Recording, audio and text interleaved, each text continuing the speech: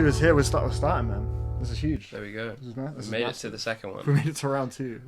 It's not over yet. It's got legs, bro. It does. It's not just a one and done situation. People like it. People mess with it. Thank you so much for supporting it. Happy to see 3 digits on the views. Yes. On YouTube. That made me happy. For episode 1, just to kickstart things. We've got double digits on the likes too. Every little helps type shit, you know? We're some Tesco. only doing it. We've only been doing it for like a week, but uploading on the channels for like 4 days now, so it's like it's been like 2 a day. It's been like 2 shorts a day. It's 3. Like I aim for 3. You're going for 3? Oh shit, mouthful, man. The last one though comes at the very end of the day, so everyone's pretty much asleep, so it feels it feels like 2. Maybe I only catch 2 when they happen. This is like 11 p.m.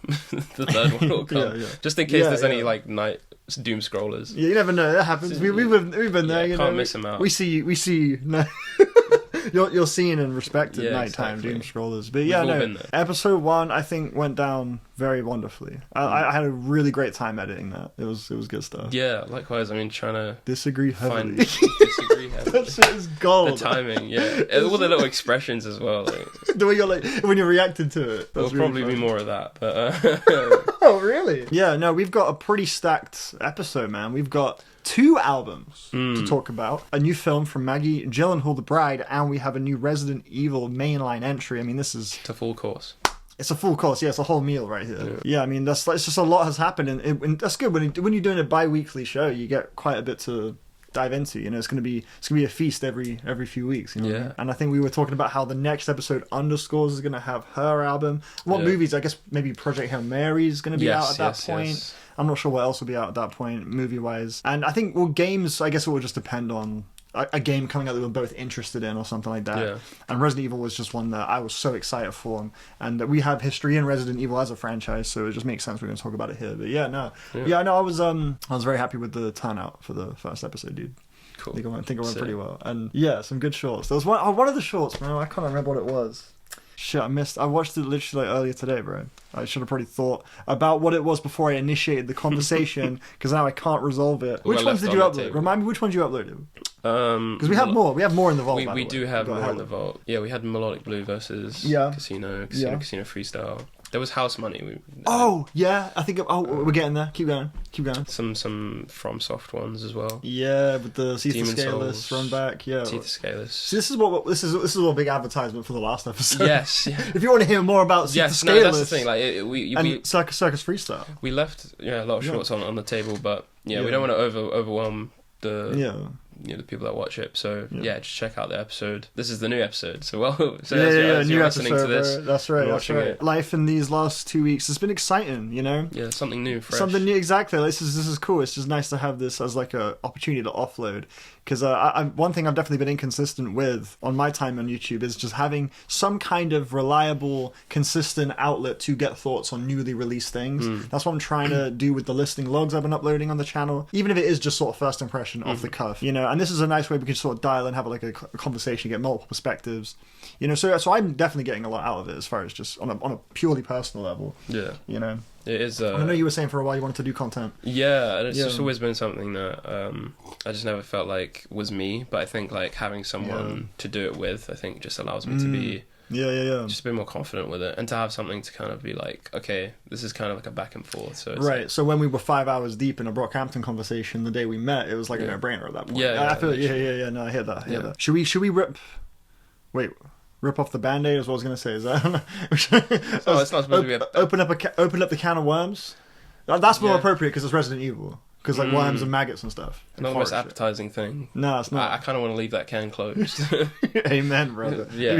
Honestly, me too. We're starting with Resident Evil 9. Yeah. We started Casino with the scores. Just like... Yeah, I think that's very fun. Yeah, I like that. Yeah. However, we said them at the same time. I think what we should do, I'll do a countdown. I'll go 3, 2, 1. You say yours, and then I'll say mine after. So they don't overlap or anything. So do you have a score? For Resident Evil Requiem. Do you want to give it a moment to ponder? Yeah, I think I have a score. Yeah, man. Are you ready? Yeah, sure. 3, 2, 1. 8. 6. Yeah. I'm not happy about my 6. I think help me. No, I don't like that I definitely was gonna flip flop between like a decent to strong 7 or like. Oh really? Is it closer to 7 than 9? I'm definitely closer to 7. Like, it's a very generous 8. Like, right, yeah. Just more of like the fan in me. Also, like the fact that there's still more content that I haven't really like. Part of the package is not just the initial first playthrough. Yeah, this one particularly is very built for multiple playthroughs. All the franchises, all the entries have. Yes. I have deep respect for the people that handle the achievement / trophy list. Yeah, the challenges and like all the they care about content, and then also they built. It's not just achievements; it's also in the actual bonus section. Yeah. The whole thing with CP. Yeah, I don't know what it stands completion points. Completion points. Sure. Yeah. But cool points. Yes, the cool points. But it's crazy points. It's cool that they have that in the so cool in the bonuses section because you can unlock concept art. It is wicked. Yeah, bonuses and give you an incentive to run back weapons, that second playthrough. Different buffs like infinite ammo and I think it's costumes. very Capcom want you to play it through multiple times, and that's why I think I think by the end of it I will probably feel happy with that. I left it. I'm giving the game a 6 out of 10, but I did leave it like pretty excited and happy at the thought of playing it again. I think it's a fun time. I liked it. 6 means I enjoyed it. I felt an extreme lack of surprises in this game, and that for me was upsetting because we were talking last episode. We said like, what are they not showing? Blah blah blah. And I feel like the entire first half of this game is really putting stock in you being interested in the second half of this game. There are so many moments early on where you're reading newspaper articles and seeing pictures, and Grace is saying like, what does that mean? Like, how did people even get here? She's asking these questions. It feels like it's really trying to bring you on in this mystery, only to just give you a pretty bog standard Resident Evil plot at the end of the day. And I just felt like it did not really meet a payoff moment that justified all of this build up.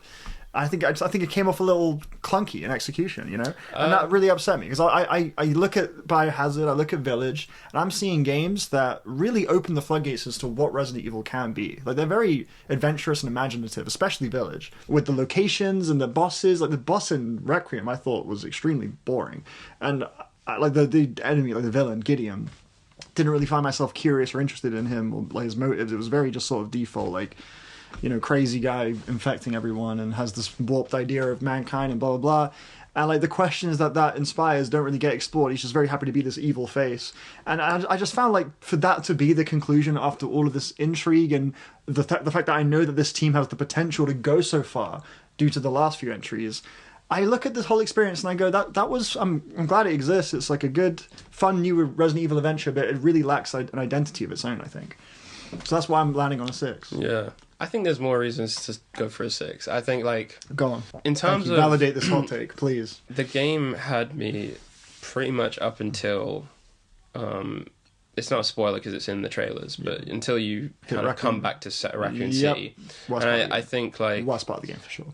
Especially... And again, it's in the trailer. It's also the cover of the game, the RPD. Yeah. It's just... I think from that point onwards... But I think there's a lot to say about the Raccoon City section as a whole. It's kind of... I felt this as I was like wrapping up and getting the last things I wanted to get done there. But in a way, The Last of Us took so many pages out of Resident Evil as a franchise, and it feels like they've taken a big page out of The Last of Us Part 2, specifically with Seattle Day 1. I'm seated. I think that literally as I was running around that area, this did not cross my mind. As I was running around that area, I was playing around my D-pad switching weapons, and I was like, man, it feels like I'm Ellie right now. Like, I don't know why. Like, I'm just running around this kind of, like, familiar environment. It literally is one for one. Like, you have the crate opening stuff. That happened as you were on horseback with Dina in The Last of Us 2. And that part as well, just as a whole, like, also the verticality of that section. There was a specific item that you have to get, and you go through this kind of... It was a cool little design moment. When you're making this comparison, you're talking about how it feels to play the game. Yeah, literally as well. I think as well, right. Like the moment-to-moment gameplay feels like The Last of Us. But I didn't think so, that. Especially with Leon's side. I'm currently playing through it again. I'm going to keep this in my mind. I feel like mainly you could that be onto Raccoon something. City section, because it reminded me of that feeling of like, okay, I'm checking my map. Okay, we're in this big space, but there's little. It's a similar thing where there's a thing to explore over here. There's a thing to explore over here. Oh, now I've got this item, the gas canister. That's also in The Last of Us 2 in Seattle Day 1.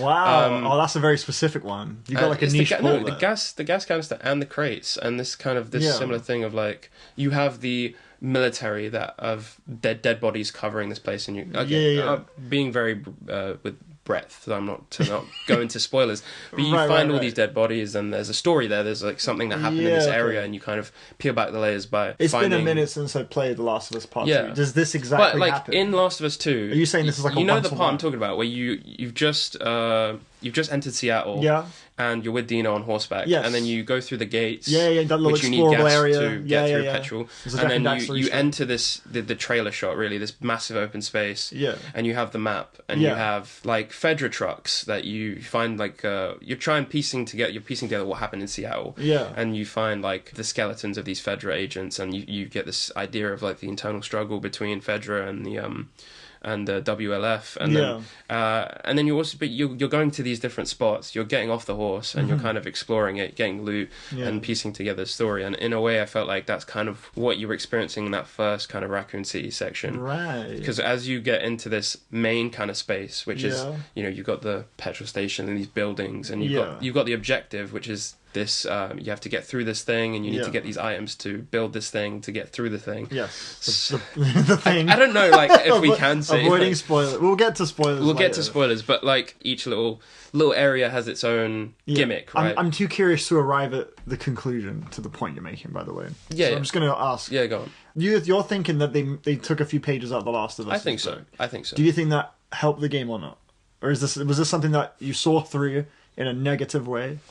Or was it sort of like homage, like respect, sincerity? I think my main problem with this title is nostalgia. I think that is the... Look, ultimately, like, the nostalgia in this game, it does come off very sincere. I think it's clear that these team, they know exactly, if they're going to make a nostalgia thing, they're going to give us a For the Fans Resident Evil. Yes. They know exactly what type of game that means and how to make that well, and they did exactly that. My problem is that so much of this game, particularly in those Leon sections, I just thought, if I want this, I have like at least 3 games that give me this. Yeah. This is good, I enjoy playing this, but I want Requiem to build its own voice. Is that what you're trying to like slowly try to push me towards, like saying that kind of notion of like, I was... they're not like... I do agree though. I mean, like... Yeah, you know what I mean? I mean? Did you feel that too? Like, did you feel that Requiem just... I don't know, it doesn't stand out in the Resident Evil pantheon very boldly. Like, at least you look at like a Village. Village wasn't met with completely warm reception. Some people didn't really like Village.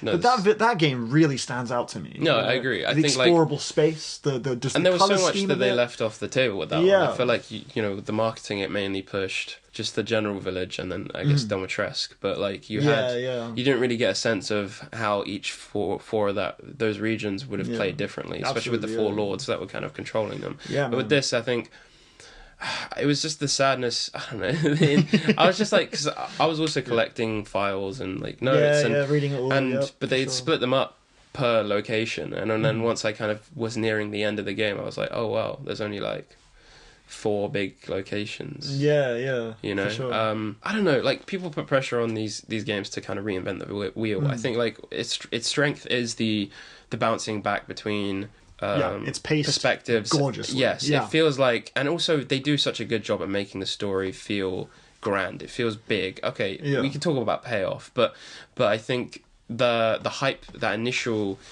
first half where it was just like cutting back and forth, and you get these big titles, and it feels like I'm watching like an Avengers level movie. It's like those cuts to black that make you go like, oh, here we go, and you're feeling the hype around, we're going back to Raccoon City, we're going to uncover this big truth, and this thing that will kind of shatter everything. That's the franchise kind of suffers from that, I think, a lot of the times, where the mystery is the most exciting part, but then you kind of peel back the layers and it's like, it's the lab under the thing, or it's the it's a convention. I think this one doesn't really stray away from that. I won't obviously speak it because that talks about the final kind of chunk of the game, but it was just not... It just felt flat. It just fell flat, I think. And then you couple that with the fact that I wasn't really having the best of time with that section of the game, really, from that big action kind of sequence that you have like some... Not to spoil it, but the big like spectacle moment, really. For sure, it kind of like, there's that initial hype. It's like, I'm seeing things that I remember, that I haven't been in this place. I'm being so on the nose with it, but I haven't been to this place in a while. I wonder what it could be. the RPD. It's tough to dance around spoilers when it's so nostalgia focused and like, you know what I mean? But it's like, we all. But I feel like, I don't know. We'll get into it with the spoiler section. You're giving this an 8 though, so ultimately you really loved it. That's what that tells me. Like, so what did you love? I think I might revise my rate. I might go strong 7. You know what? Strong 7. Yeah. I think just more of like, I love this franchise, and I think like even if they hand me the same shit again and again, I low-key would give it an 8 out of 10 because I genuinely was like. But then like when I sat after it rolled credits, I was like, well, I didn't really enjoy that last portion of the game. Yeah. And I also am quite surprised that my final playtime was actually as short as I thought it was 12 to 15 hours. I was exploring every nook and cranny. Oh yeah. It rolled to be like 10:08. Yeah, I was like, had why is 10, it why is it that? I thought it was so much longer. I expected the same, yeah. But I think it's a case of like, because those, you know, I would actually honestly just say it's like 3 main areas. The first area is just kind of like the introduction, the opening. Renwood, you know, this city that everything kicks off. But once you get into the meat and potatoes, it really is just kind of like 3 really kind of big sections. Compared to like RE8, maybe the quality is a bit more like spread out, like one section will be mobile, but they give you a lot of variety. You never know what's coming, yeah. But even then, like, sure. I just think that the journey in that game was a lot more entertaining than I think this one. Whereas... I'm really happy to hear that. I think Village is fucking great, dude. But the story in Village is like... a mixed bag, I think. Like, but it, you know, it's still retained. The story in Village beats the story in Requiem for sure. To a point, I think. If you take the full picture, sure. But I think like with how they set things up, I was there. I like the mystery behind the protagonist Grace, who's amazing in this game. Like, I think she's really. I think she's like really well acted. Really well acted. Acting's not the problem for me. I mean, I think you don't really see much of her beyond just the whimpering, scared lady, and she's so one-dimensional in the whole game. She barely gets like an arc at all, as far as like the person you see from the beginning to the end. I really don't think we get like much. The arc is shared between her and her, or like they're kind of redoing a little bit of a Claire and Sherry in a way. Yeah, like I felt for her, like she's someone that you want to sort of see through this story with, but. I feel like there's way more perspective and insight with Grace that we don't see in this game. She never, even by the end of the game, seems to shake out of this kind of like, what the hell's going on sort of attitude and behavior. And I find it strange. I'd like to see her kind of give us more of what she's thinking or something, because I am interested, but the writing never lets her. It's really frustrating to me. I disagree. I think I enjoyed her arc in the sense that like she kind of didn't really have much agency in the beginning. She was just, things were kind of happening that's fine. She took action, and by the end, kind of letting things continue, she decides to be like, we need to like stop this once and for all. Like, I'm not going to let these experiments go on. I'm going to free the kids. I'm going to stop Gideon. And it's I agree with all of that. It comes from the trauma that she got. Yeah, no, I witnessing her mother die right in front of her, and that like gripping with that trauma. I mean, look, you're not going to get the most like insane character writing with the Resident Evil franchise. Even if you look at like across the characters, I don't think like you could definitely poke holes at Mia Winters. You can poke holes at Ethan. Like. The characters are very one-dimensional across the franchise. I hear that. And even Leon, like, he's just aura farming throughout the whole game, which I'm not like, this is what you come Grace to... This is what you come I felt like she was being so undercut by her writing, because she just came off like a cartoon on the paper. The whole game she does this like, what's that? Like, who are you? Like, it's like all the time it comes off like a caricature, like a parody of itself. Ethan was like that in RE8. Oh, and yet Ethan sucked. He sucked. Yeah, exactly. That's what I'm saying. Every time he kills a boss, he's like catchphrase, but then it's also just like, what is that? What's that? Who's that? And it's just like, he's just saying what the player is thinking. I think with Leon, like Leon is similarly sort of a simple character in a lot of ways. Like, there is something in his head I want to probe, you know? And that's the same with Grace. But I feel like Grace just like by the end I really wasn't that enthralled by Grace, as much as I thought I would be, at least from the initial setup. I really felt for her, very empathetic character with the backstory and just the whole intro. I like Resident Evil games always peak in the first like 3 hours, by the way. I've noticed that seems to be the case every single time, and that really was the case here for me. But by the time we reached the end, I just felt like I was seeing the exact same character I saw at the beginning. I felt like it was very lazy. You know, I would have liked to have seen her kind of, I don't know, just maybe express something else, verbalize more, just some sort of change. I just really wasn't feeling much of a change when it got to the end, and she was sort of still reacting to things in the same way. What particular, like when she was in like the Ark lab, everything, every time like She was still doing it then? Yeah, she was still doing the same sort of, like, whimpering thing. And you were taking, like, control of it, or just, like, watching the cutscene? Both, yeah. Really? Like, yeah, I felt that way to me. I mean, again, I'm playing through the game again now. So I think about, like, that final stretch, you know, when they're in this kind of... Yeah. The junkyard, kind of, and they're kind of communicating. It's the final stretch. And I just feel like the characters... Leon doesn't really change much. I mean, he has to deal with mortality, and that's, like, a big... kind of things, the overall theming, I think, like, with the game, this through line of blood, this through line of memory, things passing, things dying, that is very intentional given the fact that the franchise has been going on for this long, like 30 years now, and it probably makes sense why we see these landmarks that we've kind of, that we grew to love, be... It's like a victory lap. Yeah, there is a victory lap, but then also just seeing these landmarks and everything aged, old, scattered, destroyed, you feel like legacy is kind of coming to an end a little. Yeah, I don't know. I think Leon's arc as a whole... Is that Capcom grappling with maybe the franchise and where it's gone? Do you reckon it's sort of like a meta thing? I can see that. I think maybe. I can see that. But I don't know, like, it was probably intentional to have Leon be infected and, like, that being a big kind of part of his journey in the film, but you don't really, I mean, he's confronting the reality that he might not be able to save, because he's always kind of been, because death is, like, looming over him. He's very stoic, and, like, very stoic, and I think even through his situation he was still holding on to that stoicism, but then you would have these small little moments where the camera would be on him and he'd take a moment to, like, look at where he's at, you know, but even then he still pushes on. And I guess, I don't know, man, I think, like, when it comes to the Resident Evil characters, I'm sure, like, there'll probably be people that disagree. There are emotional moments, I think, even with characters that you don't really know, like Kendo and his with his daughter in RE2. I think I can verbalize. Like, they are supposed to kind of be one note, I guess. I don't know if that's... No, you're right. I think I can express better now my issues with connecting with Grace. Yeah. I think she's limited by her gameplay, because her sections are the ones where she has to be scared and afraid, and you have to feel that as the player, because you're hiding, and that is supposed to be frightening, intense, and scary. So your character, Grace, is at all times, beginning of the game, end of the game, she is expressing that. And to me, it's reflective of Requiem's, I guess, marriage to it's sort of chained to being, like, the Leon sections of this, the Grace sections of this, very linearly, you're back and forth from these two different types of game, and that repeats until the game's over, and you have like a kind of pretty bog standard Resident Evil story. And my issue with Requiem, I think, generally speaking, is its refusal to break out of this box and actually identify itself as it. You know what I mean? You know, and it feels like it's really coasting on, like, this is for the fans, this is what people love about Resident Evil, and that's where it's kind of stopping. And I feel like maybe my disconnect with Grace is kind of a result of this ethos creatively with this game. You know, I think that Grace, like, again, how she's acted, her backstory, there is so much to care about there.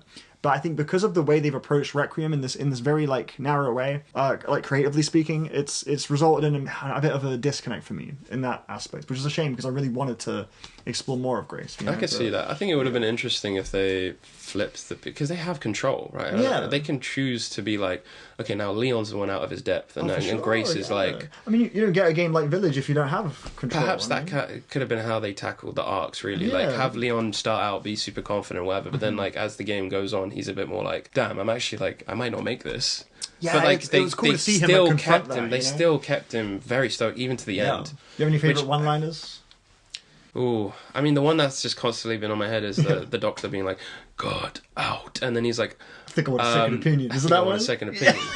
That's a good one. But even, like, at the end, he'll do these little flourishes where he'll, like, shoot someone and then just, like, spin the gun, or like brush the blood off of his hatchet, or just but yeah, he's just aura farming throughout the whole game. But he is that cool. This is what everyone will gawk over this character. Yeah. It doesn't matter if you're, you know, whatever. Yeah. Like, everyone will. He's universal in that sense. Did you find tofu? Do you know what tofu is? What are you talking about, tofu? Yeah, no, this is like, I didn't know this. I know it's a mini game. Like, he was an RE2 okay, remake, I didn't know this. Yeah, I didn't know. And also the original. Okay, so in Requiem, I found tofu. And I had to look up, like... Wait. Are we talking about... Because I was like, what the F was that sound? I entered a room, and I was like, I heard a sound effect. Was that tofu? That was tofu. You know what I'm talking about? Yes. Yeah. Wait, I didn't investigate. I didn't see what it was. I couldn't... I was like, I'm not going crazy. No, I entered the room, and I heard the... Yes. And then I looked, I was like, what's going on? Yeah. So and then I went to go get the item that I was there for. Did you see the... No, I saw like a wiggly something, but... That was tofu. So I was like, I could not like move on from this. I had to like figure out what this was. Is this like a hidden puzzle? What the hell is this? And it's like, oh, it's a reference to tofu. I'm like, what the fuck is tofu? You didn't know about tofu? I had no idea what tofu was. You know, so yeah, I wanted to ask if you ran into that. But like, it was driving me insane. How do you activate it? Because I don't know. Like, I could not find any rhyme or reason to when tofu would appear at all. Yeah, it just happened. It just happened every now and again. But no, I entered the room at first. I didn't like, and then I had to come back to finish the puzzle. Yes. And collect an item, and then I hear that noise. I'm like, I look around, I see a little bit of confetti in the. I saw the confetti, and I was like, "What's that?" It's like outside the building. Like a broken piece of the like frame or something. Right? Outside the building, there's like a big gaping thing in the like a wall, and on the outside, poking their head is tofu wearing like a little hat, like a police hat. Wow. And I tried to. I was like, if something happened, if I shoot tofu, I wasted so many bullets. Really? So many bullets. Silly Billy. Trying to kill tofu. It's just a cool little Easter egg. Yeah, because it reacted to my first shot. Like the tofu, it went from like a firm block to like a half-eaten block of tofu. Like, you know what I mean? Like it reacted. I was like, oh, How'd you shoot tofu? I just wanted to. I was like, I don't know who tofu was, bro. Was this some like? Is this like a thing? If I shoot it, something happens. So I love that stuff. Yeah, that's one of my favorite Easter eggs that they do in Borderlands. They do like the character Tannis, the scientist. She like if there's these elemental barrels that you find in each game, and if you shoot them in a certain order, she starts like she comes out of the water and then she's riding a fish. Oh shit! And it's like a whole like she's diving through hoops and stuff. I love those kind of like if you don't pay attention, like it's just characters in the world. Easter eggs for those who just sort of poke a little. Did I I'm sure there was something to do. Investigate that, you know. There's no way that just happens on its own. Like there has to be a reason that, unless you were blessed by the 0.1% chance that you see tofu. Right. Yeah. I don't know. It was so confusing as far as just what triggered tofu. Like nothing seemed to make sense. Yeah. Anyway, I think we should. We've been talking a lot about the things this game could have done better and that let us down. But that is ultimately a lot to appreciate about the game. I was going to say my last thing with carry on. Yeah. I was disappointed in how little puzzles there were. The puzzles were really just I completely agree. Ones that were there were just sort of like default code ones. Yeah. And it's just like if you really break it out, even the section that I love the most, which we'll get into it, still had an issue with. I'm noticing it now, and I think I'm getting tired of it. The level 1, 2, 3 shtick. I'm so over that. Can we get rid of it, please? Dude, I said this in a comment section the other day. Every fucking time it's three things, and the problem with it for me is the moment you get greeted with that, you can immediately map out how long it's going to be, how it's going to feel, and the backtracking. The backtracking, exactly, and it immediately just hits me with this sort of exhaustion. We've done it, been there, done that. Yeah, like when I see that's the template we're rocking with again, I feel like for a whole area as well. I feel tired right when I see that because I just know it so well at this point. It's like I want to be surprised, and that's what I'm saying. There's no surprises in Requiem. They've done it with keys. They've done it with with the bomb with and actual key cards. And man, it's like so frustrating how I don't know. I think Requiem it's just so in a box. It really bothers me. But ultimately, it is still a wonderful time to play it. Yes. I love playing it. Yeah. Plays incredible. The designs on the creatures are fucking amazing. Yes. Like, seriously, like the amount of detail happening in every room. Incredible use of the engine. Like, just so much. It's gorgeous. How far it's come. It's fucking wild. It still looks gorgeous. Like, the lighting and the shadows and just the darkness. How it plays with darkness. It's 6 out of 10, sure, but there were so many moments where I was just like, this is fucking phenomenal. I agree. My favourite part is obviously in the hospital. Like Road to Hospital. There's so many like little stories and little juicy little moments with the things you can find. Mm-hmm. It's just so rich. It kind of makes me feel confident in my rating. But then I think about everything else. One of my favourite parts of the game too is when you would switch to Leon and see the same place again, and you would then become the threat of the room, and it felt fucking awesome. Like it's like Grace would be struggling, few bullets, doesn't really know how to use it, she's scared, she's hiding, then you go back to the same motherfuckers that were powering over you for the last 2 hours as Leon, and now you're in the room with me, motherfucker. It's like, I love that feeling, that just sort of...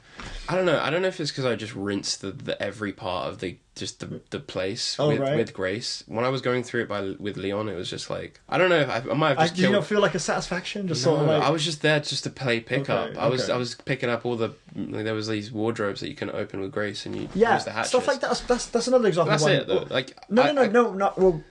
Well, what I mean is, the things that were a threat were frustrating during Grace's steamroll them with Leon. Yeah, like the catharsis of being able to just say, just like... run through the doors and yeah, be like, now you should fucking run. Like, I've been running from you for 2 hours. Now you, okay. You know what I mean? Like, that felt so great to me. I think they to me, that's like, that's Capcom being very conscious of what you're coming to Grace for, what you're coming to Leon for, the advantages of both of these play styles, and using that as a way to give you a gameplay experience that is pretty unique to Requiem. One of the few things that only Requiem really quite lands in a way no other Resident Evil game does. Really, really bringing you out of that like murk and making you feel fucking amazing afterwards, you know? So that's like something that I felt like exploring that could have been the key to really making Requiem hit for me in a more powerful way, just sort of maybe seeing what you could play around with there with the two characters. Ultimately, I just think it very rigidly stuck to a very familiar formula. I was disappointed by the fact that like they despawn enemies as well. Like if you come back as Leon...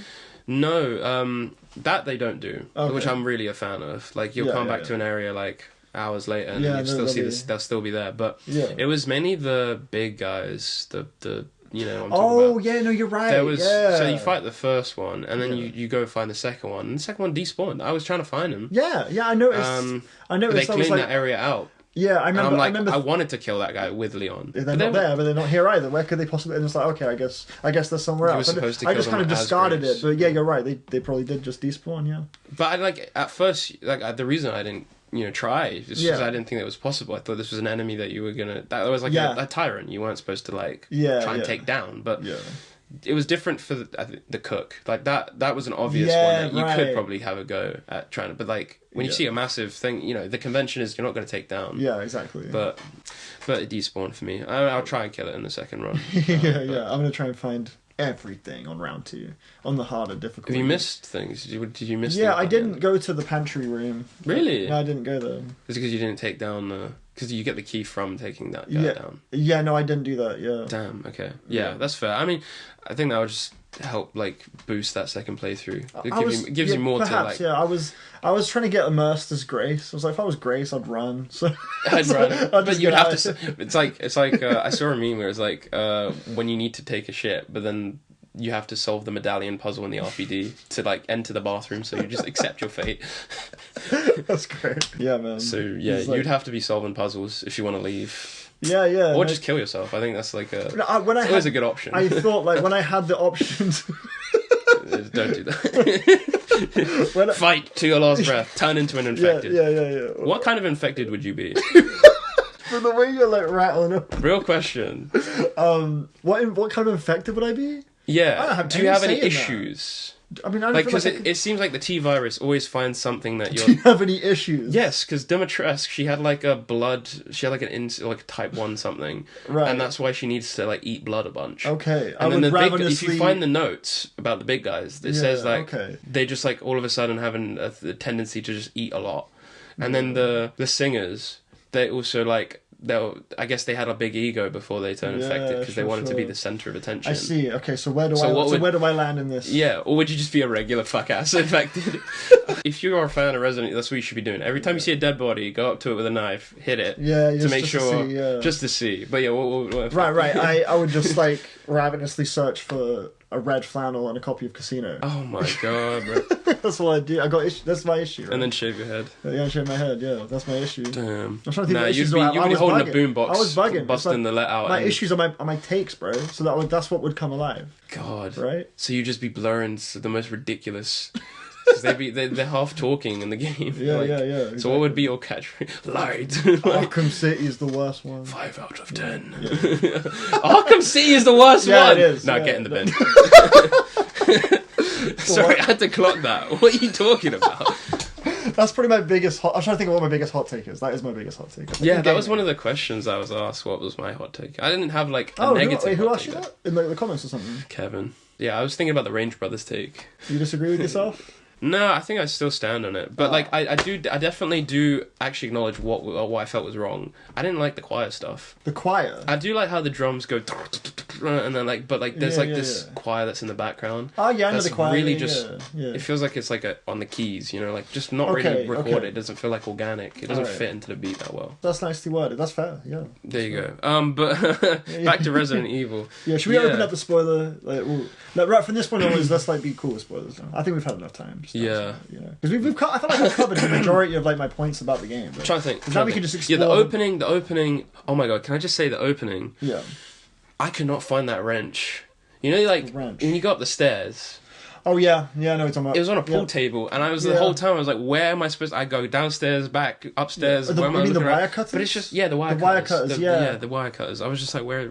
That's really funny. I had this problem on the second playthrough. Really? Oh, that's funny. On my second playthrough, I was like, "Where the fuck is the wire cutters?" It's like hidden to the center of the table. Yeah, you go, it's right there, and it's like, you would easily miss it. Yeah. But the opening as a whole, I was just in love with. I think it creates tension really well. That moment, spoiler talk. But as a whole, I think the roads. We can spoil. The roads. Okay. Spoil now, the opening, So that moment where you calm down and the police, like that, being your jacket stuck on the thing, and it was just like that. I was physically, well, that as well. But then it's just like where he has the shotgun and you're trying to like move out. I realized on the second playthrough you don't have like any control there. There's a lot of He's like makes you think you do, but you don't. Really? If you try and evade, like jack shit happens, and like when you resist, like quite quickly you lose the autonomy to do that. Like it would just be a cutscene, and you don't really realize it. I appreciate when games do that, though. I think it's a cool use of gaming. The whole thing of like you have to hold it down, but then you have to balance between doing something active. Yeah, you have to hold to get free, and then there was another moment when you're fighting the girl in the basement, and and you're trying to flick on a generator or something. Yeah. And you have to look at your surroundings as well. There's a lot of moments where they'll give you an item to use in that situation, whether it be an empty glass bottle or a Molotov. Yeah. So what do you think about the villains? Shit, didn't like or across the board. What are we counting as the villains? We're talking about the main Victor Gideon and Zeno. Yeah. You know, I clipped it because I'm such an. I clipped the reveal of Zeno Zeno. Oh yeah, when you first see him in the outside. Because I thought it was Albert Wesker. That's exactly what I thought, actually. Because they did this whole reveal where they lift up the bars and it's like out of focus. It feels like an MGS5 moment, and then it gets into focus and you see this guy with this slick back hair with a trench coat with the glasses. I thought it was Wesker too. Yeah. And the way he's moving as well, he did like the. It was only when I saw a note that referred to him as Z, I was like, what? Yes, I guess. And then I heard his name. But I thought that could have been like an alias, like a this is his reincarnated form, or this is his new body. Because they're talking about how like blood has the DNA and a similar thing to the flies. I don't know what specific fly it was, but how like it stores memory, like DNA has lots of memory in it. I thought they were going to play around with that. At first, the story kind of portrays this idea of like, is Oswald E. Spencer going to resurrect himself? Is he going to try and find a new host, a new body, and like transfer his consciousness? Because that's what he was kind of looking at doing. But then, how do you feel about the whole twist of like, he was developing an antibody like against viruses? I don't feel much. Really. Yeah, I just think that the way that played out. I don't know. I didn't. Enter Victor Gideon at this particular moment, and he'll have an argument with this like soy Jack. He's kind of like he's not a mutant anymore. He's not. He doesn't have the T virus in his system, and he's. Yeah, I found it. I think it's a pretty unimaginative twist. I don't know. It was actually doing like kind of the opposite of what we thought it was doing. Yeah. Cool. Oh wow. I don't know. I didn't really care. I wasn't convinced, honestly. Like I mean, like.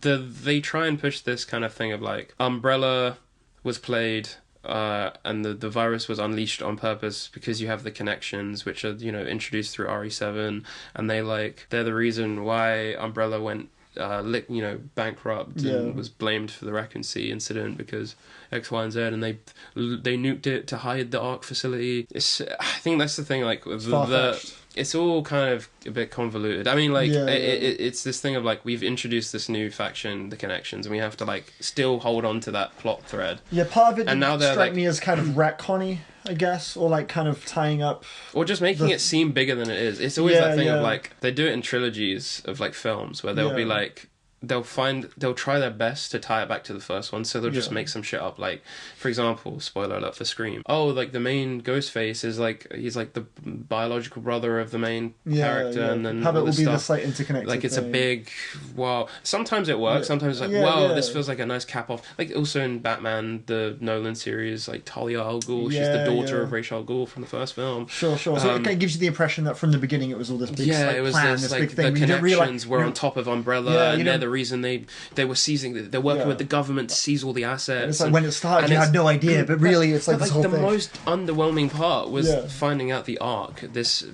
secret facility that's been there for since 1990, whatever 8 or 6, is like used just as a front to sell bioweapons. Yeah, right. And I feel like we've been there, done that. I feel like for it to just this is the portion of the game where my curiosity and fascination with this story, this world, just really went out the fucking. I was like, let's just say what you want about RE8, and I mean, like, it does that exact same thing where it tries to make this like big so like there's a reason we're here because it's explaining where the whole idea behind Umbrella came from, where the whole idea behind the T-virus. It does it with some damn swag though, man. Yeah, because like you find like books at in Miranda's lab, and they just kind of unpack everything, but I think the mystery there is like, okay, I could maybe believe that, but this I was just like, because I feel like we've done the whole like the corporation does bad thing for money. I feel like that's a bit tired, so I don't know. I think the people that are giving it 10 out of 10 is just from pure experience of just playing the game, and it's like 100%, but like if you think about the story, is it really a 10 out of 10? Is it 9 or is it 8? Man, I don't know. I think it's like a very like underwhelming story. I don't know. I think it's probably one of the and even the stuff they do with Grace as well. Like they kind of. Is she like gifted, or is she like, what's the deal with her blood? I mean, and like, but it's nothing to do with her blood or anything like that. It's just like the fact that she knows a password. Yeah. And I think that's just. I'm sure there's more to it. I don't know. Like, someone's gonna flame the shit out of me for thinking it's that simple. Video essayists. But they might get you on but that. I don't know. Yeah, I think it's probably my least favorite plot of any of the. But I do. Actually, I've not played all of them, but that's probably. The worst did like Victor Gideon as a villain. I liked him, but I didn't really like. I think the more we spent time. I like how he looked. I have nothing else. No, I think he was the fact that he was like so nonchalant and just like, just choking out Leon and Grace, and like I think you get the sense that he has some skin in the game. Like if he was trying to be like a successor, or like he clearly knew Oswald E. Spencer. Like he was around during that time. He was behind the hospital and all these experiments. And I'm assuming he didn't foresee the orphanage. That was Birkin from the second game. But oh no, it wasn't Birkin. It was someone else. But point is, like it's clear that he was not just like trying to do the typical like. He had his own kind of vision for it. I'd say that, but then it seemed like he wanted to continue like Spencer's overall vision of evolving the world. I just don't know why, like, I guess to take advantage of resources, he sold the connection a lie, saying that it was a weapon and not a cure. Yeah. But I'm guessing that he didn't even know what it was. Yeah. Because he was like, oh, this is like the last joke. This is the last joke. This is actually genius. It's going to plunge the world into chaos. I think it sort of filled like this desire he has and thought he saw it as the answer, so he just perceived it that way. I think the way things conclude is just, been there, done that. Like he ends up, I originally thought that, is it Zeno? Because I get confused because there's a character in Fortnite. He's like the big bad. He's like the Thanos of Fortnite. He's also called Zeno, but it's like X-E-N-O. Zeno. Wait, what's his actual name? I don't know. I just did Thanos, but with his. Let me double check. That wasn't an actual character. RE9 Zeno. It is Zeno. Okay. Okay. What is it like from something? Let me double check actually if the is it like from an because you know how Fortnite is this IP factory right there, bro. Oh no, Fortnite's one is Geno. Geno, but this one's Zeno, so it confused me a lot. Oh, right. I didn't know if there was more letters to that RE9 villain's name. But Zeno, I think like overall his whole thing was kind of underwhelming. He had a lot of aura. I mean, like he seemed like he was going to be a big threat, and then they kind of pull the rug. Mm-hmm. I think as the final fight, I was just like, again, been there, done that. That boss was rubbish, man. I originally thought Zeno was going to be... Because there was that... I was a bit, again, stupid. But, like, you go into the arc classic and Daniel. Oh, no. Sorry. Man, that's mean. What the hell? You go into a room... You're kind of a dumbass. You read a... kind of dumb. You go into... I'm going to leave. I'm going to get the falling out by episode 3, guys. So you go into a room, you read a file, and it will say the buyers, it's like what they're listing... the connections, what they're listing, the different bioweapons, like the prices for them. And then there's a page where it shows you the Tyrant, and then it will show you Nemesis. And originally, I don't know, I guess I got confused because there was a third entry that was a bit like, it was blanked out, so you couldn't see the photo. I originally thought they were going to do like a twist where like Zeno was a Nemesis, which justified how he's able to do... like an explanation. But they don't. And then Gideon's ends up being the Nemesis instead, which I don't really think they made like any clear sign. Like, he was strong, sure. Yeah. He never came off the all powerful. He had the consciousness. I don't know if they've ever done like a super conscious. It's normally someone who's pretty obsessed with the infection and like is partially infected. I don't know the lore, particularly with Albert Wesker. Yeah, but I know the game implies that he also was in cahoots with the connections. So like this thing of like now they're kind of, it's not retconning so much as it's just kind of making it seem like it's all connected. It's all the connections. They're the big bad. I'm not buying it. I'm not hyped for that.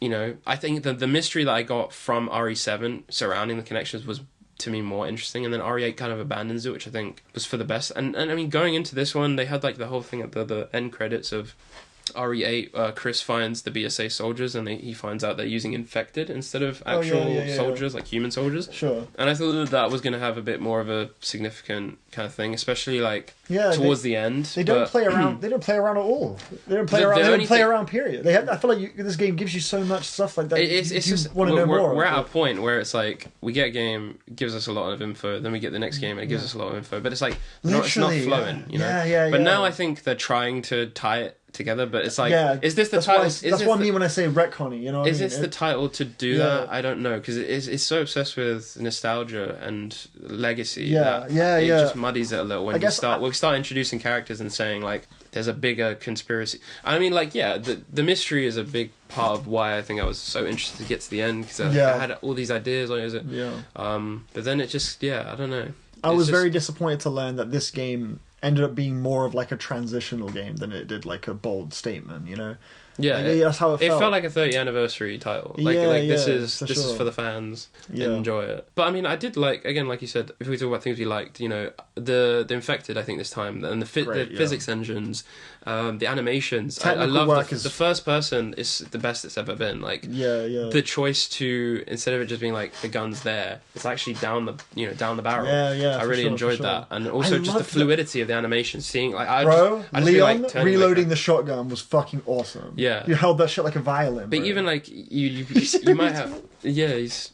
That was so cool. That was great. And also when he's aiming down did you notice with the handgun sometimes he would like hold it like, and then he would like focus to that. But I also like awesome. Whenever you've got full mag, and it's just like they'll have the idle animations, and it's just like the detail in the games, the environments as well. I think they're the best they've ever been. So it's a look, super rich. Really good, and then I like the variety in terms of how each kind of area looks, I think, as well. It's just a shame it somewhat feels a bit familiar, you know. Particularly and I think this is the best part, the care center of the hospital. Like, when I first walked through like the east wing, west wing hallways, I was like, Resident Evil. I don't know, it felt like, you know what I mean? Like, just the way, the color palette, just the feel of it, the atmosphere of it. It's nice to be back, but it's very familiar. It's too familiar. And especially when you're coming off a Village and Biohazard, which have pretty distinct locations, especially Biohazard with the cabin and shit. Like, it's a really cool location. But it was definitely like a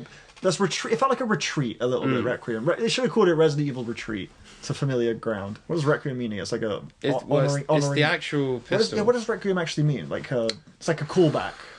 Yeah, but Requiem for Hope. Or something like Requiem that. for a Dream. Because they really push the hope angle. Hope that things will get better. Hope that, or Grace's hope. Yeah. She is Spencer's hope. The payoff, and I guess someone can just like shut me down and say it's not that, but the payoff of replicating Grace and her memories and everything like that, for it to just be so they can get a word, so they can access Elpis. There has to be more to it. It can't just be that. A mass for the repose of the souls of the dead. So there you go, Death. Yeah. Legacy. There you go. It was right there. But the gun is also called the Requiem, the pistol. Yeah, the pistol. Very cool pistol. About 12 bullets for that thing across the whole game. I was using it quite sparingly though. Yeah. If you had lockpicks, you can get. There was a section where you could constantly get scrap. Heavy scrap metal. Oh, nice. So you can get more of those. 12 the whole time. That's I would use it, for like boss fights, and there was that one trophy or achievement where you had to get a collateral. It's like 3-in-1. 3-in-1, yeah. I haven't got it yet, but I did see that. Yeah, it was quite cool. I killed the final singer lady, and then there was 3 lab scientists that were following me, and they just lined up in the doorway. Do you think this game was too short? Do you have a beef with the runtime of this game? No, I think it's standard. I was just thinking about content-wise. I don't know if it's like all that, to be honest. Yeah, I personally think this runtime is fucking beautiful. I love it. Yeah, like I said, 10 to 12 is my sweet spot, and you can pack it. Clearly, you can pack a lot because it felt like it was longer, but it wasn't. Yeah, it's dense. Yeah, no. Most Resident Evil games are like this runtime. I think. I feel like the longest one might be OG RE4 that I've played. Yeah, the longest one. But I love this runtime. You know. What do you think about the gameplay? In Requiem? Yeah. Fantastic, yeah. It is the best it's been. I think. Yeah. Like just the combat. And then I haven't really experimented with it because I suck. But the parrying system. I haven't really been using yeah. I got pretty acquainted with that, yeah. There is a hatchet you get. I got involved. Can we say? Yeah, I get involved with that. It's Ryan Coogler. Right. To me, the most surprising... So I got spoiled on Mr. X. Oh, right, sure. Sadly. The most surprising was Hunk. Do you know about Hunk? No, you weren't hyped. Right, Resident Evil fans know. The guy that you fight, who comes through the doors just as you're about to enter the Pandora, where the main center of the arc is. Okay, yeah. He comes out and you have like a 1v1 with him. Oh yeah. With the. That's Hunk. Right. He's like one of the OG characters. I did. That's why when you kill him, you get his hatchet and it says... Sorry, I forgot. He's experienced so much, like years of history. No, that's so weird. Did you think he was like a regular guy? No, I remember reacting and laughing that his name was Hunk. Oh, really? I remember his name's fucking Hunk. Yeah. That made me laugh. But I forgot about it. So this guy's like got some history? He's the guy, bro. Yeah, I enjoyed that fact. And he's potentially still alive. People say that his body disappears, so he's probably still out there. He should be. To have that face off, I mean, that's what I'm saying. Like, I feel like if I was a deeper fan as well, like, I would just eat it up. But there comes a point where it's like, I think mainly the RPD and Mr. X stuff, I was like, okay, that was cute. And then, but Hunk was like, genuinely like, oh shit. That one got you. That one got me. I was like, oh my god. That 1v1 was awesome. I can't wait to fight him on insanity difficulty. But yeah, really get the once you get that weapon, it's a lot easier to parry enemies. And I want to experiment with parrying. I want to know if you can parry every enemy, because you can parry the lurkers, or the lickers, sorry. Parry the spider. You can? Talk about the boss spider? Or the big boss spider. No, I haven't. Yeah, I just tanked those hits. Yeah, I did like the variety. I think overall, the gameplay variety. I like that. There was one part I particularly enjoyed was during that really long bomb collecting section. Yes. It was when you go to like the gas station. That was fun. Yeah, and then the gas station slits up. Yeah, the chainsaw. And then the guy comes out. Yeah. That was a really cool one. I like how each section over there had like you had like the one section with the mortar missiles. Yeah, and the glass. And then the glass that was fresh. The zombies with bombs strapped to them. That was very satisfying to just get the sweet spot. It reminded me, because in RE4 you had there was dynamite throwing zombies. Yeah. But in this one they just have like, because they're just soldiers. You just see it flashing, and then when you get them all rounded up, throwing shit. That was also really fun. Kill an enemy with a spear and you just throw the axe or throw a spear. Yeah. Throwing barrels and like lining it up.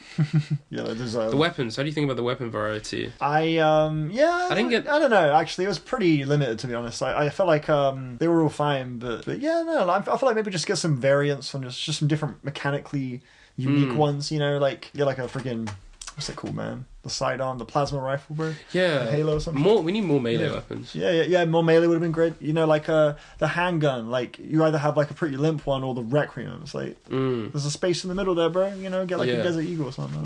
Like just that would have been cool. Just to keep it remixed. Like that could have been. Okay, for me, like when I say like, oh, this game's stuck in a box. I'm not saying Resident Evil needs to really fully reinvent itself, blah, blah, like, that's not what I'm saying. Like, I love how Resident Evil plays, like, you don't need to lose that. But just things like that, maybe just fuck around with the weapon choices. Yeah. Or the explorable space, or the puzzle design. Or taking away weapons. Yeah, you know, exactly, like remix it a little bit. Different situations. I feel like that's kind of what, for me, Village was in a lot of ways. moment-to-moment gameplay. Yeah, like Village was happy to experiment. It was like the Heisenberg boss was fucking crazy. You had the Chris Redfield bit. You had the house, the Beneviento house, where it got really like PT, like horror type shit. Yeah, like it was just remixing and just trying shit, and I just thought it was fun. I just thought it was really exciting, and through that it embraced the hokiness and the campiness of Resident Evil, but it also played it serious and like respected itself, and I thought it was just such a lovely game. Requiem, it was just lacking that. It was lacking that kind of hook, like an equivalent. And it was just a very bog standard Resident Evil thing, and it's like, yeah, cool, old familiar. But yeah, like when I looked at, remember we were talking about the trailers and how they're only showing stuff from the first few hours. What's coming? And it's like, nothing really came for me, man. I don't know. That's really what it is. You know, it doesn't have to reinvent itself and be this whole new thing. There wasn't much in Requiem for me to fall in love with, and that's what it was. It was fun. I had a nice time with it, but I never quite fell in love with it. There were some parts that was hyped, like the motorbike. Fuck, that was the bit of a Resident Evil 6 throwback. That was the climax for me. Oh really? Yeah. Oh so, yeah, when there was a part. It was just where... the construction of that. Obviously, like it reminded me of like a little bit of like my favorite chase scenes in games. I mean, it's the classic thing. I like when the explosion happened and he emerged anyway. But then also that ride up, just the ridiculousness of it. You ride up the crashed, skyscraper, and then you just fucking ramp that shit. Go flying right through the air. Yeah, for sure. You get that cool cinematic shot. Really. That to me, that I took that part as, because this game being called Requiem, being like a throwback sort of thing, I took that as like one little like for the three people that loved Resident Evil 6. Here's a little something. You know what I mean? Like we still like, people discard that game completely a lot of the time. Because of its silliness and how much it leaned into that kind of thing, but that took me as Capcom saying, like, we're going to stand by that. There was something to that, and here's a little slice of it, and maybe in like a concentrated dose. That type of shit's pretty cool. There was a version of this game that would have been full on RE6. Yeah, right. They were testing co-op. Really? So they were some Revelations type vibe. Yeah. Okay. But obviously they opted for this. Maybe they'll put it in their pocket and then bring it back out for something else. Sure thing. But yeah, damn. Yeah. The fan service, I mean, as a whole, like, did it bother you at any point, or were you just, like, very happy with it overall? Yeah, well, I was kind of indifferent to it. I mean, it would only really fan service and, like, kind of Easter eggs and stuff. A lot of it I kind of recognized that, like, I might not get, because I've not played, like, I've played Resident Evil 4, Biohazard, Village, and 3. That's you all played 2? I've never played 2. That's the reason why. I know, yeah, I've never played 2, man. But that's the one. I have it on physical over there. Really? Yeah, I've never played 2, the remake. But I've played the OG 3, not the remake 3. Oh, and the first game as well. Yeah, the remake of the first game that they did. So like I've played it. Oh, and Revelations. Sorry, I'm just remembering other ones. There's so many of them. Yeah, and Operation Raccoon City. I played that. Yeah, that was bad. Yeah, so like I've played enough to be like, I really like Resident Evil, but I'm not gone super sleuthing into the nooks and crannies of it. So Easter eggs are probably going to be lost on me, and I'm cool with that. Yeah. If I recognize something that's probably an Easter egg, I'm like, oh, that's nice. Like, because it's handled very sincerely in this game, stuff like that. It's only when it starts to become like invasive on the sort of experience of the whole thing. I don't know if that's. But then surely you're walking through the RPD and you're like, I don't feel anything going through these places. RPD, it's like for the most part, there's not really much to do there. Yeah, so no, it's just kind of you go through it and exactly. It's like, it's because there's a police officer, there's a skeleton you find like missing a jaw. That's the first zombie that you kind of the big moment in the RPD is that. Yeah. No, I'm familiar with I've played 30 minutes of the Resident Evil 2 remake, so I recognize the location, but it might not have the same attachment. Sure. So Mr. X though, you miss it? Oh man, because I guess how did you feel about that? You're talking. Leon confronts Zeno and then drops through. Yeah. I enjoyed that a lot. Yeah, that was good stuff. And the chase. Yeah, chase was great. You get more of that in the second one. Yeah, that's sure. To me, I was like really hyped. I also Resident Evil 3, the original. You go to RPD in that, and yes. I remember just sort of like translating in my head the layout from the camera angles in that game, like the fixed camera angles, and just sort of like, oh yeah, here we are. It's nice to see him realized in this cool way. So that was nice. The kendo moment though, that didn't hit like. No. Damn. No, I'm not familiar. Yeah, but no, you enjoy it. Like, it's one of my biggest blind spots. Yeah, I've owned it for years. It was a Christmas gift like 5 years ago. No, I think the worst thing about the second one is probably how many bullets you have to use to kill zombies. Oh, really? There's nothing satisfying about unloading a full. Like 2 clips. It honestly is that bad. Yeah. Like, but apart from that, like the actual survival horror of it, and also one of the I think it probably has the best story out of all the games. Sure. Yeah. No. Because from what I played of it, yeah. They do, you could choose either Leon or Claire, and the second playthrough has like a whole different. I remember experience. When I started playing it, that's the best part of that game. I made a whole thing. I was like, I'm going to start playing Resident Evil 2. I never followed through, obviously, but I picked Claire. I remember that, and I remember watching the cutscene. I was like, this is wonderfully frame directed, like all of it was so gripping. I was like, I'm so excited to play this, but I just never got around to it. Something else must have come out or something. So surely you remember the burger, the trucker burger? That's how the game opens. Yeah, you're driving, and then there's the ugly, like, oh man, it's horrible. There's an image of it. It's just like, Is that one of your favorite games? Resident Evil 2 remake. I think my favorite RE game is 7. That was my first. Oh yeah, you were saying earlier. They also did they did this demo which I rinsed the hell out of. So it was, I think, released at the start of like some point in 2016, but they would every few weeks they'd update the demo. Oh sure. And they'd add new stuff. Yeah. Which is like unheard of. And then there was this big old like quest essentially that you have to do things in a certain order, and it was basically like an Easter egg hunt, and by the end of it you get an item that you can use in the main game. Yeah, sweet. But I just replayed the hell out of that demo because I was just obsessed. Like even though you are only able to get one of this item, even no matter how many times you do it, I was just like obsessed with just the vibe, the feel, the mystery, and then the game comes out and it follows through on that. Yeah. Did you carry over progress and stuff? Like with that, was that with the coin? Yeah. So it's like it's the antique coin. So you find them in this game. You can use them to unlock the little items. I discarded the steroids. Yeah. Really? Yeah. Not knowing them. I mean, I think they give you some extra ones. Yeah. It was before I really knew what they were used for, and I was like, I've got no fucking space. So I was like, yes. I mean, that's the bread and butter with RE games. I've had to discard like ammo and stuff. Yeah. Just I could feel doing it. That like I probably don't need to. There's probably some workaround because these games are smart like that. But I can't remember. In the moment, it seemed like just a smart thing. I don't know. I don't know if it was with RE8. Like they made it so that I could just be chatting my ass, but I don't know if they made it so at one point the key items didn't take up inventory slots. Oh, really? Yeah. I can't remember though. Sure. I'm glad they do because it really does make you like ask yourself. Yeah, and there were a couple I wanted to know. I want to figure out. If you know the answer to this, don't tell me. Go on. I want to figure it out on my second playthrough. There was 2 items I didn't seem to. I couldn't find the use for. It was the severed hand and the hourglass. Those are 2 items I picked up that seem like they must have some kind of purpose somewhere. The hourglass? Where'd you find that? Yeah, hourglass. It was in the office. It was right before you go to Ark. It was like the elevator that goes down. I think it was right before you do the helicopter. Really? Right before, yeah. As Leon. No, as Grace. As Grace, yeah. It was like there's the guy with the helicopter, and it's right before you take off. You go down and you get the helicopter key.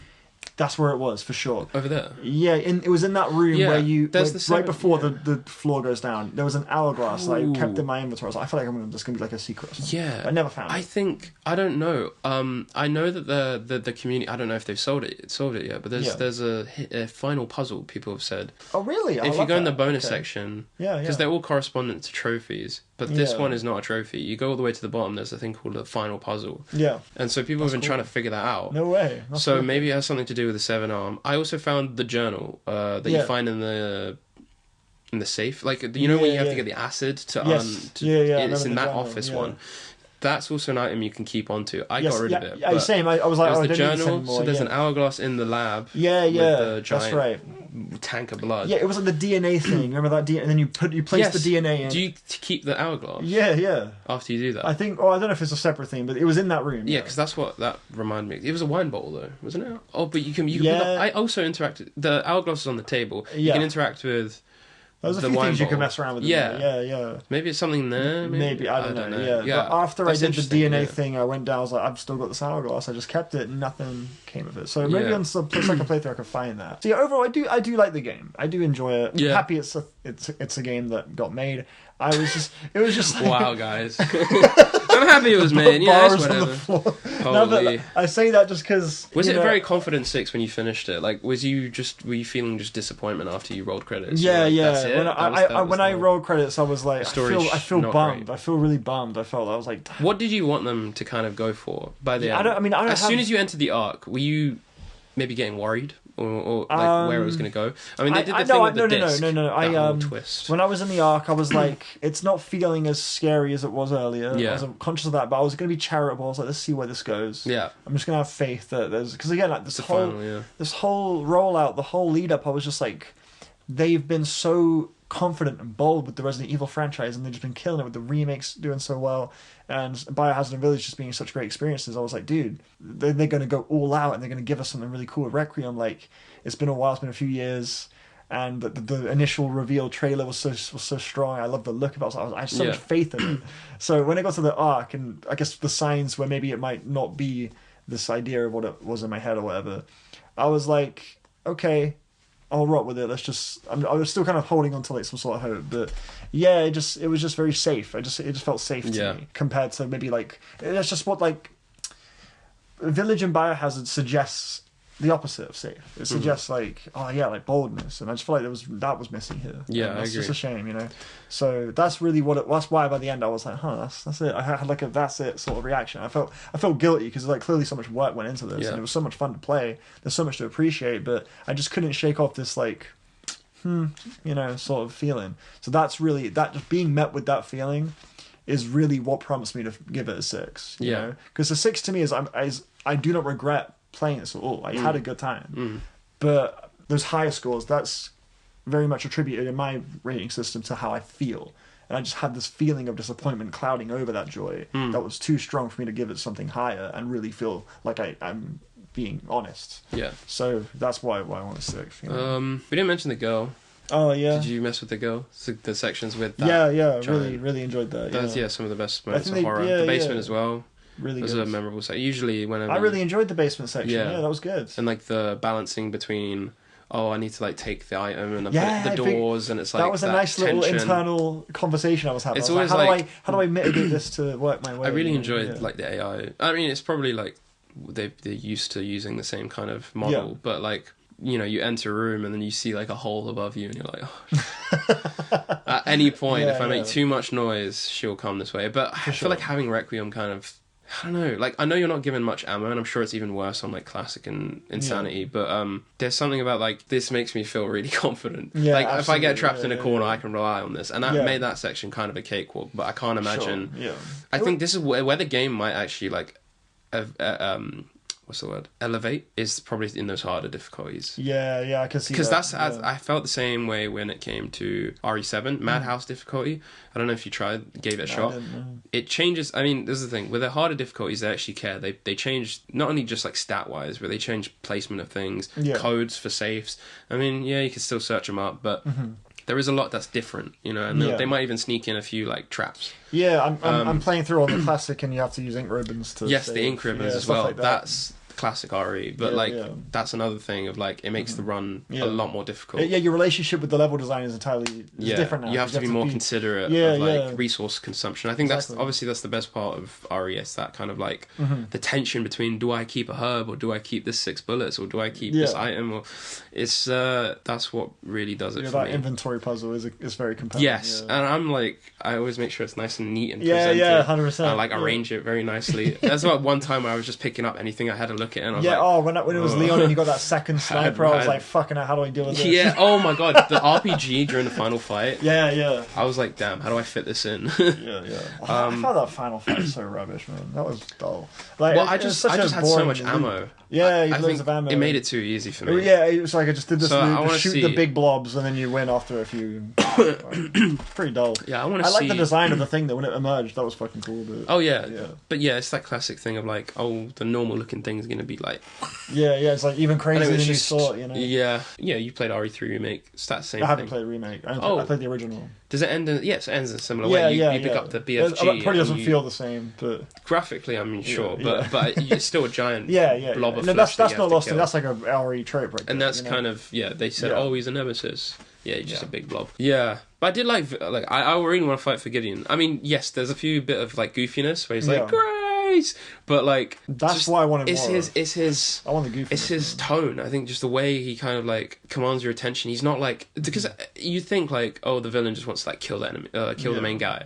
But there's a lot of moments where they'll just talk to the protagonist. Yeah. And it's like, that is an interesting choice to me. Like, he's not your classic. He'll come after you and kill you. He'll be giving Grace like a tour or something. He's like, he will get up, he'll talk to her a bit, and like then he'll like maybe knock her out. Some of my favorite villains, I think, like Lucas Baker in RE7, that kind of like, he's not infected, but he's like something going on psychologically. Yeah, for sure. And that's, to me, a lot more, I think, maybe scary than that immediate like, it's disturbing, it's horrifying because it's like grotesque and there's blood and, and they're just trying to kill you. No, I agree with that. That's why RE7 I think really works for me, because it was like you had the Baker family and they would just be like, they're infected but they're also still kind of, there's still their personalities are a little bit in there.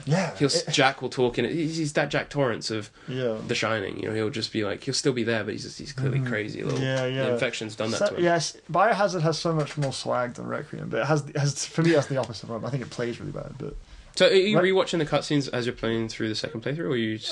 some of them, yeah. Okay. The occasional skip, it depends. Victor give you... No, give it a try. Let it marinate with you a little. Like, I feel like it's in his look as well. Like the weird, like wicked, the snake skin coat with this, like with these metal like teeth and these goggles. I think performance-wise, I was happy with everyone.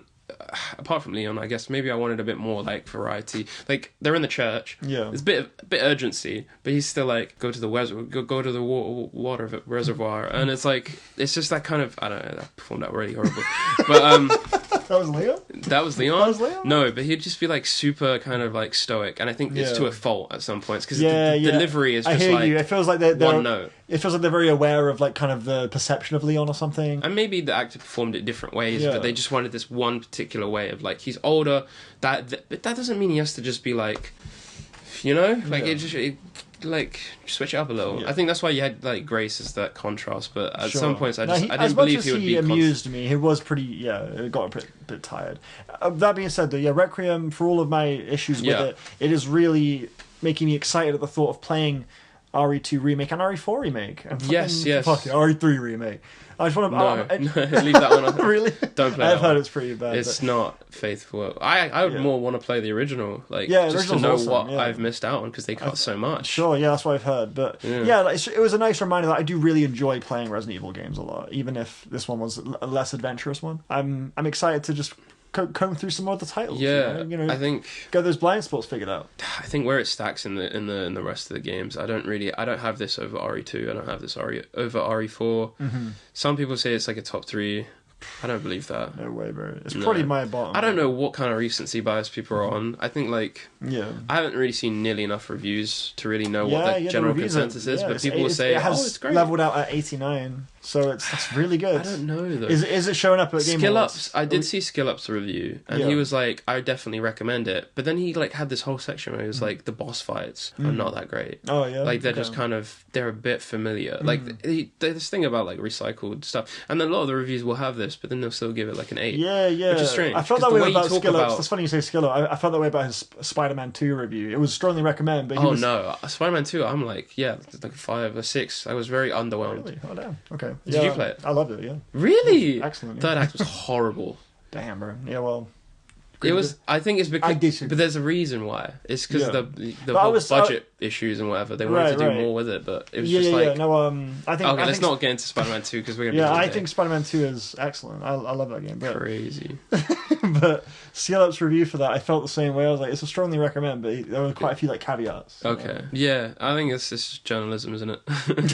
Like they'll have a lot of but, and then still be a glowing score. Right. I'm excited to replay it. I'm excited to get the platinum, play on the harder difficulties. For sure. I think that's where it'll open up the gameplay a lot more. Do you think it is showing up at the Game Awards, or is it going to get shafted out? I think so. You think it's still going to? Yeah, 100%. Yeah, hold strong. It depends on what else comes out this year. Half-Life 3 coming tomorrow. Oh yeah, last year I felt Resident Evil always gets in, man. It does typically, even when it wins nothing, like with the remakes. You're right.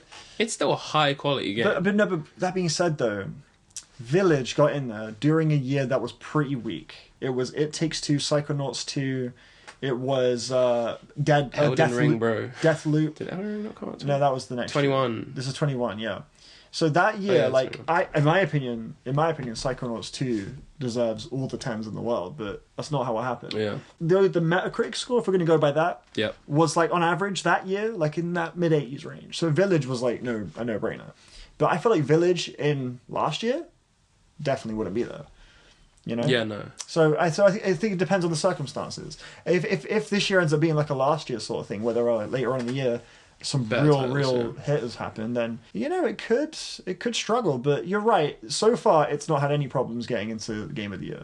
Where the games excel, I guess, is in the gameplay and how they kind of push the franchise forward. I'd say it does that through the gameplay switching, but even then, I feel like people don't really clock how familiar it is. I think to a bad for sure. degree. I think they're good moments. I'm never gonna diss again what they innovate in terms of the animations, in terms of the infected. Yeah, I think this is the best that, infected. All the personality the zombies give off. Yeah. We didn't talk about it, but just it was such a joy exploring the halls and like getting scared by just seeing a zombie turning on the lights a bunch of times and being like, light on, light off. And then like you go into a bathroom, see a maid cleaning the glass, or you go into a ballroom and you see a woman singing and coming at you, and Phoebe Bridgers white hair. But it's just like that is the exciting stuff. I want to see more of that, but then you lose that after you leave the hospital for whatever reason. No, exactly. And then you just deal with like a bag of flesh and bones. Just kind of rinse repeat from they're kind of like that one part was cool where your Grace as a kid, you're getting followed by those like bald dolls. My shit glitched out. Oh really? Like twice. What in the moment when you go down the stairs and you hide under the table and then they break the glass and they drop, that jump scared me a little, like when they just break their neck and they fall down, and then there's that moment you're like, okay, you're waiting to like get out and then go to the office room basically. Sure. There was like two girls so there's a girl that opens that door so it allows you to go to that area, but then every time I would go, literally for some reason, I'm sure they patched this out by now because there was an update that came as soon as I got to this part, but there was just like two girls just standing in front of the door. Oh shit, so you couldn't get through. So they were like glitched, but then if I walked back out into the main room, I went up the stairs, interacted with the door, and then I went back down and they despawned. So like some shenanigans on like AI pathfinding or something. See, that's a shame, I don't know, the flashbacky stuff, I don't know, in the grand scheme of it, like some variety, but like that, I mean, it ended off kind of like, oh, she gets captured or killed, whatever. So it's it doesn't really culminate so much, but as just like a little, in terms of scary moments though, I was definitely a fan of you carry, sorry. So I think the door, like when you awaken as Grace and you find the door and then the body comes out. Yeah, and I mean it's a goofy moment where she's like, "Oh, he's dead," but like, but then you see the hand and then you see the mouth. But there was just a lot of how close it is. Like it's just you can't really quite make out how massive the body is. It's like just the neck and the head. It's like, and then that's really scary. Shit, there was a. I want to chime in. Yeah, go on. Maybe ring some bells. Level 1 wristband, baby. That fucked me up. Oh yes, that also. It bursts through the. That was unbelievable. Yeah, I genuinely. Down and start crying, bro. I was this is horrible. I heard Sean C cried playing the game, but he didn't he edited it out of his gameplay. Oh, that's cute. Yeah, no, we pick up the wristband, and you're greeted with something very horrifying, and I just felt like, oh, I want to die. Oh, help me! I was just like, I just got overcome with pure like terror. Yeah, it was very effective. It was very the first 3 hours of this game are just like.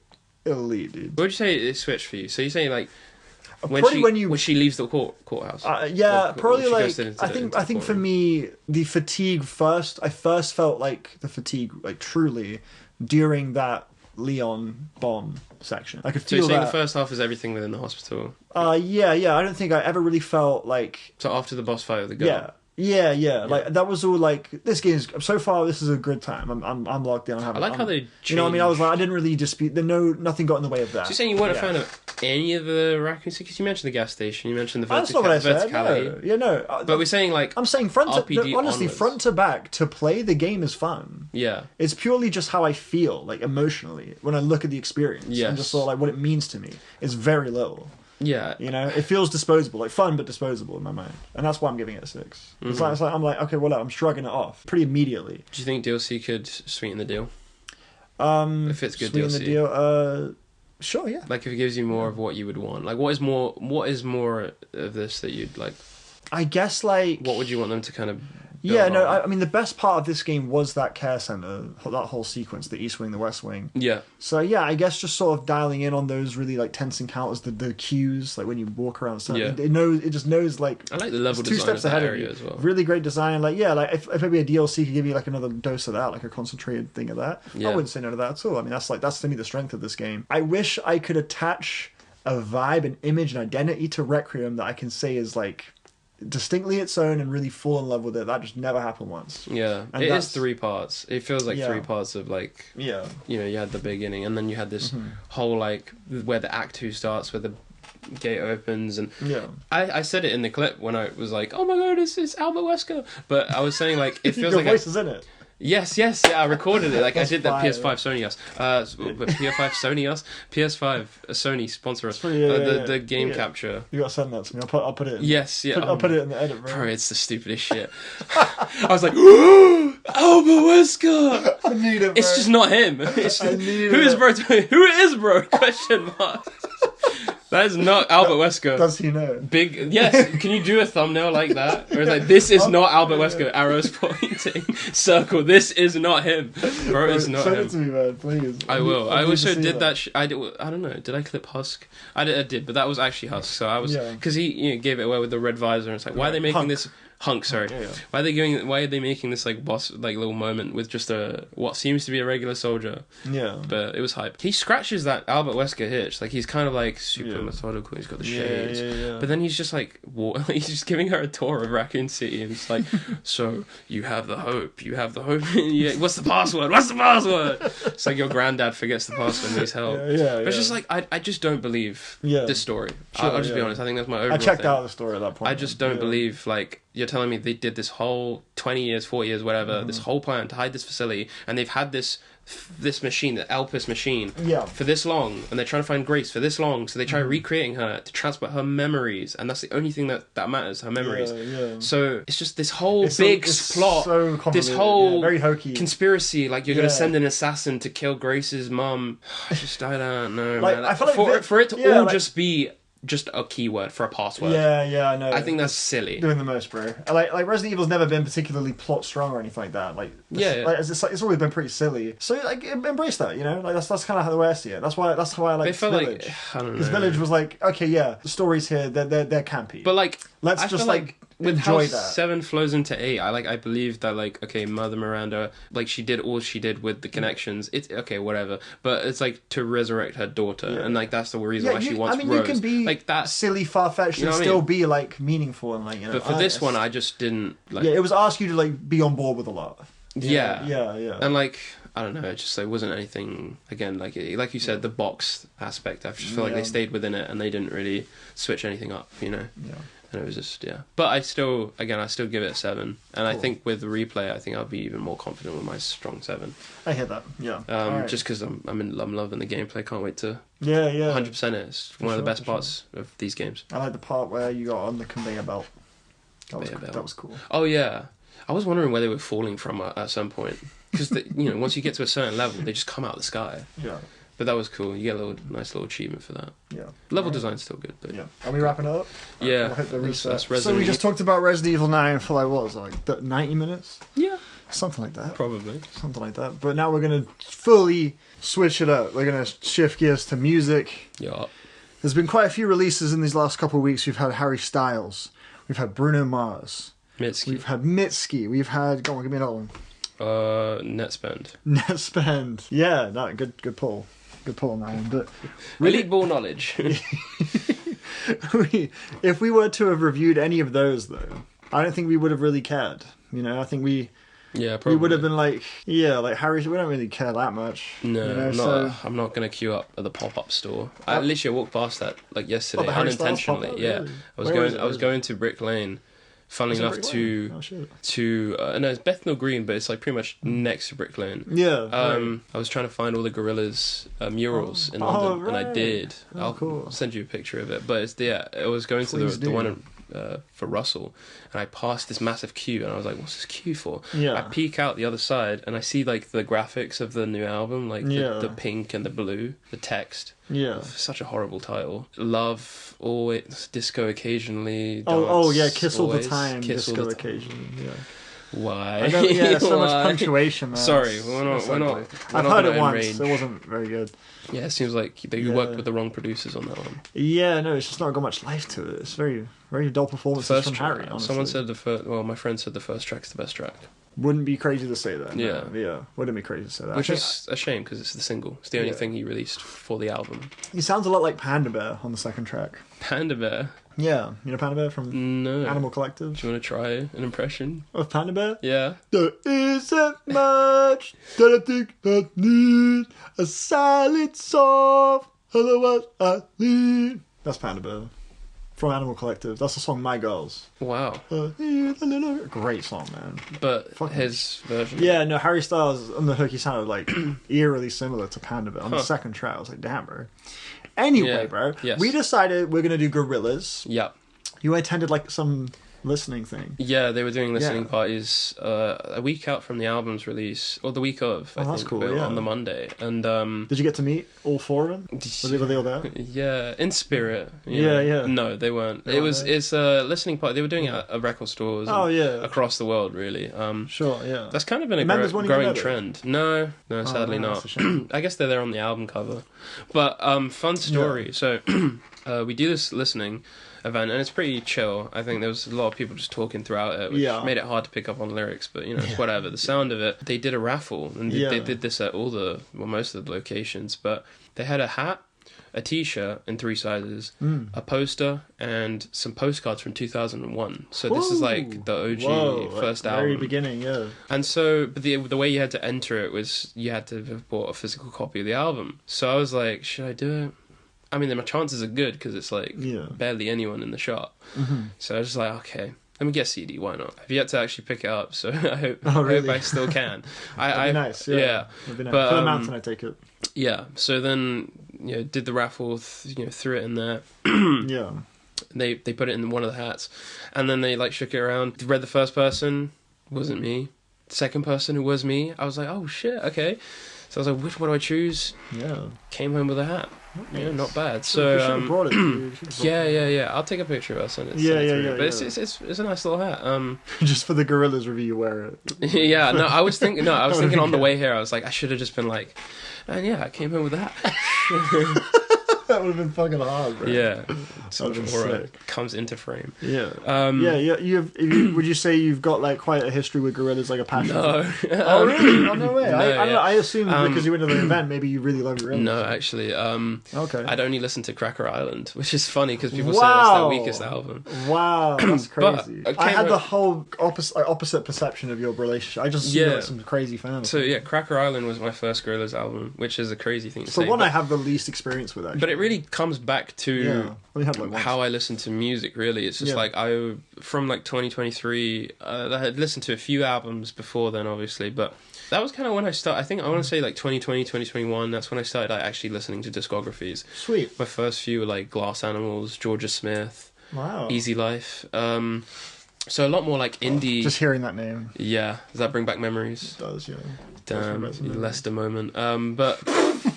Lester, is that where they're from? Yeah, that's well, they're called Hard Life now, but yeah, it's interesting. So fucking lame.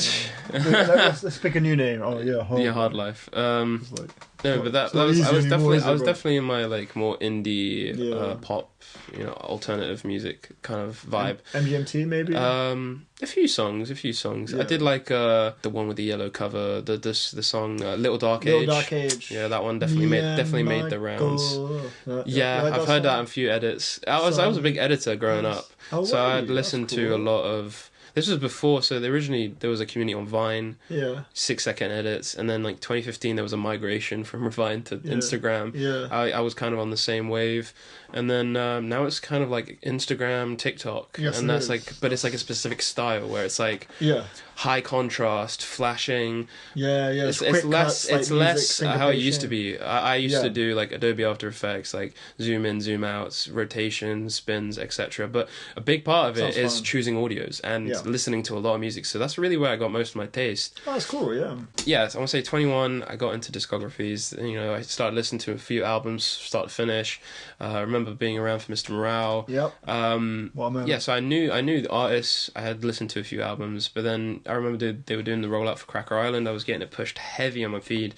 New Gold blew up as a single, and I was like, I love Tame Impala. Me now, probably not so much, but at the time, I love Kevin, and his contributions to music, but I didn't really mess with this new album. But I think in terms of just that growing up in college days, you just that was a big growth period. Lovely, man. Lovely. That album I did not like at all. What, Cracker Island? Cracker Island, I was not a fan. It was just like the most... I didn't care for it. I only heard it was very soulless, I felt. Yeah, okay. So I was like not getting any of the appeal. But I had listened to obviously like Good Ink, Feel Good Ink, and... Clint Eastwood? No, actually. I mean, I probably had listened to it, but I wasn't crazy about it. I didn't like for sure. I just didn't like that song as much. I know it's like really beloved. I'm sure if I went back and I'd give it a try. I really like the chorus. Yeah, chorus is iconic. Yeah. A lot of their choruses, same like Rhinestone. Rhinestone Eyes. That's electric, trick. Just like the. Yeah, there you go. I was the voice. Obviously, you go they got me. Yeah. Go for that song? No, they had background vocals. Yeah. You're on the credits. I'm on the credits. You've been there. I'm there. Bruce, bro, on the credits. Who's Daniel Georgia? And then now we're at this new record, and obviously me now, I'm like more tapped in. Yeah, they've been very consistent since they've come back. And then they dropped the singles, and I was like, I like the Sparks one. Yeah. I was like kind of iffy on the Manifesto at first. Yeah. The Idols one I wasn't crazy on. And then were Damascus. Was those the ones they dropped before? I didn't actually see. Yes, they were the singles. Yeah, and then I went into the they whole originally thing wanted to release the album earlier, but because it was like one of the first albums to be announced for 2026. Yeah, this was I remember September, and it's like March. They announced the tour like alongside it too. Yeah. I remember so their rollout was long, but they put a lot of effort into the graphics, the videos, etc. Yeah, I did love the kind of short film. It was on YouTube. I think we will talk about the short film. Oh, cool. Yeah, right. Just because that's such a big. Yeah, well, they didn't do music videos, so they just did that, and I feel like it was very fitting. But really nice. They announced 3 one-off shows, each one full album performances of the first album, Demon Days, Plastic Bleach, and then a mystery show. No one knows Plastic Bleach. But the mystery show, no one knew what that was all about. It was just a logo of this like mountain, mysterious, and it was mysterious. It was for the album, I suppose. Yeah, so everyone who went there had to put phones in bags, from what I understand, and they had to just raw dog this album they've never heard of. And there were a lot of people that complained about it. They said like, why do you not advertise what this is? We would want to hear classics. Yeah. And also some people saying like the music's not good, and I was like, oh, okay, that's worrying. And then they did the concert Together for Palestine, and that's when they previewed Damascus, right? I'm pretty sure that's where they previewed Damascus, and I think they might have announced the album and released the Spark single, The Happy Dictator, but it wasn't until that, when I saw that performance of Damascus, I was like, I don't listen to Gorillaz like that, but this feels of a higher quality. Yeah. This feels like a nice like return to form, even though I technically wouldn't know what the form is, but it just sounded like leagues above anything I'd heard on Cracker Island. Yeah, it was better than Cracker Island. And then I was hyped. I don't really... They do listening parties for all kinds of releases. They did one for Bruno Mars, Harry Styles, but... So you went into this one fairly like... I was open to really loving the record. Open-minded. I really wanted to hear what this thing would sound like. Okay. And I remember seeing the feature list. I was like, whoa. Crazy. Yeah, they always insane. Have loads of features. Like Black the Thor. The Song Machine features? You've seen Yasin Bey. Have you seen the features in that? The Song Machine features. Yeah, on the album Song Machine. Yes. It's their features crazy, are generational. Someone's made a joke about it where they'll just like... They'll throw in like a few real artists, and then they'll just say like White Rice, they'll just start making up names because they're just like so out there, oddball. But just like it really fascinated me. It felt like it was an ambitious album just from the track list, and I was like, I'm down to listen to this. And the fact that it felt like it had a different energy compared to their last few releases, from what I can tell. I remember, I just because I only mentioned Feel Good Ink, but I remember She's My Collar was heavy in my rotation because of like Tyler and that kind of period of listening to that music. But I think I was going in just ready to take it all in, and I felt like the singles were my favorites. I wasn't crazy about the whole album. Do you want to give scores? No, because I think this is important to just... Like, okay, before I think why not? Yeah, let's do scores. 3, 2, 1. 8. 5. Yeah. Yeah. Classic that. When are we going to align that? One of these days we're going to... underscore. Probably. Yeah, probably. We're going to both love that. Surely. Yeah, at first I wasn't crazy about it. I thought like these songs were super bloated. I wasn't really feeling much. But I think I blame that for a product of the environment. No. We're not doing this. We're not doing this. I'll let you cook. My fault. You let me cook. Cooking a whole filet mignon. But like the whole whole listening party, I was like trying to vibe with the music. It was kind of not really music you'd vibe to, more of like you just kind of feel it. I came out feeling like these are very meditative songs, very long. and wasn't getting much content. But I remember really fucking with the Black Thought verses. I was like, okay. Picked up a few bars here and there on the Empty Dream Machine that I was a fan of, and then. But yeah, I came out was like, I appreciate this. I wasn't crazy about it, and I was like, I wouldn't pick up this album on vinyl. Sure. And I was just like, I was dreading the re-listen because I was like, this is a long album, and these songs are pretty long, and I don't know if it's like the most. I don't feel the most like. It's not the most like easy listen, I guess. Yeah, you got to be in a certain mood, maybe. I think so. I think that's what it was. So I kind of just like, okay, I like this song. I like this song. I just did that, and I just kept it moving. But then in preparation for this. I re-listened to it with lyrical content, with the full full experience, and it really clicked. Like this is wow, man. This is I see exactly what he's going for. I think this is my album of the year so far. Really? But I don't think I think in the general sense this is a high quality project. Like this is a project I have like if I have notes on a few songs 100%. But I think in terms of the start to finish, the writing, the vision, the sonics, the ambition. It's just made me excited to go back to the old music, to visit and to dive in because this is pretty their best. I think in terms of a mission statement, this is their best since Plastic Beach. 100%. I think. Yeah, I mean, like a lot of people will say, "Will die, ride or die for Humans," which is interesting. Yeah, Humans has got something about it. Actually, I did come back to it fairly recently. There are some wacky. They're not going to accept the slander for Humans. But... Yeah. I think the production is just a bit weak, but there are some really fresh. I wouldn't know. I think there was one called Ascension, or something. The Vince Staples one. I heard that one's. My friend recommended. That's that a good song. Yeah, I like that song.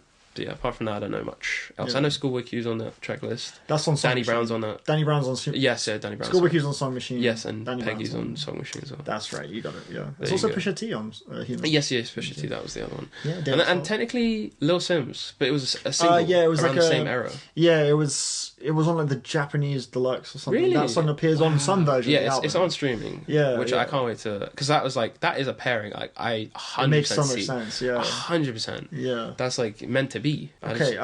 So about The Mountain, what do you think is the best song? The best song? I mean... Because for me it's so obvious. There's one song that I think is like the clip. I still love Damascus so much. The answer is Damascus, bro. I think Damascus is so easily the best song. My friend says it's the worst song. Well, he's fucked up. Lost. Yeah, dude, exactly. Damascus is so easily the best song. That's like the most like Zionist ass take. Because of the that's the worst song.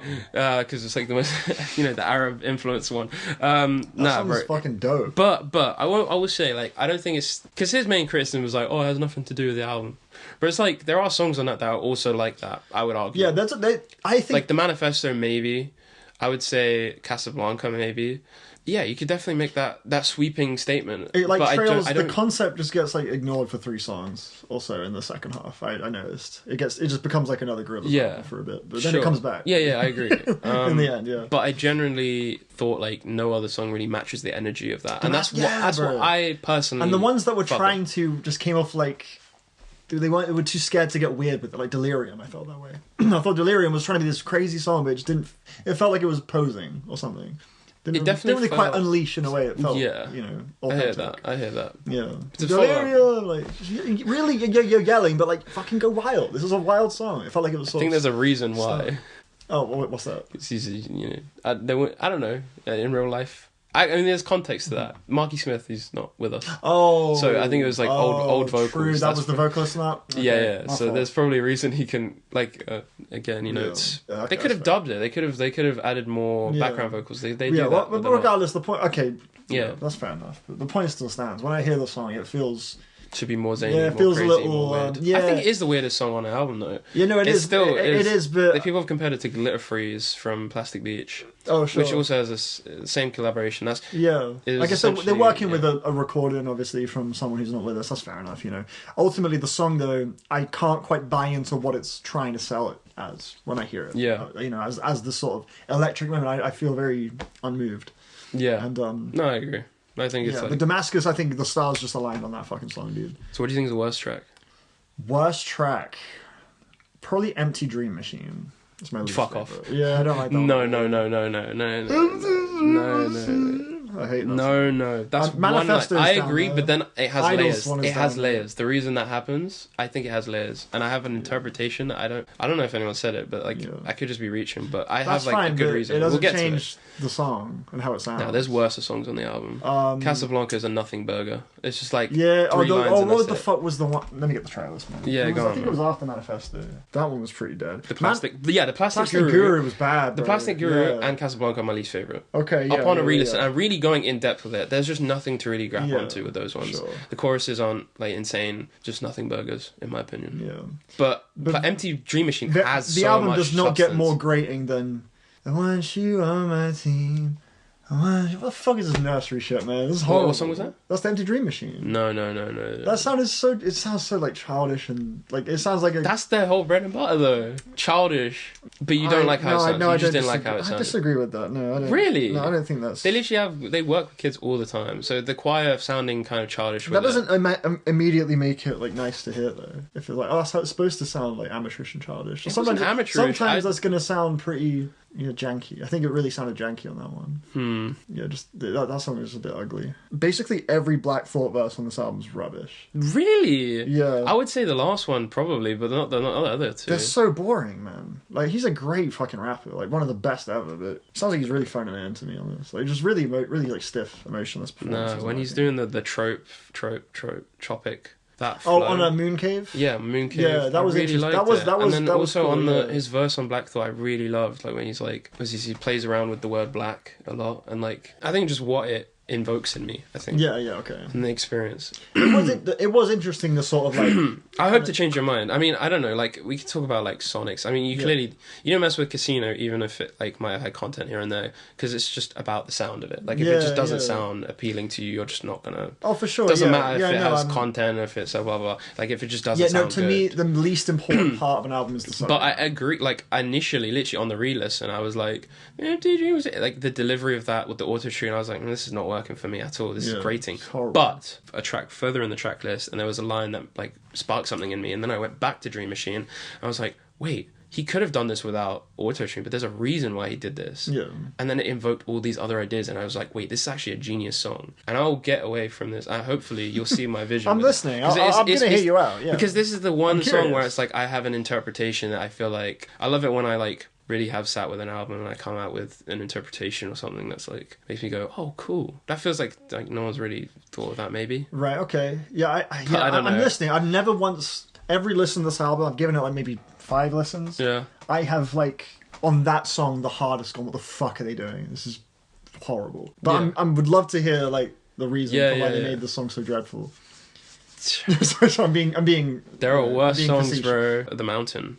Intro. Nice intro, man. Really beautiful. Lovely, yeah. Really enjoyed that. Gorgeous flute work. The Centaur by, what's the name? Just a lot of credits. Anushka. Who was it? Was it it's like 400. Anushka Shankar's sitar, throughout the whole album. Just gorgeous, like some of those passages. I said it established its place in spirituality. And it feels like stumbling into like a temple, like some Shangri-La type Not shit, to play the comparison game, but I have listened to like the first half of Plastic Beach on the way here. But to hear how that kind of concept album starts, very sparse. Not really like it doesn't really build the world as much as I would like to, but like the Mountain, they really let you just sit in it. And it's like it might be for some a lot of overture people, kind of thing. A lot of people it might be a skip just because of the fact that it's instrumental. But I think as a one passage, of the best songs, as an introduction, it really sets the world, and I think that's the it's like objective unapologetic. Of any good. It's like a bold, unapologetic. It's like good. Welcome to this world. We want to show it. We really want to show it. It's really well ranged. If we just talk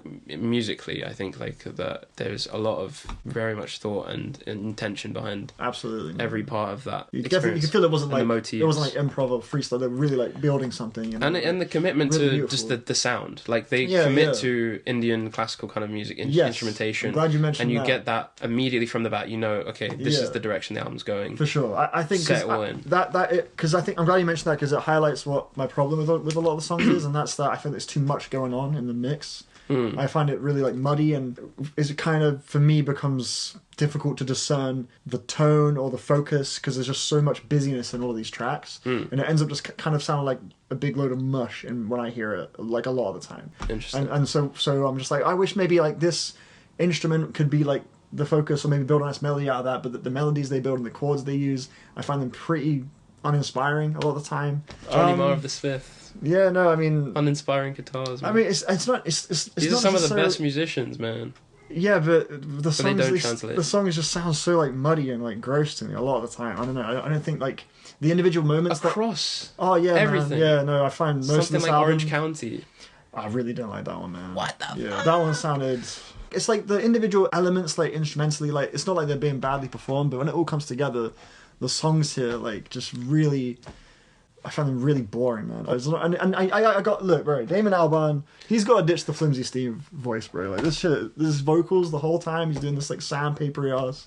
I know that's, like, the character 2D, but fucking hell, man, that is draining to listen to for 1 hour, bro. It is difficult to sit through on some of these tunes, man. Yeah, no, the album... It really becomes like this big noisy blur in my head, a lot of it. Like, the actual memorable tunes, there's so little, like, memorable, nice... good catchy tunes like that. That's... It's like, and I know because they're hard committing to the concept, they traveled the world and all this stuff. That's great, and I love the spirit of this album, the collective, like, community of it. Like, it's lovely. You know, I know that, you know, with them being the Together for Palestine, you know, the sort of embracing, like, different parts of the world, and also very very much like saying, like, we're gonna make something that's just really deeply human, and I can really feel that the spirit and how it all comes together is really strong. But the more I've sat with this album, the more I'm like, man, there's just, as far as just songs, like, it's just these songs are just not entertaining to me. All they're noisy, they go on for fucking ages. The manifesto that has, like, 3 beat switches that make no sense. I just think the songs like these are really largely quite annoying, I think. I'm sorry, bro. I'm not trying to shit on, like, your experience with, because people are fucking with this album. Yeah, bro. a lot of people are. Yeah, people are fucking with this album. This is a must-listen album. Yeah, no. The reviews have been really good, and yeah. But yeah, like, the ideas, like, they don't sound like say Happy Dictator, like the kind of repetition of, oh, what a happy life. Yeah. I think it sounds really, like, annoying, and they repeat that a lot, and it's like the things that they decide to zoom in on musically is the type of shit that I'm not interested in. But in terms of the mix, like, that's, like, not at the foreground. It's 2D's vocals are at the foreground, and you have that in between the verses or in between the lines to really. And I mean, like, if you want to talk about intentionality, okay. If it can feel annoying, which I think it sounds cheerful, like, it's like kind of, I get the image of, like, oh, what a happy, but, like, it's supposed to, I guess, be grating. Not grating, I wouldn't even say it's grating. I think it just puts me to sleep, bro. This album for me is just so, I'm just, like, waiting to feel something the whole time when I hear this. I'm just, like, waiting to, like, really react. A lot of the time I'm finding it grating. Sometimes I'm finding a certain thing pretty, but when it comes to, like, the final product of, like, all these songs, man, I'm left just sort of like, all right. And that's how it's been for a minute with me with Gorillaz.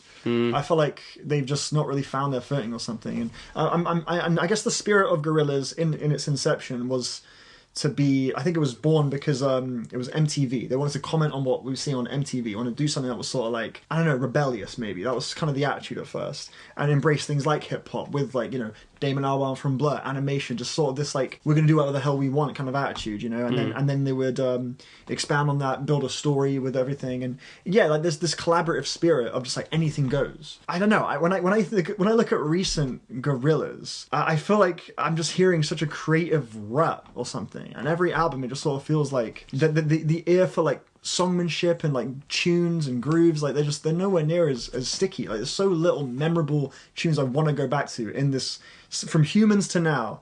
When I look at the Gorillaz, like, catalog that we've gotten, I could count on one hand the number of songs that I'm like, oh, I remember that one, I'm excited to go back. Like, there's just so little in the way of memorable tunes on the mountain to me. Do you not feel that? Like, as far as just, like, hooks and just, like, catchy moments, I mean, it's just all so messy in my mind, bro.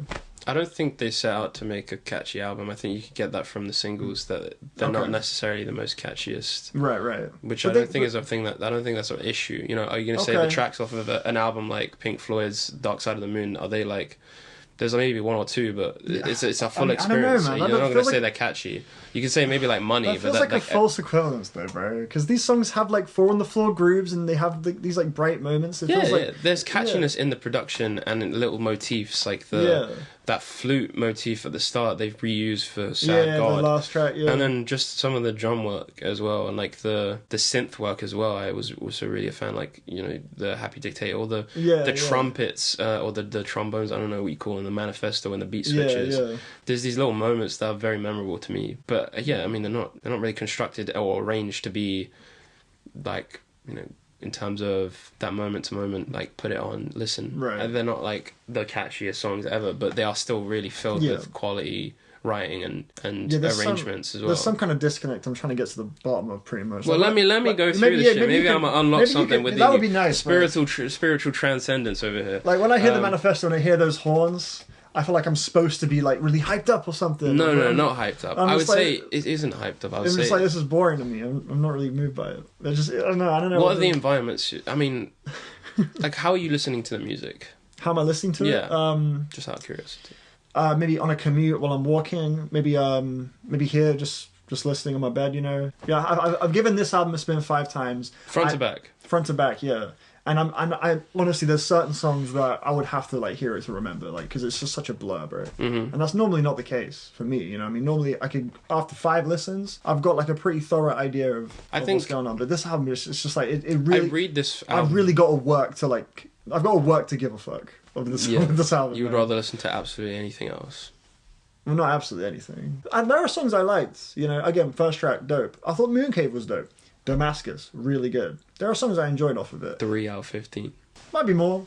A lot of the songs I might have started promising, but then they just dragged on for ages. Like the one after Damascus, like started off alright and then just went on for like forever. Yeah, I look at this track list and I see a tiring hour in my future. Like, it's not very engaging to me.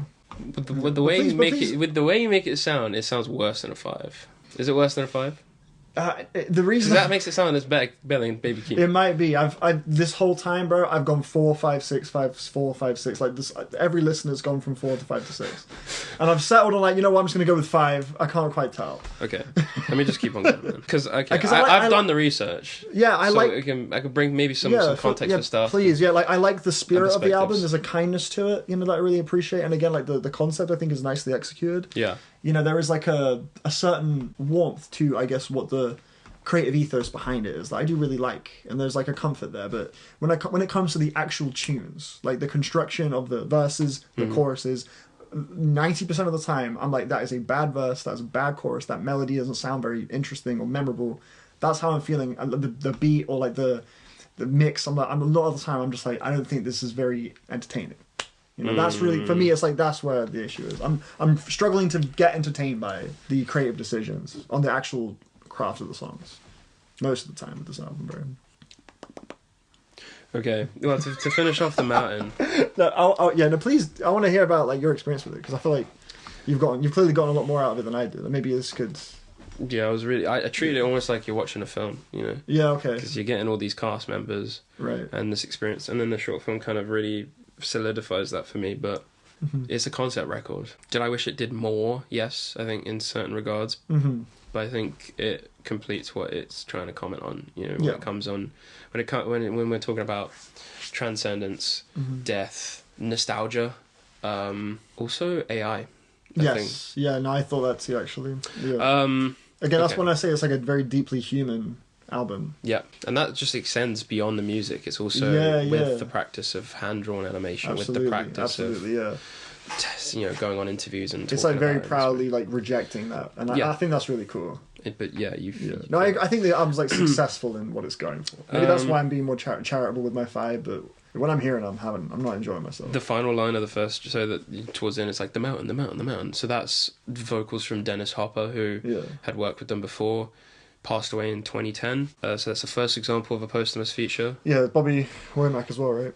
Yeah, Bobby Womack, Marky Smith, the guy Tony Allen, the track The Hardest Thing. Yeah. Okay, just to talk about before we continue, the posthumous features. I think it's like the overall thing is like there's something so potent about Gorillaz, Jamie and Damon traveling to India, rebirth, reincarnation, and where death is kind of treated differently.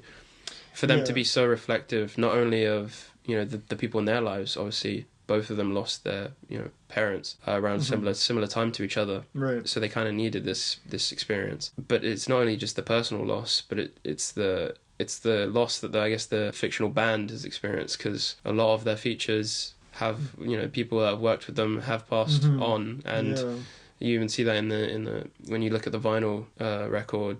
liner notes. There's a section on one of the inners where it will thank even MF Doom, even though he doesn't have a placement on the record. Yeah. So I think that... Okay, so they're confronting just sort of... lost. This is the album. This is the album that they needed, and this feels urgent. Like as a healing process. It feels urgent, because they need to heal, and they need to. And this is the exact kind of context and concept to explore these ideas. When I saw the short film, and it's completely unique. There's nothing else like it. When I saw the short film, and they sort of entered or embraced death at the end, I kind of took that as them sort of welcoming in some kind of rebirth. Rebirth, yeah. That's why you see the earth at the end. Yeah. I thought that was really, really potent. And then when I heard the album again after that, that was like, as far as just the tone of the songs, that carried through. And I was like, that brought like a context to just the overall atmosphere of it. Mm-hmm. I'm really just struggling to actually enjoy the tunes. That's really it. Okay. But it's like a clearly really lovingly made and successful album and what it's going for. But yeah, I just think they're like, I think they've just been off their game as far as just like making a good song. There are good songs on here, man. Yeah, Damascus is lovely. There are even more good songs in my opinion. I think like damn near like more than half the album is not objectively. But very good. Yes, they're not the catchiest songs, but I think that they're all very interesting. Right. Sure. Yeah. I mean, Mooncave. 2D. Mooncave's dope. I loved 2D on it. Yeah. I loved Black Thought. I also loved the posthumous feature. Bobby Womack, he died in 2014. Dave, he was the guy who was one third of De La Soul. Dave. Sure. He goes by Dave. Yeah, both artists that have appeared. He passed away in 2023. Yeah. Both artists that have appeared a lot on previous Gorillaz material. It's a song that felt like about self-reflection, transformation. There's that line: "If you're leaving, don't make it harder than it is. Let me know so I could say goodbye." Really loved. Was it Jalen Gonda? I don't know. I'm so apologies. But he was he the one yelling? Was that him? Yes, I think so. Yeah. But he has like some great solo music. He's got a new album coming out in June. But he very much like sounds like he's definitely much inspired by like he's got like a very old sounding voice. Sure. Like in his style of music, it feels very nostalgic. So I think his placement on this feels apt. Nice. He feels like this album is. It feels like 70s kind of like you would if you heard just one of his songs, you'd be like, oh, okay. So it's like It's like if we say Silk Sonic is doing its own thing, this is kind of like in its own pocket. Like it just feels like a very like I see. An old record, like a kind of a window into like an older time, but lovingly. Yes. Lovingly kind of done with respect. That's awesome. And this album feels like it's making an effort to try its damnedest to capture like every beautiful aspect of mankind, humanity, creative, just life in general, and bottle it into like an hour like experience. I think it succeeds in that. Yeah, I think it does, but I think it just does at the cost of like the songs, because again, the tracks they sound to me extremely cluttered in production wise. Like overproduced. Yeah, man. Like maybe just like one or two too many layers happening in the beat or something. Like a lot of these tracks, just like I really struggle to actually like confidently nod my head to it, like enjoy the songs. I think you're right. I think it does succeed in its concept. Like I felt that way on every listen. I was like, the scope of it, they sound really dialed in a way they haven't done since Plastic Beach. But yeah, the actual tunes, I'm not interested in replaying the vast majority of them, dude. But I want to keep hearing how because you've got a lot of notes on your phone. I'm going to speed through. Yeah, I want to hear how the Black Thought verse. Again, I really like the float topic, like how he bounces that was interesting, off of that I really enjoyed as an ad-lib. It establishes the religious topic, the idea of searching for a faith, higher power, a belief in something. That's something that is also prevalent throughout the album, the idea of gods, false gods, dictators who say that they have the answers and then following those gods, those so-called gods, and Damon's relationship with God as well. I think it's a very surprisingly religious album, beyond just the spirituality, but then also this idea of questioning conformity, questioning things and having questions. It's a very key like through line throughout the album. How many times did you hear it actually? Twice at the listening party and once after, and I got all of this from the second listen. But there was a lot of going back and like skimming lyrics and like having a think. Okay. Like the Mountain, like the first two tracks kind of feel like the proper like intro, because you have an instrumental kind of like a tone setter, and then you have like the first real song. And I feel like you got the spirituality, you got the transcendence in the first one, then you got the kind of the questioning, the journey, the religious kind of angle to it. And I just felt like as a song, it was the kind of like synth pop that I knew Gorillaz to be great at. It just had some great lines in there, like just like in terms of like production lines, like the synth work in there. I don't know, some people might not be a fan of 2D's delivery on some of the lyrics where it's like future, but then it will go into the Happy Dictator shit. I was a fan of the intro. It felt very like, I don't know, massive. like sci-fi, and then it's like then you hear the amen, and then these like it's one of the grooviest songs on the album, and one of the most memorable grooves. I won't deny that. So Damon and Jamie, that like had an experience. They went to I think it was Damon and his daughter. They went to a country, Turkmenistan. They learned about a dictator who banned bad news, so they only fed their people good news. So the happy. What does that? The happy dictator. So it's like, oh, it's a happy. Like it's that kind of like brainwashing. Yes. It has that brainwash effect. Okay.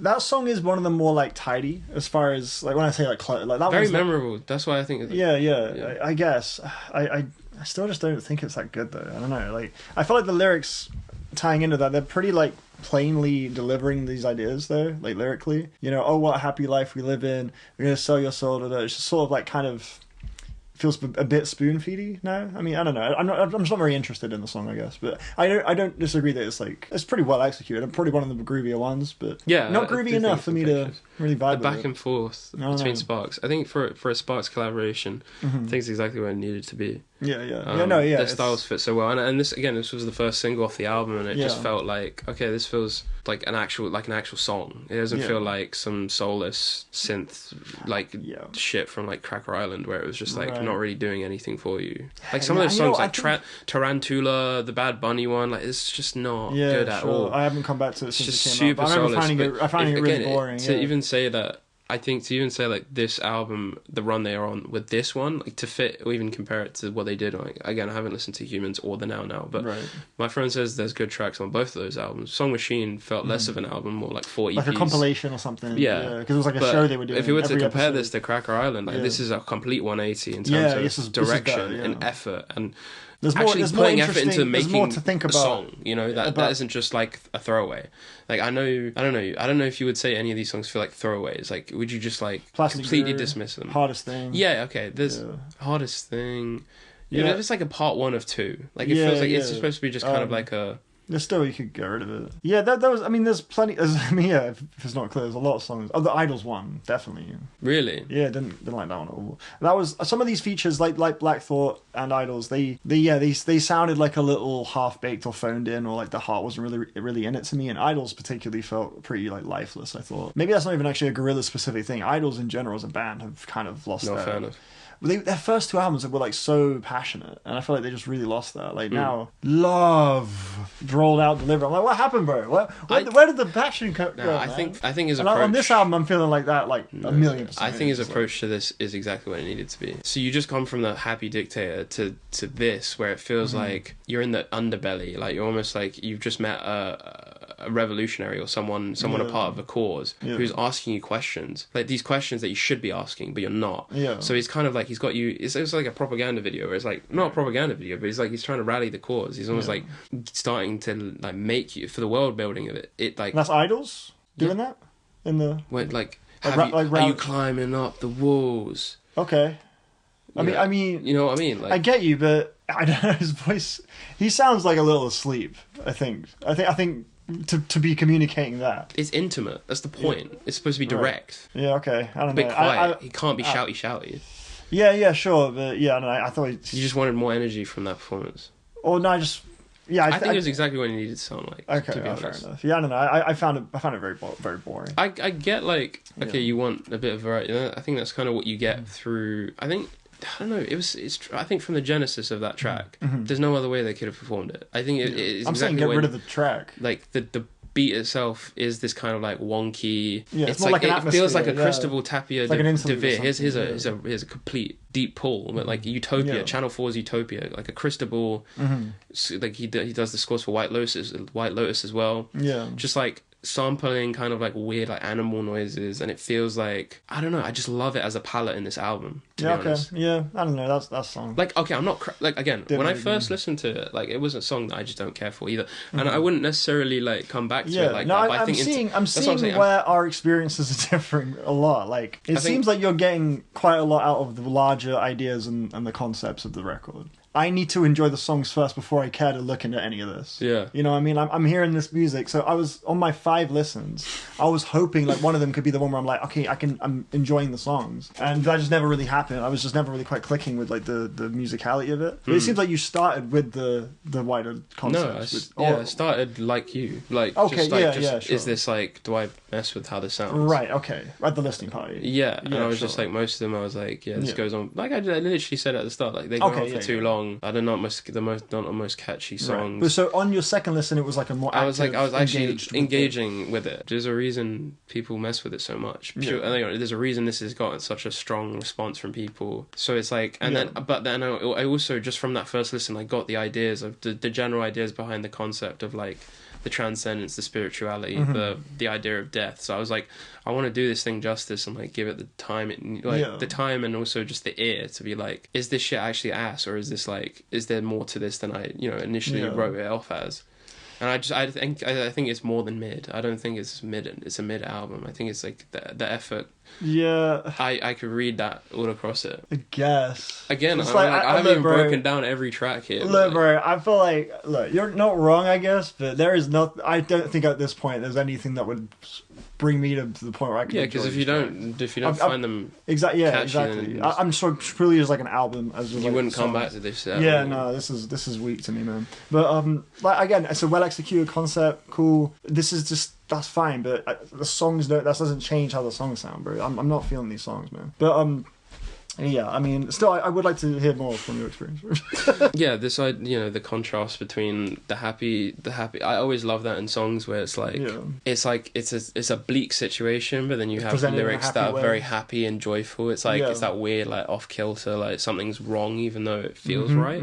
Sure. Gorillaz have always been political. Like yes, Humans was born as like a.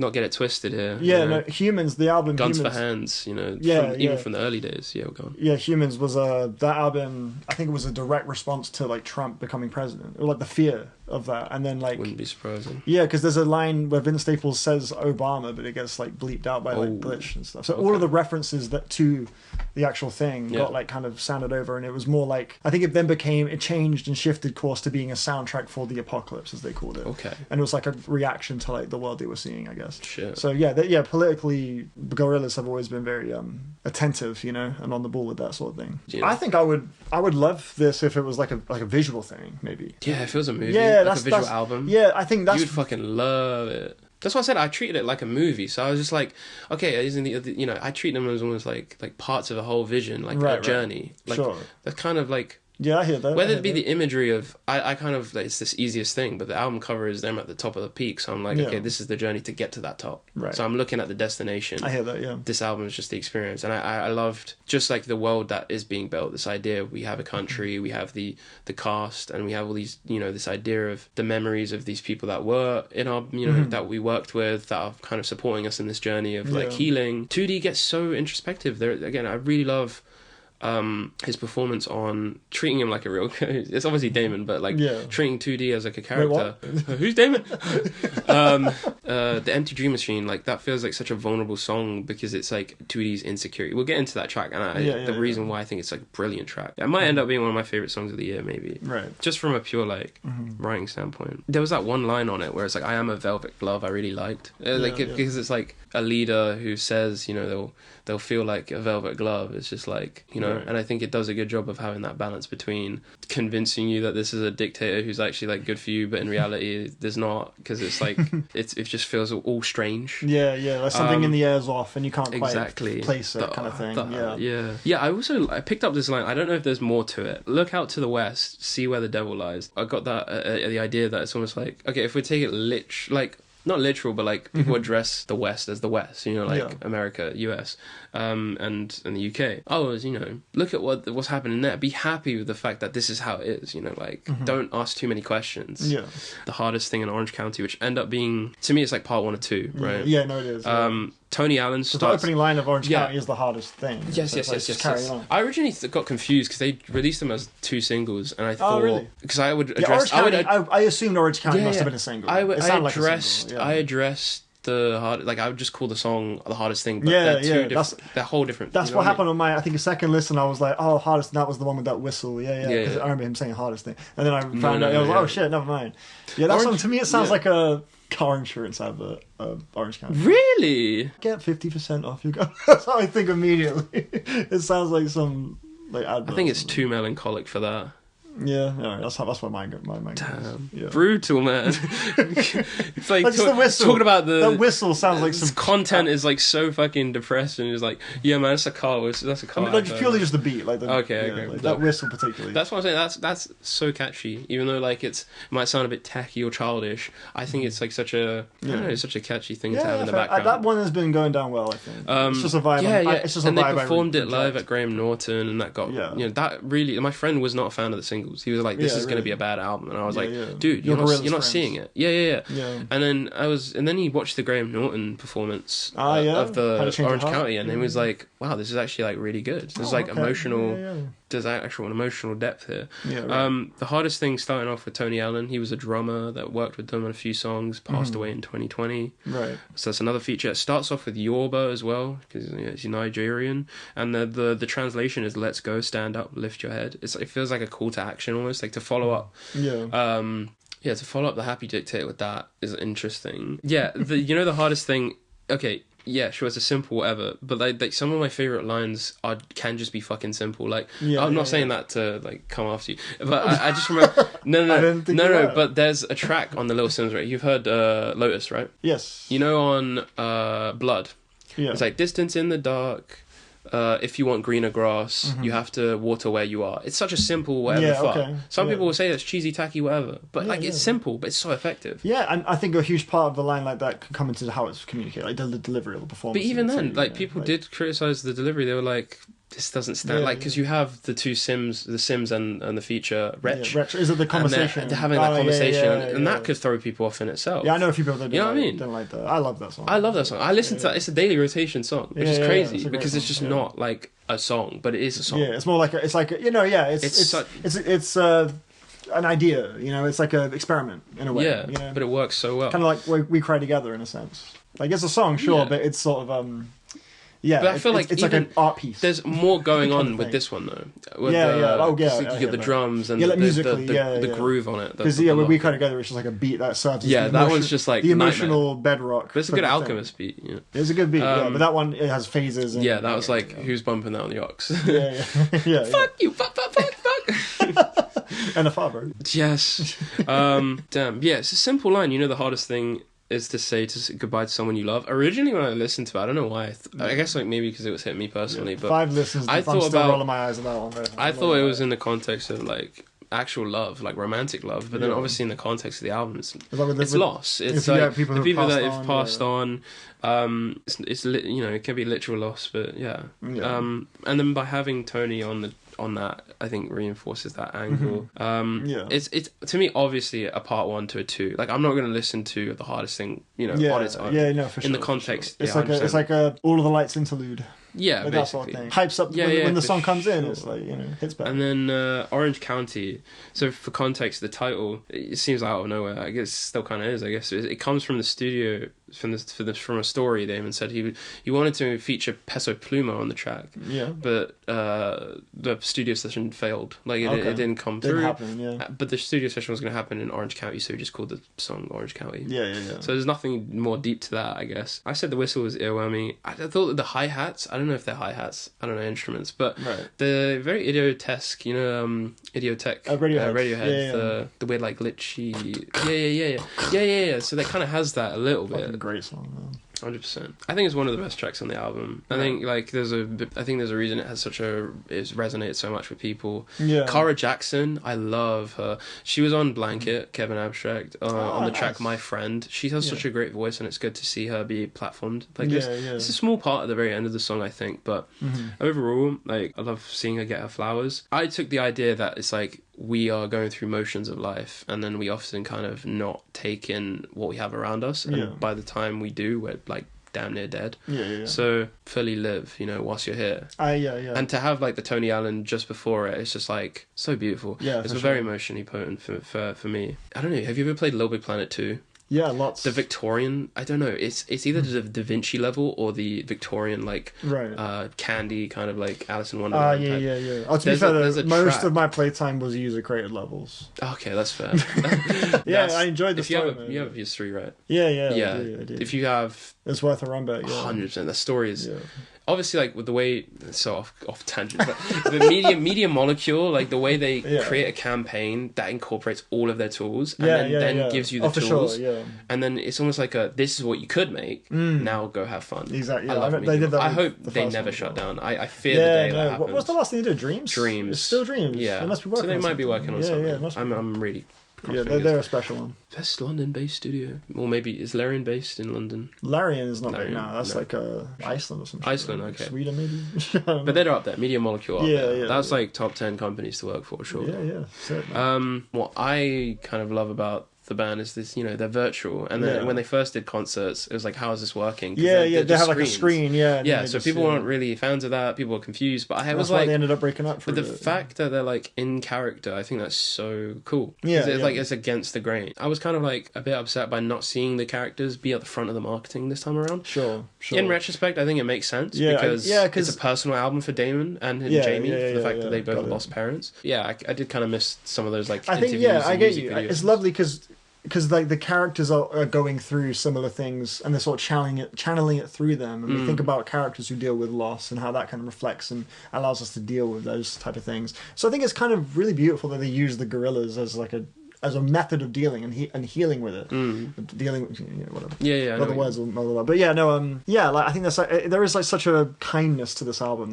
that's why I feel so. I felt I like. You're the bully that just pushed the kid's sandcastle. Because I felt that every listen, I was like, the whole thing like does come together. It's just the individual songs, like they sound like you know those like guys like who have an organ with like 300 horns and like. That's how these songs sound to me, bro. I'm like, dude, I can't enjoy this, man. Some of them are simple ideas that, like, I don't know. I feel like if I tried to listen to it again with that mindset of like, is this maximalist? Is it overproduced? I didn't feel that. I feel like there are albums that feel more like that. Whether it be a Quad Echo Vanish or a Lil Yachty, Let's Start Here. I've heard those conversations of like, this is so overproduced or maximalist, and it's just this wouldn't be the album surely to do that, because it's like supposed to be a very gentle. When it does get a bit like grimy or loud and energetic, it feels like a whiplash. So I don't know. Like, I think it balances it kind of well. I mean, like, I do think holistically there are some tracks that I wouldn't revisit purely because they don't excite or entertain in the way like a Damascus would. But like when Damascus came in, that was the first song. I'm like, let's fucking go. I was like, finally, like some shit I can really feel and like enjoy. Like, that was like the first song, man. Even at my listening like party, the bass line was so good on that. Even in my listening party, that was the one that got the most kind of livelier reaction. It's the best song, easily. I spoke with people after the listening party, and they still loved the album. They still fucked with it. I don't know. I think it's an important one for the catalogue. 100%. This again, I'll reiterate. This is definitely their best since Plastic Beach. Like Humans, complete mess. Like that. That's an album that. Production's bad, but for a whole different. It sounds really tacky, like super, like overly digital. Like like the kick drums are just extremely booming. That sounds rubbish. But now I find just very dull and sleepy. Sorry, Sukai Trans on the album. On the now. Yeah. I don't know. Lake Zurich is alright. Lake Zurich is okay. I don't know. Now I find it really boring. Song Machine, couple good ones, couple bad ones. More of a compilation. It's alright.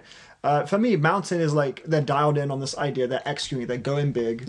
Musically, Gorillaz are in a place that don't speak to me anymore. But as far as what they're setting out to do, that's what that's another thing. I haven't spoken. Plastic Beach and Demon Days, like pre-hiatus, I'm like, there are so many memorable like sick tunes. Like you look at a Dare or a Feel Good Inc. or On Melancholy Hill. They're so emotive. They're so like freaking catchy and like instantaneous. And right away off one listen, you remember it. I'm like that has not happened for me with a Gorillaz album in a minute. Like the most memorable song for me they've done is Aries. I like Aries of Song Machine. That one I think is a great song. Like, that's already right off the bat, first listen, that's a classic. That's an all-timer Gorillaz song. Okay. They're just not in like I think musically their creative prime right now, and I feel like that's held back my time with the Mountain. But they're like, larger concept bag, like they're sort of thematics, like they are dialing in very, very positively there. So. I think it's just sort of a matter of what you want to get out of it, Yeah. Or what you want out of the Gorillaz right now. Do you find that the concept is has taken priority to the point where the music itself sounds... For sure, yeah. That's how I feel with Mountain, 100%, yeah. Mm-hmm. Be interesting to see people share the same sentiment.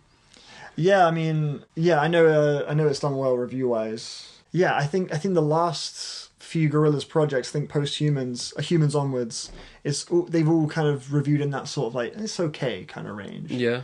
And for me, The Mountain is it's like more confident, more impressive, but I'm still coming away like, it's fine, it's okay. I'm still feeling that same way, personally. I don't know how many other people feel that way, but that's my experience with The Mountain. There was this one line on one of my favourite lines on the whole album, The God of Lying. And this is what I took away from it. Yeah. I went to the liquor store and they took all my money. I stared in the mirror there and begged a man to love me. Like, I took that as like going to the church and then asking God to love you, and that feeling of like looking in the mirror, self-reflection, atonement. Right. Sure. I really like that line and the ideas I got from that. Cool. Are you dying for an answer for what they call grief? But there's a terrific chance there's nothing beyond what you believe. I don't know if it felt like... Because Damon's come out and said he's not really, like... He doesn't necessarily subscribe to a religion. Like, he just kind of believes that there is something after. He just doesn't know what that looks like. Yeah. And I don't know... I guess on a more personal question, what is your relationship to, I guess, what the album's kind of exploring? The spirituality or faith? Like, is that something that you've had a thought about? And also, does in my life? Yeah, and also, like, do you think that has had a role to play in, like, maybe not messing with the songs as a whole? Like, whoa. Yeah, I'm not, like, religious, but, I very much, like, I'm someone that embraces the fact that I can't know the answer, you know, and I find that really comforting. Like, you know, I can't comfortably put my whole belief into, like, there isn't something, there is something, you know, so because I can't know for sure, so like that would drive me crazy, just me in my own head, you know. So I'm very much like at peace with the fact that I don't know. So but I also recognize like how the world is and how difficult life can be.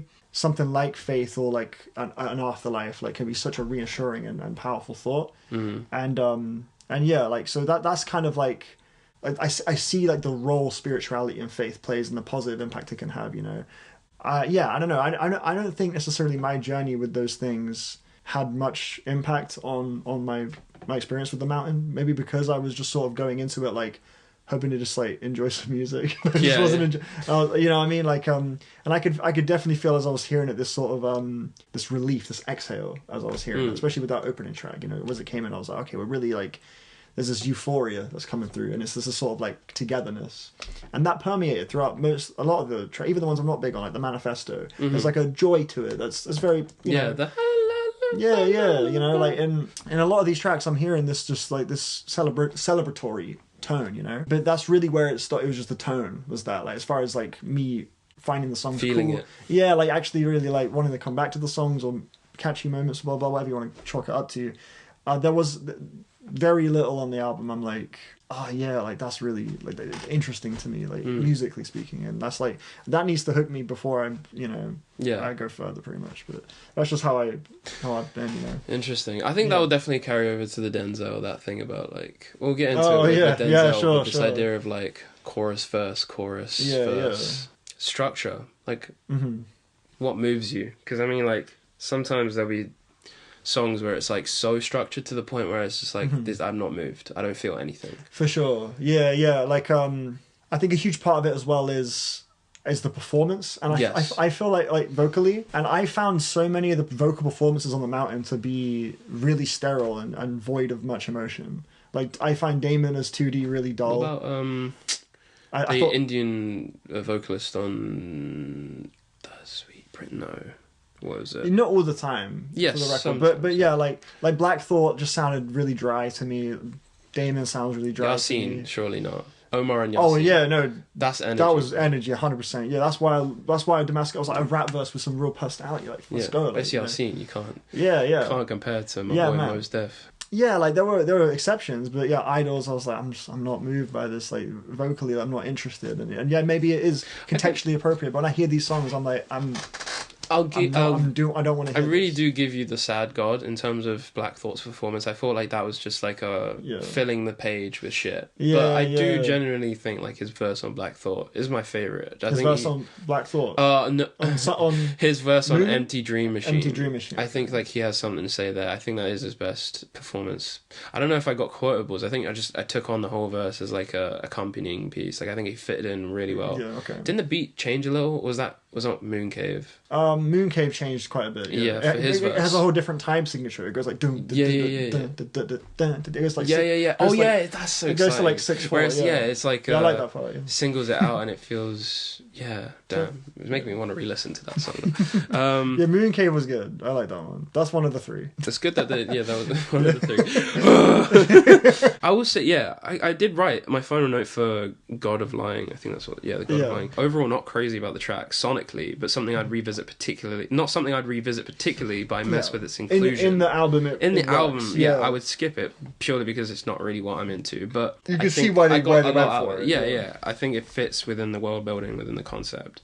Similar, I feel again the same with The Hardest Thing, The Mountain, Orange County. I mean, I'm kind of not in my sad bag at the moment, so I probably would stay away from that one. Yeah, but I think if I heard The Happy Dictator, I'd let that run. Yeah, okay. I think I like the groove on that a lot. And the Mooncave, I've grown to appreciate a lot more. I think on the first listen, I was like, at the listening part, I was like, okay, it's 6 minutes of instrumental. Okay, wins. What are we gonna get? And then it's the first song, and it's like, okay, I let this groove. And then the Black Thought comes in, and it changes its time signature. I'm like, oh shit, okay, yeah. Okay. It's a nice journey.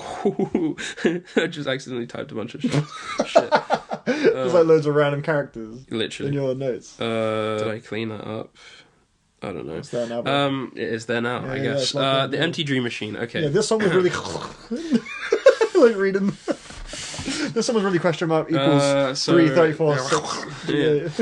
So it's the first inclusion of Johnny Marr, guitarist of the Smiths. Yeah. So I originally wrote down, not sure about the auto-tune on the line, Empty Dream Machine without you. Then I came back after listening to a certain song, and this is my interpretation. And you could say it's a reach. I don't fucking care, because I think this is the core of the song. Whatever you say, it's still going to sound like ass, so carry on. Okay. What? Oh, you're saying the song? The song, yeah. Say. No, what you know, everything. No, you're very articulate. Okay. And you word yourself really well. I said, though it could be intentional, anti-AI, is he supposed to be the AI empty dream machine? He needs you on the team because he can't do anything without the user. The user needs to write the prompt. So that's why the ending sounds the way it does. Because it's almost like him calling the user to use him. The empty dream machine. Because how the fuck can a machine dream up anything without the user? So it's almost like trying to ask you to put in the prompts. Yeah, that makes sense. Yeah, I don't think that's I think like the AI angle is a through line as well. Like I felt like 100%. Not only just in the process, like we mentioned, but also topically, I feel like there's the intention behind making the album sound so rich instrumentally. Yeah. They're going as far as they can. You cannot get AI to sound like this. That's something I thought as well. They're going like the extra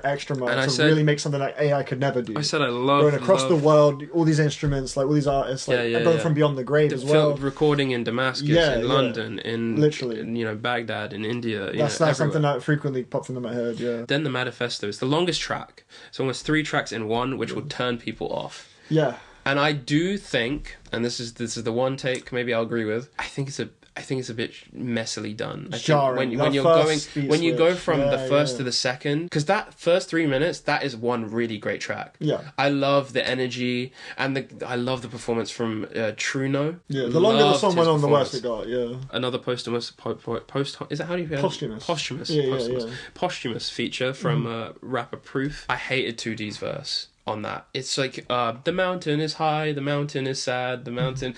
Such a bad. That's the worst verse on the whole album. Yeah, I remember that. He could have done so much better. Or Damon or 2D. Get meta with it. I thought that was a stinker. We need a 3D on that one, bro. We need or maybe a 4D. We more dimensions to that, please. Yeah. I think his name is supposed to be too dense. Is what it stands for, I think. Oh damn! Could be wrong on that. Flame him if he's wrong. I don't know why I wrote Poof. Poof again. Proof also went hard. His verse apparently was a freestyle before. Charlie Puth was on the album. Really, I didn't know that. I must have missed that. That's why you put your notes and you heard it like twice with the. Yeah, bro. He's gonna sample him like knocking a table into like a whole song with 12 notes signature. You're thinking of fucking Jacob Collier, bro. Yeah, Charlie Puth does that. He does like beat Ricky. Who just like. Oh no! Yeah, I'm sorry. He does. Yeah. He does. My fault. Yeah.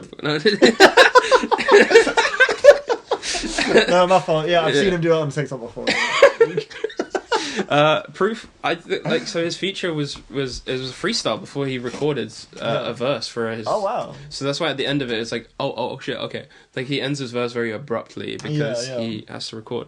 I just said I didn't know if the second half of the song was needed. It could have ended at 3 minutes. Find another way to incorporate his verse. Yeah, just seems like an awkward switch up. Yeah. It was just very sudden. Plastic Guru, one of the worst songs. Yeah, that song sucks, man. So apparently Lou Reed would have been, who's also worked on them. Plastic Beach. He would have been included on the track, but his estate denied the placement. So they replaced it with like a HAL 9000 inspired. I don't know if you kind of clocked that, like the 2001 Space Odyssey, the AI. Didn't cross my mind. Kind of sounded like again, like, yeah. To be fair, look, like, again, like the amount of times or the amount of listens I gave it where I was so ready to like really like, okay, let's really focus. Yeah. And I was like, oh yeah, focus, yeah. I was like, I can't, I just moved, this album's not grabbing me, man. This song, I'm not saying like, I'm not fighting for this song, it's just more just to give context. Sure. Damon and so Jamie. there's a lot of like cracks on like, when did that happen? Which song was that? Because I just like, I just not an album that really, it didn't engage me much, that's all. He was just asking Damon a question and he was like, yes. And then the song starts and it's just, isn't that the one, is Plastic Guru, is that the one where it's like, we believe? I don't know. Damn, okay. I can play it. I probably have it. Any second now. Yes, it is. Skipped it. His Wi-Fi's fighting against him. Yeah.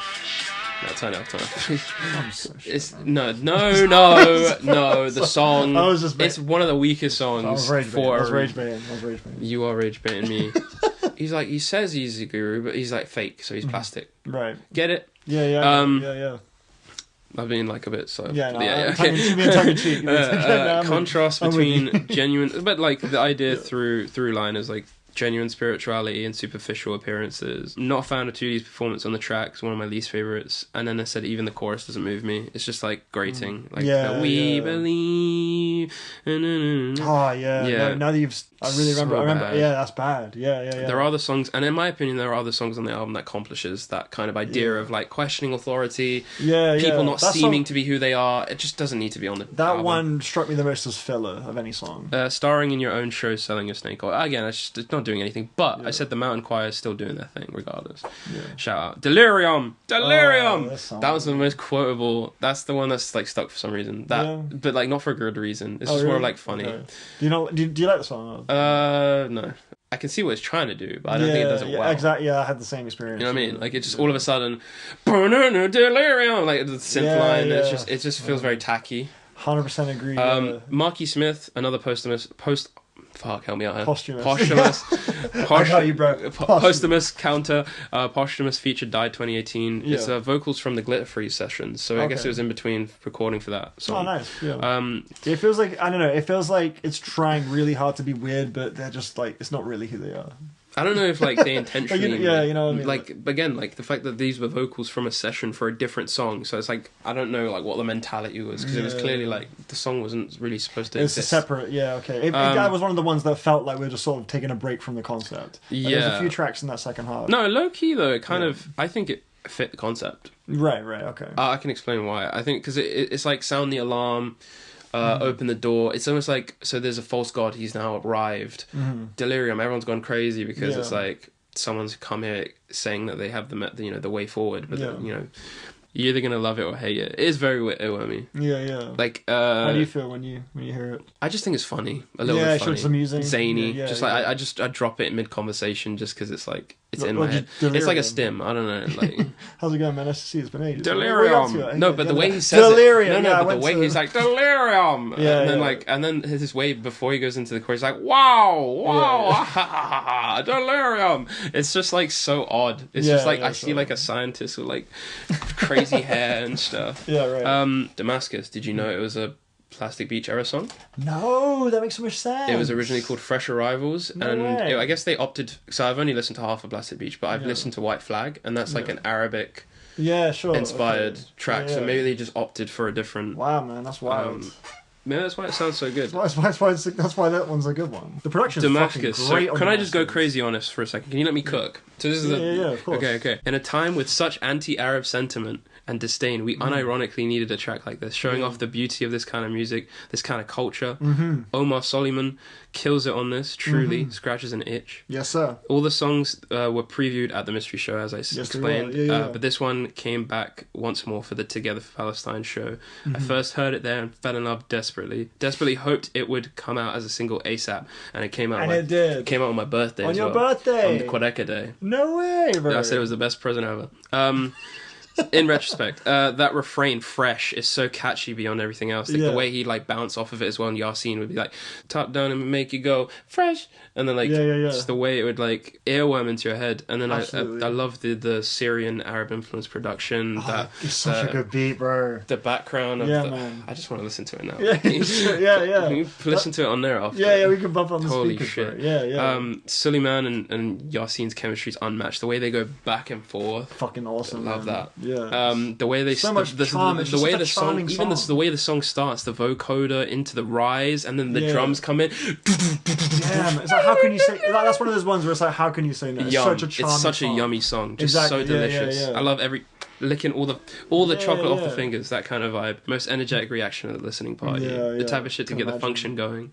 And I said, energy, bro. Don't ever speak ill on this top 3 song. Absolutely. Oh, no, I wouldn't dream of it, dude. And then I said, like, I generally... Top 2 and it ain't 2. Yeah, bro. I generally doubt there will be a listen to this album where I won't want to desperately wish I was at Damascus already. It really is that kind of track. It takes a minute to get there. You long for it. Takes a minute to get to Damascus. No, I mean, even when I'm listening to each song with such care and like, but like, I still desperately want to get to Damascus because it's such a mood shift. For sure. And I can't believe my friend said it's the worst track. That's crazy, man. Yeah. What was his favourite? I mean, I just remember the ones he had emotional reactions to. He said he had an emotional reaction to The Sweet Prince and The Sad God and Orange County. So he's more of a sentimental. Got it, yeah, the sad stuff.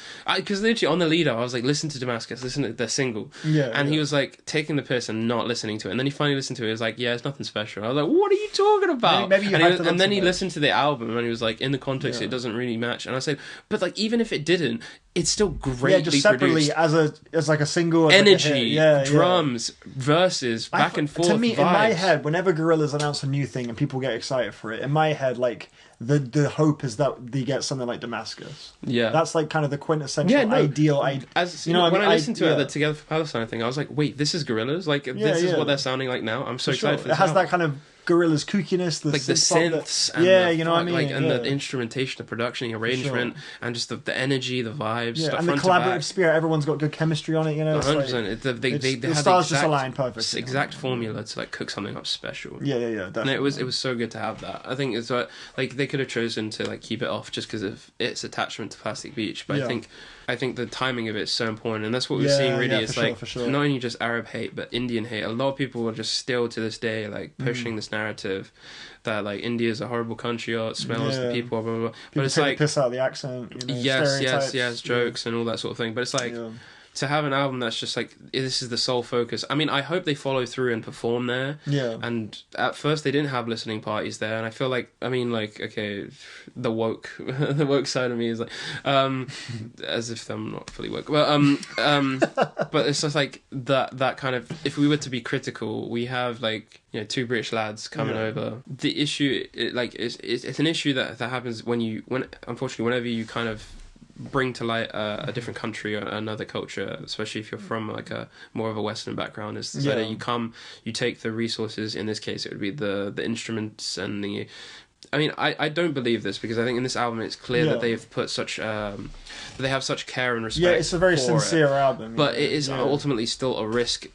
If not their intention, which it would have never been their intention, but it's an effect that it will have through the listener. Like, say, like a white listener will listen to these sounds and be like, oh, this sounds like cool, this sounds exotic. Yeah, you know what I mean? Yeah, you know them, like, rah, man, this is exotic. Like, and they'll start dancing to it. But it's like, I don't know, man, music is universal, and like, if we were to like start calling out every sound and how it's been pinched, like so many people pinch different sounds from different cultures. It's lovely that Gorillaz took it upon themselves to spotlight these like more obscure corners of exotic music, you know? And give it like a really loving spotlight, you know. 100%. Because I think a different pairing of people would have probably streamlined it in a way that wasn't right. I mean, I'm coming from an Arab background, and I saw the song, and I just got really happy. Like, it felt good to have that representation. And I've seen a lot of, like... it's such a contagious track. Indian listeners as well, they've really messed with how foregrounded awesome. The sounds and the country and the culture and the belief system as well. Like, especially with the short film, someone said in a comment section where it's like, in Hinduism, there's the belief of, like, stripping ego away completely. And then through that, instead of being filled with ego, you're filled with love, and then giving that out. Oh, that's nice, yeah. And then there was that moment in the short film where Noodle looks at the group and is like, I love you, and then she plunges into it mouths it. Yeah, that was lovely. So I think, like... Yeah, I think it's really beautiful. Yeah. It's art, bro. Like, I don't, like, it's too good to be given it a 5. I'll be real. Like, at the end of the day. Like, if you want to say 6, I'll take you on a 6. I'll take you on a 6 now if you amend the score. It's closer to a 4 than a 6. Bro! Kill this man! Look at the spike. Just hear the dogs barking. No, like, the reason it's out of 5 is because it is such a sweet album. Kill this guy. Watch out. Okay, the Shadowy Light. We're on the last stretch now. The Shadowy Light. Gorillaz had to collaborate. Tried to collaborate with. One second. Yeah. No, you carry on. I'm going to. I thought it was. I don't know. It was interesting, and I heard, So this is a rough translation of what she was saying. She's saying it in. Oh my god, this fucking song. Sorry, carry on. It's definitely a long one, that one. Yeah, like, that plinky melody got so annoying. Oh my god, I will say, so do like the chorus there, and the ending is effective, flute work. Yeah. That mountain choir, man, does feel like transcendence. Yeah. And I do think this is where so there's this line as well, 2D says it. If it's God's you trust, what will they promise you when your voice is lost and replaced by cold machines of madmen and fevered dreams? To me, I feel like that's like AI, surely. Yeah. Where it's like, and if Herb started... Madmen and fever dreams? 100%. Well, like, replaced by cold machines. Yeah, there you go. Yeah. So, like, and then if people her verse... make AI shit of, like, fever dreams. If her verse is... that's on point, yeah. If her verse is about her relationship with music contextualized through the metaphor of this boatman, then I guess the track is this... it's another anti-AI kind of sentiment of, like... Because people do call AI God, like people saying that's the next, that's the new religion. Yeah, like Matthew McConaughey and shit. Really? It's his interview with Timothy Chalamet. He said that AI is He's God. Like, we didn't say AI is God, but... Well, it's interesting because he's supposed to be the religious not specifically. one. He's the religious one, because when they did True Detective, Woody Harrelson was an atheist and he was a Christian. Yeah. And then he's like really they both into, like, played AI, opposite roles. So Woody Harrelson had to be a Christian. Oh, really? It was very funny. Yeah, no, he's saying like, it's coming, you got to embrace it, AI. He's been on that kind of wave. Yeah, I just said by the end of it, I might accept that I just don't get the song. So, like, if there was anything more to it, I didn't really get much from it. Right. The Shadowy Light, like, I don't know, didn't really work for me, to be honest. It was more of a forgettable one on the album. Not horrible track, but definitely not memorable. The melodies on this album are so dumb. Casablanca, the least I had to say about a track. Horrible. Not horrible, but just really just not great. That's my least favourite. Yeah, this is the one. It's just so... Yeah, go on. Yeah. Now this one, it's a stinker. There's like nothing memorable about the song at all. No, I can't. I cannot tell you a single thing. Yeah, it's so. Yeah, I can literally not tell you. This was like a black void in the track list. It's also not tied to the concept at all. It feels like this was during that just a nothing burger. Yeah. So like there was nothing for me to work off of. So I just say one of the weakest songs on the album doesn't really do anything for me sonically. But I did say the guitar work. I did like the guitar work. Okay, it sounds like your experience with Casablanca is quite similar to my experience with the bulk of the album. Take how you feel about Casablanca. Yeah. And imagine that we got your experience for like most of it. That's horrible. Yeah, that's what I'm dealing with. That's what I'm dealing with, bro. But we're not. But I'm just like sat here. What have I been saying the whole time? I've been spitting. I'm trying to get. No, yeah, I'm not saying you. And like everyone else is spitting. So there are good stuff about this album. Yeah. I'm trying to get you to understand what I went through. Last two songs, Sweet Prince, Damon's track dedicated to his father, his late father. Yeah. I was kind of like I was happy with it, but I actually technically would be unhappy with it. Mm-hmm. Like I wanted more. Like right. I feel like the verses were very sparse. But the fact that you want more is a good thing in a way. Like it's like a sign that something went right. I don't know. I listened to it and I'm like structurally I'm like, yeah, this is like satisfactory. But like Satisfactory, the game. No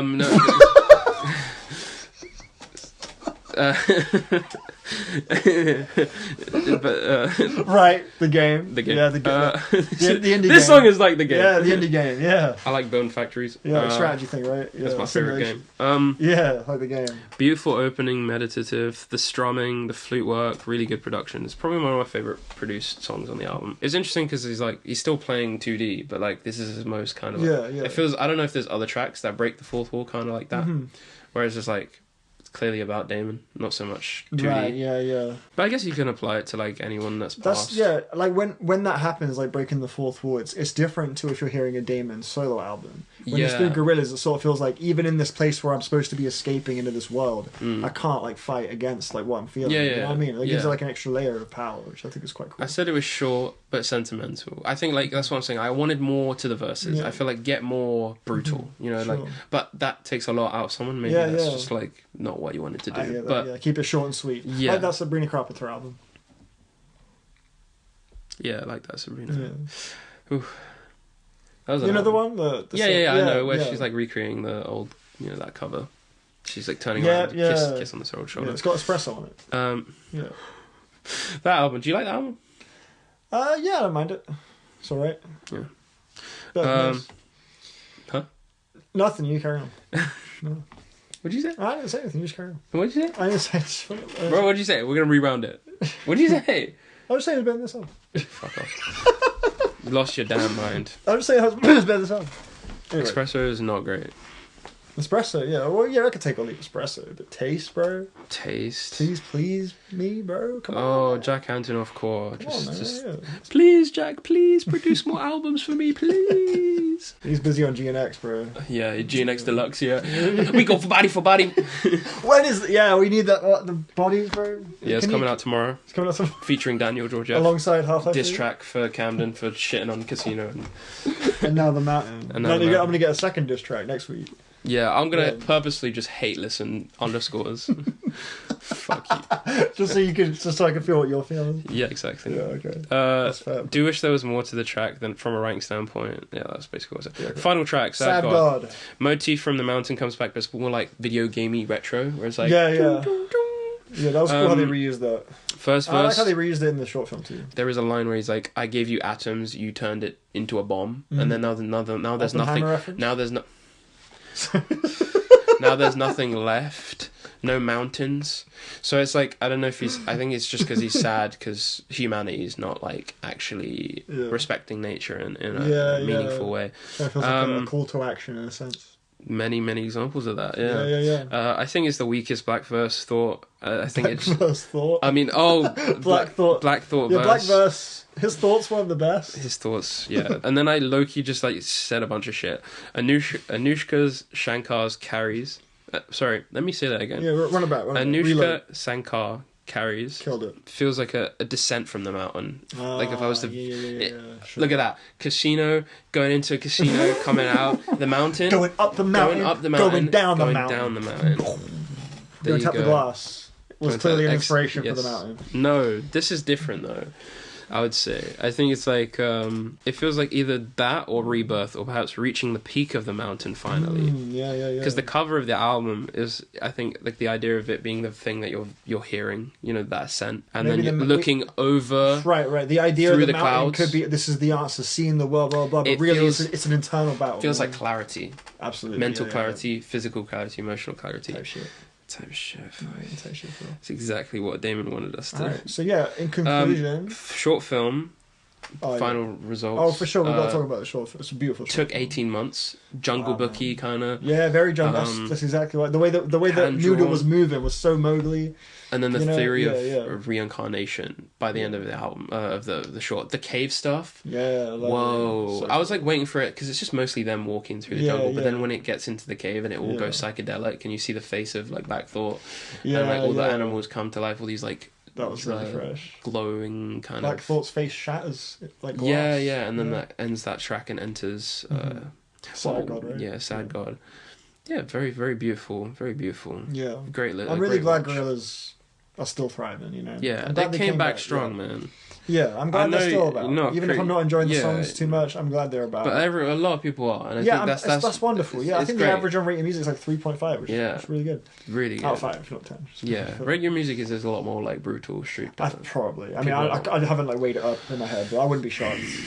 They can be pretty elitist on there sometimes. So sure. Yeah, no. Overall, it's being met pretty warmly. I think Fantana gave it a really good review too. 8, so 8 out of 10. There you go. What have your so my friends? I've only spoken to one, but he said it's their best since Plastic Beach. He really likes it. Really enjoys it. 100%. What about your friends? My friends? Have they spoken about the album? No. I think a few passing comments. I think there was one person in my Discord, Rick. He started. I remember seeing he was like, "Oh yeah, this is the freshest Gorillaz have sounded in a minute." And then a few messages later, he was like, "No, this shit fell off." So he was like, I spoke too soon, bottled it. I think he said or something like that, fucked it or something, something like that. So maybe, I think so. That's the one friend reaction I can distinctly remember reading right now. But yeah. I think it's generally maybe in that 6-7 range, you know. So I'm more in the 5 because like ultimately I didn't really. I mean, there's most of the album I didn't feel much from. So sometimes it was good, sometimes it was. Give it 6. It was a skip. So I'm not going to. I'm sorry, I'm not. That's not fair. Because I gave this thing 5 listens and it didn't click. I'm looking. One more listen. Keep the short film. Please, film. Bro. Please. One more listen with the short film looped. With the short film loops? Yeah. That might be better. Dark Room. I could see some of these songs fitting nice as a soundtrack for a visual thing. But as an album, I'm not moved by it. I also think it's a pretty clunkily organised album. It's really long. A lot of these tracks drag on. No, I do think it's not perfect. I think that there is a lot of bloat, I think. Yeah, with some of the arrangements, and then some of the tracks not really doing much for me. But yeah.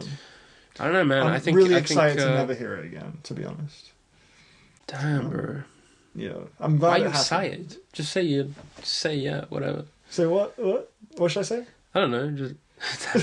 You're excited to never hear it again. The fact that I'm not hitting play on this again from this point onwards is like a good thing. So you listened to it 5 times like this? Yeah, I was like, I'm gonna try and like hear it a bunch so I can like comment. But I was like, dude, like I have a really hard time just sort of just getting acquainted with these songs. Like, they just weren't staying in my head. They were just really boring. But I actually like. It's going to sound like I'm taking the piss. I really enjoyed hearing your notes. I love how thorough they were. They were pretty insightful as well. As far as bringing context to the decisions that were made that I wasn't a fan of. I was like, that's why they were like that. Yeah. Cool, that's great. We're immortalized forever. Oh, that's fucking beautiful. Given the themes of the album. Yeah, that's lovely. Fuck AI. Fuck AI, man. Scythe? Yeah. Denzel Curry? I have a lot less to say about that one. Do you have notes for that too? Yeah, just a lot less. Though. Okay. I'm gonna. Why has he got so many notes? My logic is like if I just. Yeah, I think if I just go off memory. Formula, yeah. My logic is like if I go off memory. Well, I'm gonna do that for the bride. Like I just. Sure. Yeah. Okay. I think. Hold on, let me just. No point even saving it for the spoilers or nothing. Like. Yeah. Yeah. Okay. All right. What do you mean? Well, you know, like the idea is we hide how we feel about the stuff we talk about, and then we reveal here. But you made it very clear how you feel about the bride. Not really. I love the bride. That's my favorite album. Yeah, my logic is like, if I just carry with me how I felt, my experience with it. Sorry, that's all right. Yeah, you go. Like without the notes, I'm given like just an honest reflection off the dome, like off the cuff, just raw, of how the album really made me feel, and I feel like it's going to translate emotionally.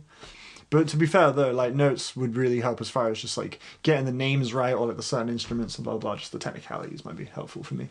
Yeah. Especially when it's an album that really doesn't stick in my head at all much. So speaking of which, just had to throw in that jab there. Speaking of which, the Scythe, Denzel Curry is a rapper that we love. I mean, we were recording. We I hit record just a second ago. Yeah. Damn, my bad. Keep up, man. Which reel is this? Do you think Demons? Oh, it's the remake one. Oh, yeah. That's a good one. You know.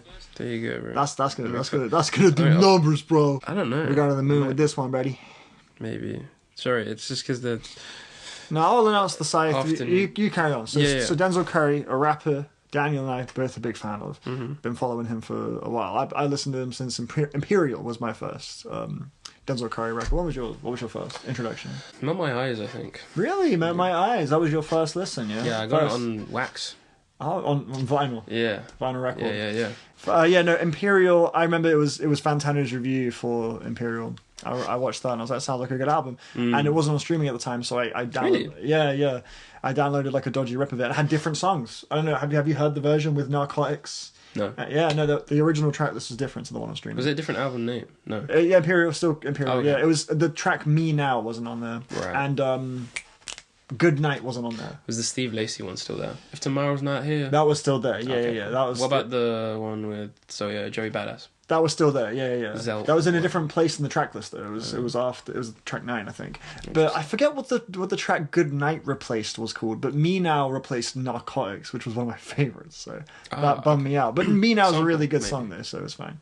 Sorry? Was there like a sample then? I must have been something like that. But yeah, I heard Imperial. I was like, this guy's awesome. Just really unrelenting, like great delivery. And yeah, I've been following him ever since. And he's generally just with his projects pretty consistent. Mm-hmm. And he's gearing up to release a new album this year. You said we talked about it on the last episode. He's gonna have 2 projects this year. He confirmed it more recently. Double down, yeah. Yeah. Okay. So that's definitely gonna come out. It's been turned in, so. Oh wow. Maybe soon. Oh, that's fucking great. Oh, that's awesome. Next 2 months, 3 months. It's not uncommon for Denzel Curry to release these in between projects as well. Between the big, like the Taboo is like Taboo, Imperial, Melt My Eyes, sort of are like the 3 last big ones in a sense. And in between that we've had Zoo, 13 EP, Unlocked, King of the Mischievous South Volume 2, which you could argue was also like a the new album, but it kind of felt like a kind of 1.5. A little bit, yeah. Like or like it kind of felt like a sort of here's like a bangers album. Remix album. You know what I mean? Rather than like where I'm at right now sort of thing. And now we have the Scythe, which is I'm not sure what like the core members of the Scythe are. It's Tia Corinne, BK the Ruler, A$AP Laser Dim, and A$AP Ferg. Laser Dim is a core member. I think no, maybe. Iffy on that one.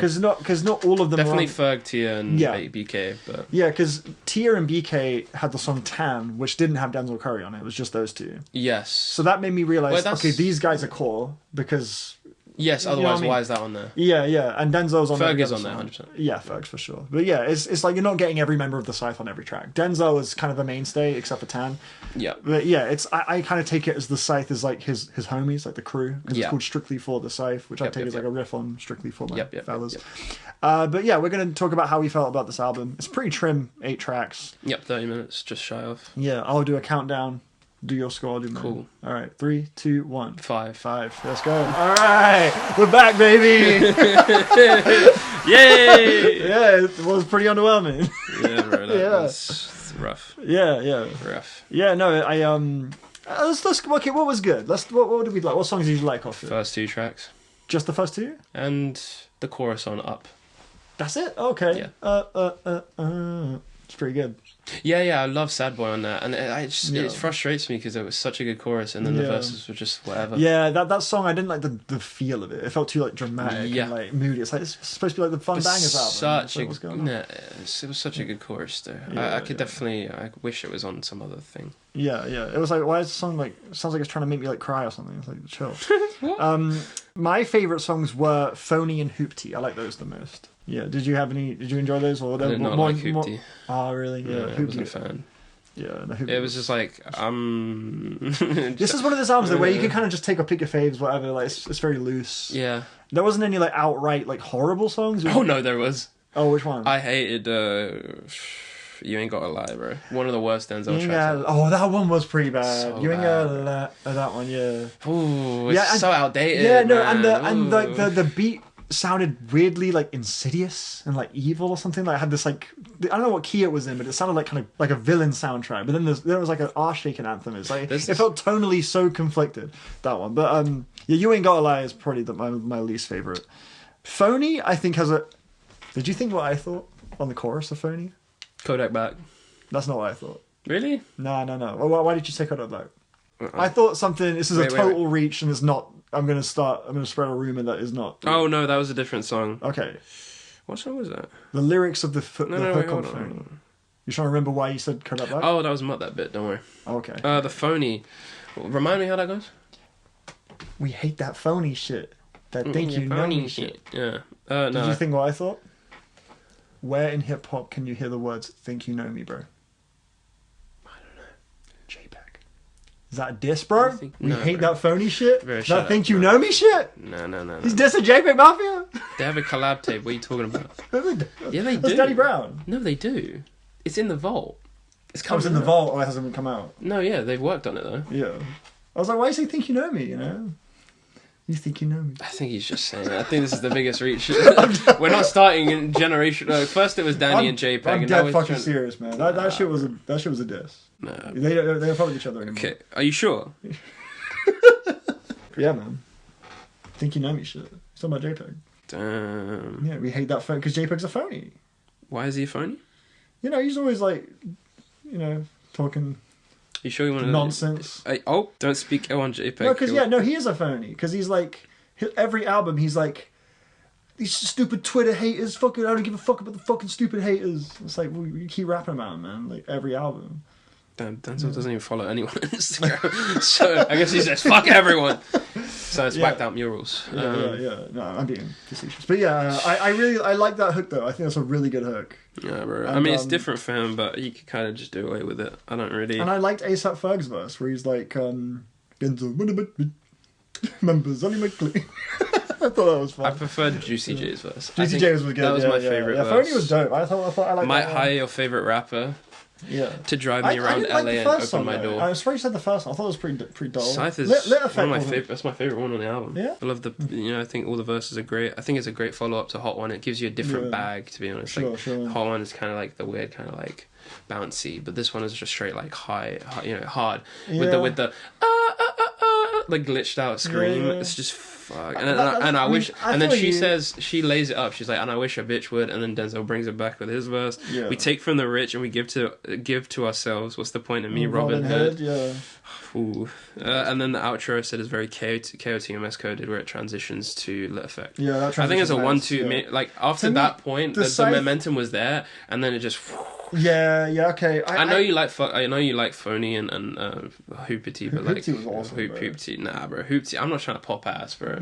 Fuck that shit. That ending beat was crazy though. When the sample came in and the bass line changed, that was really beautiful. I said it was a promising build up, and then the chorus just not doing anything for me. I was just like, what a strange pop ass track. It's like low-key a mess. Yeah. The verses, I like the what do you Tina say? The cool that was cool. That was but so it was good. Just like apart from that, man, I got nothing out of that. There was two Ozempic lines. You go from Mutt the Bit, where it had the Ozempic Olympic line, and then Spino does it as well. I don't like Spino. He sounded like a little bit like Wayne in general, on that track. Oh, okay, I don't know what he sounds like. I haven't listened to his album. I enjoyed Spino on that one. My sliding on a D like a silkworm. The reason I liked Hoopty, I thought it just had such a irresistible energy to it, and which was really refreshing on this album, which I found ultimately the album, the word I would use is derivative. It's just very, very derivative. It feels like the last Denzel album, The King of the Mischievous Shaft, it's like this is like a less interesting version of that, pretty much. The same kind of hit the nail on the head. That's kind of what I felt. I just felt like if I wanted any of these sounds, I would just go to the other album. And when I heard the Scythe, I was like, this is like a very default version of that sound. That's what I thought when I heard they had this whole rollout, and it's like 8 tracks. Oh my god, there must be like the most like intentional 8 tracks, and then you give me shit like it's so sloppy, like fucking You Ain't Gotta Lie, bro. Like just bro. I hear that. Or Tan, like why is that on there? It's literally a BK album track. I fucking love the beat on Tan, but I thought bro. I thought it felt like a 2018 fucking era track where like that beat made me feel like a Juice WRLD track. Like it felt nostalgic. I guess like I there's like the melodies on it. I think the melodies sound really sweet, and it pops nicely. It's like kind of it's very prickly. It's like a sweet, very sweet beat, and I like the sort of there's a synth on it. It sort of sounds kind of future bassy. It's cool, but I wasn't really into what BK the Ruler and it was sleepy. It was a sleepy performance from both of them. I didn't like the hook from BK the Ruler. I've heard them have bare energy on other tracks. It's just straight up on this album. Yeah, literally. That's the stuff. I really like BK the Ruler's hook on Lit Effect though. I got that. Yes. It does low key sound like she smokes 50 a day, but I think that's what gives it so much. The croak in her voice. Yeah. That ended it. How did you find the Denzel verse on Lit Effect? What do you think of that? I liked the fact that he switched flows 4 different times. Yeah, he kept switching. It's like he does this familiar flow, and then he's like FIFA, fo, and then he's like the red rum, and then he just switches it one final time, where it's like and I just really enjoyed that. I think like he's really versatile, and I think it's just he's having fun on the track. I like the energy. I always quote that how he comes onto the beat. I like the verse. I wish he sounded a little less tame. I feel like he sounds a little tame, like his delivery's a little dry, but I do like the flows he did. I like the part where he goes, I'm the legend in the making of something, and that's the reason that they're hating us. I like that. Yeah, that I wrote that one down as well. Yeah, and then he follows it up with the saying that they're making him like scaring the hoes. You say I scared the hoes with my music, but you ain't got no hoes or some shit like that. Yeah, no, there were little pockets in the songs that were like pretty sticky, pretty catchy, and I work credit to Denzel Curry's curation skills as a songwriter. You know, there are some decent hooks and stuff, but I think ultimately when I look at the whole project, is very, very forgettable, very missable. I don't know. Yeah, I couldn't care for it. I don't think I'll come back to any of the really tracks. underwhelming. I have like one track for the gym. That's about it. Yeah, really. That's what the effect Scythe. is. I think it's just that'll go hard. But it's just because the chorus. I don't know. Like I've tested Lit Effect in the gym, but.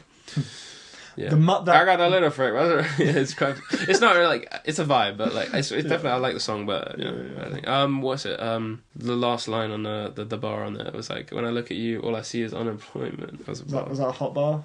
Was that fire? I just found that really funny. I like his funny bars. Sure. Yeah, a bit of a joke. That bit is growing on me a little actually. That one I didn't really care about at first, but the hook is there's something to it. Just get Kodak Black, bro. No, it's a full-on Kodak Black. Pitch. Yeah, I'm maybe not clued up on Kodak enough to. Like, I didn't think that his inflections. Yeah, okay. Where it's like, tearing down. Yeah, you know sure. I mean? I see it now. That shit. Sorry, I didn't think of that. And then that part I forgot about. I make bands. I don't make that part. Yeah. I was thinking of the other part. As soon as I get him out of bed, that's in my mind. That's the hook. I like that part, but because I think the little swag he puts in, like as soon as I get it, like kind of sassy. I like that. It's a bit of character, you know. 1900 Rugrat also just doing so. It's like a mesh between NBA Youngboy at the start of the verse, and then towards the end it sounds like Kodak. Doesn't it? Yeah, that verse was cool. It was just it was too short. I also felt a lot of the choruses just went on forever. That was my issue with You Ain't Gotta Lie, because after you have that, and you have the You Ain't Gotta Lie, and then it's like go. It's like, how long is this chorus? There's like fucking so much chorus, you know, and none of it's like particularly good or catchy, and it's just like, and now it's even less so because you're taking up like the whole song to do it. You know, it was a pretty weak song. Structurally, tonally, they did that shit in the 2010s, bro. Like that. Yeah, To Pimp a Butterfly, Strictly for the Scythe.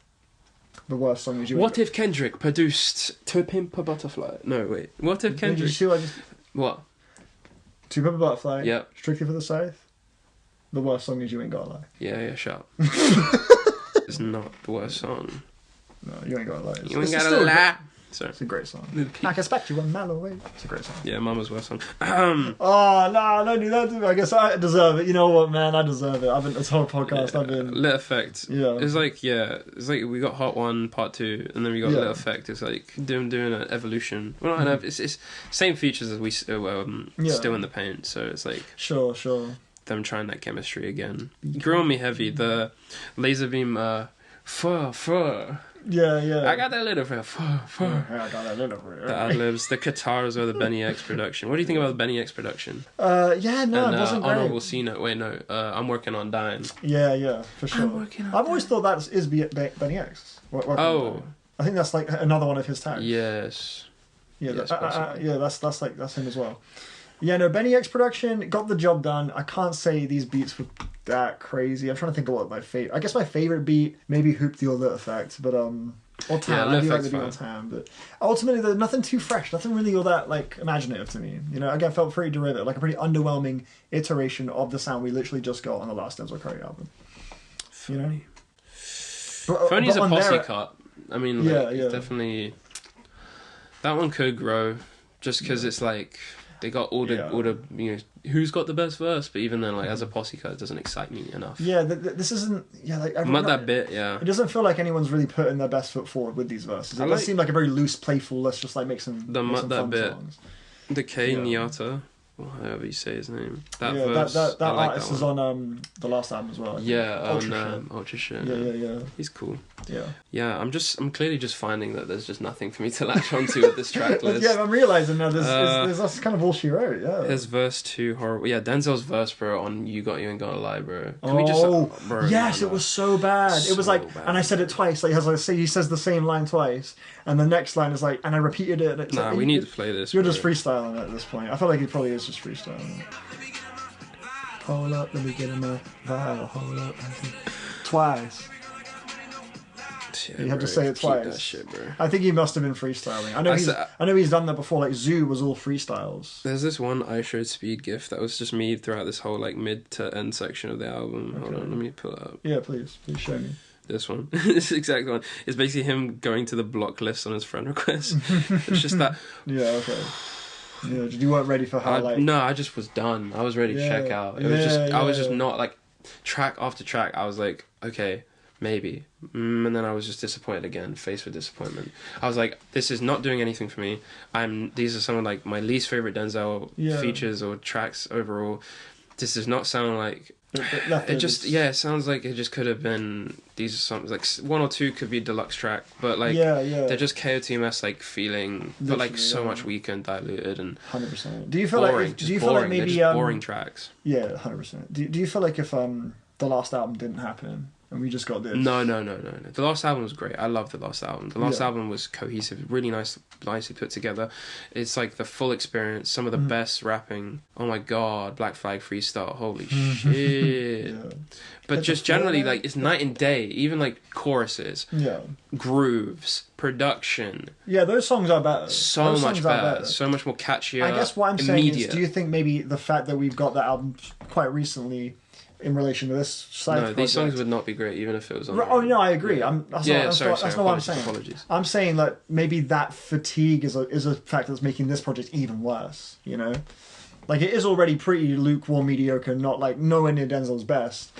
But I think given that we just got an album with this exact same kind of homage style, and then we're getting just another helping, it's sort of like there's a fatigue there. You know, there's like exhaustion.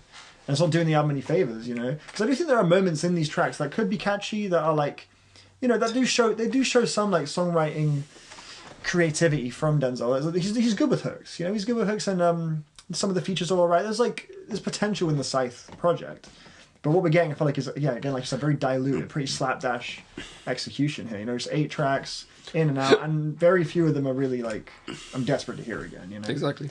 Yeah. I originally pre-ordered this album on vinyl. Oh, really? And I also was tempted to go to the listening party to meet Denzel. Glad I didn't. Where was that? Was that at Rough Trade East? Rough Trade East, yeah. Glad I didn't. Yeah, that would have been rough. Trade. Alright, so is that it? Are we done on... Is that the Scythe? Yeah, bro. I don't know what else to say. Yeah, it's just a very cut and dry. It's such filler. Like even at least Unlocked had something going on for it. At least 3000 Zell had something for it. At least all these in between projects had something. Whether it be lyrically, whether it be musically, the variety. There's more to explore.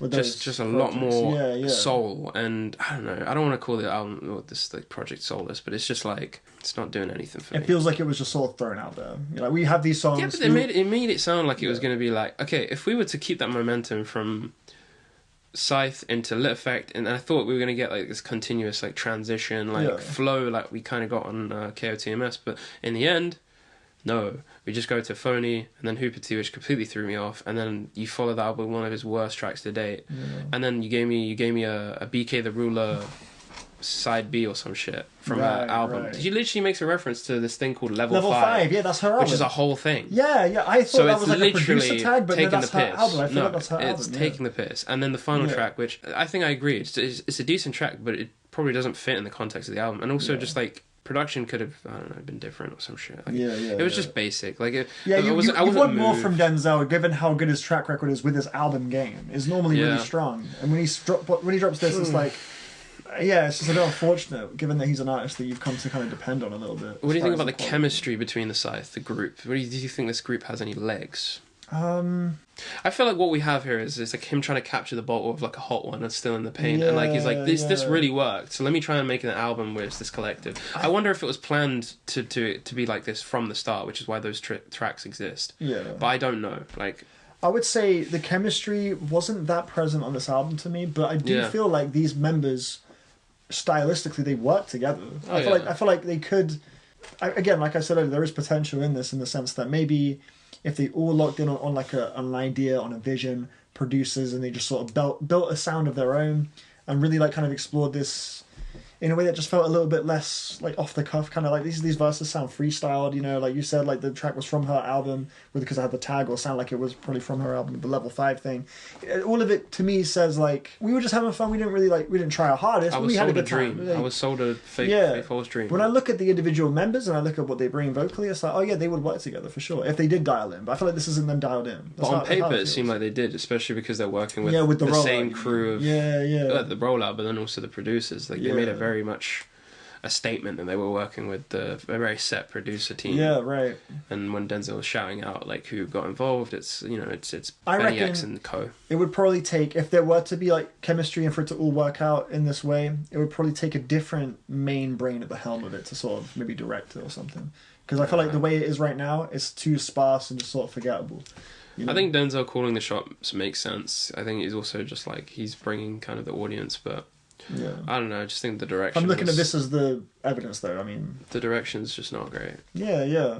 But I mean, he's still. It feels pretty. He's still one of my favorite artists. Oh, for sure. Yeah. This kind of does sour at things a little, but like I'm assuming this is just a disposable. Like, I just like there are better tracks. There are better tracks that he's done with these artists. Yeah. It's frustrating to know that this is the result of it. I get you. Yeah.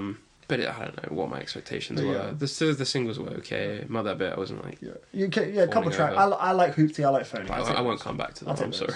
Yeah, I mean... They're not going in rotation. Yeah.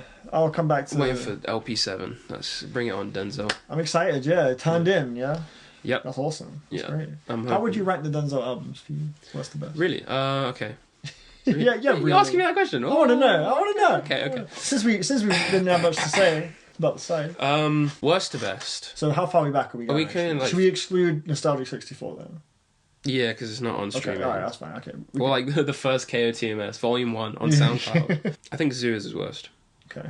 Which is a very bold take, but I don't... No, that's not a take I'm unfamiliar with. Okay. What? Unfamiliar with? Or familiar with? That's not a take I am familiar with that. I know plenty of people who feel the same way. Yeah, I'm not crazy about Zoo. Right. Ricky Goes Hard. Mm-hmm. The beat on the Rick Ross one is so interesting. Oh, yes. That's not it all. But that second half of the album, as you can tell, really just didn't really fuck with. Fair enough. Yeah. So I think Zoo at the bottom. Okay. Then 32 Zell. Okay. Then maybe Unlocked. Okay. But I do come back to Unlocked more than Imperial. I think Imperial's... I don't know. You're saying it's favourites, right? It's a toughie. Your favourite. I'm kind of flippant. Like I don't. I think for now I just stick to like my gut. 32 Zell at the bottom. Yeah. Then Zoo. Yeah, 32 Zell at the bottom. Mm-hmm. Then Zoo. Then Imperial. Yeah. Then Unlocked. Yeah. It's a rough one. I'm gonna put Taboo then KOTMS then Melt My Eyes. I really love. So second place is KOTMS. Really? I when it finally came on vinyl, I front to back I was like. Just vibing with everything. Like I loved everything. There was only one track I didn't mess with, and that was "Hit the Floor," because it's a throwaway. Really? For me, it's a throwaway. Like that's the hardest one. It's the hardest one. He performs it live, and it has a reputation, whatever. But it's a skip for me. Wow. I'd go straight to Hoodlums. Damn, man. Just because it's like. The beats it's so loud though. Good, so loud. I don't need it. I love that one. I know. That's probably my favourite song. It goes hard for the live setting, but I could do away with it. Okay. But yeah, that album front to back, flies by as well. It's like 35 minutes or something. But some great songs on there. Yeah, G's Up was a really good one on that. G's Up, and then also Set It Off. Set Up is actually, I think on the bottom end is a wish list for me. Wishlist. Yes. Is that a good one or a bad one? With the Armani White. Yeah, up the top. Okay, more the top. Sure. And then, G's Up, that one grew so much, especially with the gym, bro. That one's so hard. What's up? I love that. When he's... Yeah. And then the verse from is it I can't remember who's on that one. Yeah. It's been my neck and I've where was it? It might have been Mike Dimes. Yeah, one of the Mike Dimes. best verses. Yeah, that was a really heard good verse. from 2024, bro. It's like with the King energy. That's Mike Dimes. Yeah. Oh my god, bro, it goes so hard when you're pumping iron. No one says that. When you're pumping iron, man, G's up goes crazy. Irish though. That was funny. Yeah, pumping iron. I don't know how I'd rank them. I do know what my favorite and least favorite is. My favorite's Imperial. Okay, my least favorite is Taboo. I like Taboo very much. And I thought my take of putting Taboo below Thingy was dicey, but no, that is probably the worst. That is the worst take. I give it a 4 out of 10. That is the worst take. Yeah. Holy shit, dude, like Taboo, brother. Yeah. I mean, I remember you saying you didn't mess with Kurt Cobain, but man, there's like generational tracks on his discography: Vengeance, Sirens. Switch It Up, Black Balloons. Sirens is awful. I really don't like Sirens. Do you hear what it's saying? Yeah, I do, yeah. Do you hear the performance? Yeah, I hear all of it. Billie Eilish, JID? Yeah. And you think it's awful? Yeah, don't like Sirens at all. Son, someone slap him. No, I'm not going to do Bad it. Song. Bad song? Vengeance is great, though. I love Vengeance. Of course you do. Oh, it's loud as... Black Metal Terrorist, I love that one. Nah, that's one of the weakest ones. Really. I like, not big on Sumo. I'm not big on Sumo either, to be honest. Yeah, honestly, I don't like Match on the Album. What's that one song? Yeah, Mad I Got. Oh, Mad I Got is awful. That was my least favourite track on the album. Mad I Got It! Oh, I really like Super Saiyan Freestyle. Yes, the flow's on that one. Yeah. Boom, Super Saiyan, no. And I'm in the van like I'm in the van. That was really cool. Yeah, it's a whole kind of Don't worry, we're going to get to it. But yeah. In the night time, in the other side. There's the poltergeist. Imperial is so my favourite. I love that album so much. That was Imperial? I tried to be like one up in you. This is the Wrath of Aquarius. Where was he rapping like that on Taboo? When was he rapping like that on Taboo? You see what my least favourite songs on that album were. Sick and Tired, or Story No Title, Naughty Head. That was overrated. People say that one's the best. Kamikaze, origami, like the something. But oh my dude, Imperial. His performances on Imperial are the best of his career, man. Okay, that's insane. Yeah. Nah, bro. Across Walkin' is his best song of all time, bro. It's a great song, man. That's a really good song. It's his best song. Yeah, no, good choice. As far as favourite Denzel Curry songs? Top 5 of all time. Walkin'? Could be, man. Bro, it's like the staple Denzel track. It's really good. You know, my first exposure to Denzel Curry was a Glass Animals fear. Oh, well, I know the one. Tokyo Drifting. Why does everybody want to talk when I want to wait? Fuck! When I want to work first, but rather work it out. Songs. But I'm trying to think what my favourite Denzel song is. I really love Sick and Tired. That's tough, man. Melt Session 1, again, like I was saying, that's a really good one. Sirens? No.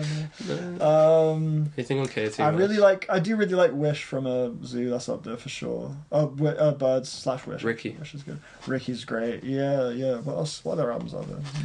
He's got other ones. How are we forgetting? Put it on the shot. Then deposit it. I'm locked. What's that one? Fire. That's Diet. Yeah. Diet's good. Diet's really good. The remix he did with TV Off. Yeah. Oh, This Life is up there. From Imperial. This Life? Yeah. This Life. Dude, that's... bro. That was the one that blew up, but I don't get it. That's like... That sounds dope, man. Anyway. The Bride. You forgot about that? Yeah. I forgot about that. I got caught up in the Denzel chat. The Bride. What is that to say? The new Maggie Gyllenhaal film. Yeah, go on and rate it. I don't even know what I fucking rate it.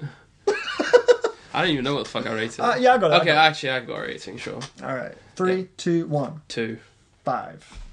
I went 5. Yeah, fair enough. Yeah, I didn't even rate it. Like, I didn't even rate it on the books. Yeah, I did. I usually don't do that shit for like films where I'm just like, I have nothing positive to say, really. Yeah, sure, fair enough. I thought it was. I didn't do it because I wanted to save it for this. You know. Okay, cool. Yeah. But yeah, stinker. I was having a really good time with it for the first 40 minutes. You know, I was enjoying it. No, keep on. What's so funny? How do you not immediately just completely turn off at this whole the whole back and forth where it's like, I'm Mary Shelley, I'm what's her name, Ida, Mary Shelley, I'm Ida. That was interesting to me, like including Mary Shelley into the story where someone's getting brought back to life, almost as if she's getting brought back to life in her own story, sort of dealing with that. I was like, okay, I want to see where this goes. I'm interested. Jessie Buckley's really going for it. Christian Bale's kind of very sorrowful, pitiful character. there was like a foundation that I wanted to see, and they were all delivering just really just outlandish performances at the musical number. This thing was just so bombastic. I was like, this is a bold swing. I can't say I'm not engaged right now. Yeah, man. You know? Joker 2 was a bold swing. Yeah, man. Yeah, but that had nothing that like. Nothing to gawk at, whereas this is given quite a lot to gawk at, you know what I mean? And I saw it in IMAX too, visually, really enjoying the visuals, great cinematography. I want to say it was around the time with the police officer, it's the actor from Sorry Baby, pulls over, he like starts groping Ida. Around there, interest just went. Like, second half, I was like, fuck man, this is going nowhere. No, we're bringing in the whole riot thing where she's inspiring this movement. I'm like, that didn't really go anywhere. And there was just so many subplots coming in. I was like, well, okay, now I'm lost. I was being charitable. I was like, this is all gonna, okay, I'm with you. Let's see what happens. But it just really lost its way. And then it had the thing with the detectives, which was very uninteresting to me. And I thought the performance from Penelope Cruz especially was pretty weak. Peter Sarsgaard was pretty weak too. But yeah, I found like her character being the sort of token girl boss detective. I think it's a very, very unimaginative way to kind of get a feminism message across, where it's just sort of said to the audience. They even say "me too" when they said like "me too," like multiple times. Like Jessie Buckley said, like I was like, okay, I get it. All right. It's like, yeah, like not Bride of Frankenstein, the bride. It's like making it into this like almost like Marvel one-liner cool Corella. Sick moment, you know. And it's like that's just such a childish way to do it, in my opinion. It's very reductive, I think. I appreciate that this film is kind of Maggie Gyllenhaal's unfiltered vision, because Netflix were going to pick up the film, and she was like, I don't want that, I want to do it my way, and she just, yeah. I mean, I think she was kind of getting in her own way a lot of the time, but I can appreciate a film just saying, you know, screw the Netflix and that, I just want to do it my way, and it's just this very, very audacious movie that, you know, a lot of people are going to hate, but I could see someone really being taken by this as well. It kind of reminded me of Megalopolis in that sense, actually. Had that same just complete lack of cohesion, but full commitment to whatever this weird specific vision is, you know. So it got some good laughs out of me occasionally. I think Jessie Buckley was really entertaining in the movie. So I sort of ended up just kind of in the middle, you know, just sort of stuck. So that's why I went with the 5, because there was plenty of time spent in the movie where I was entertained, but equal amount I was just left like, man, what are we doing? So. But your score was a 2, so you really didn't connect with it. Yeah, really. No, I don't even think, like, some people will try and play the card where it's like, oh, you're a guy, that's why. But it's like, generally... that's silly. That's...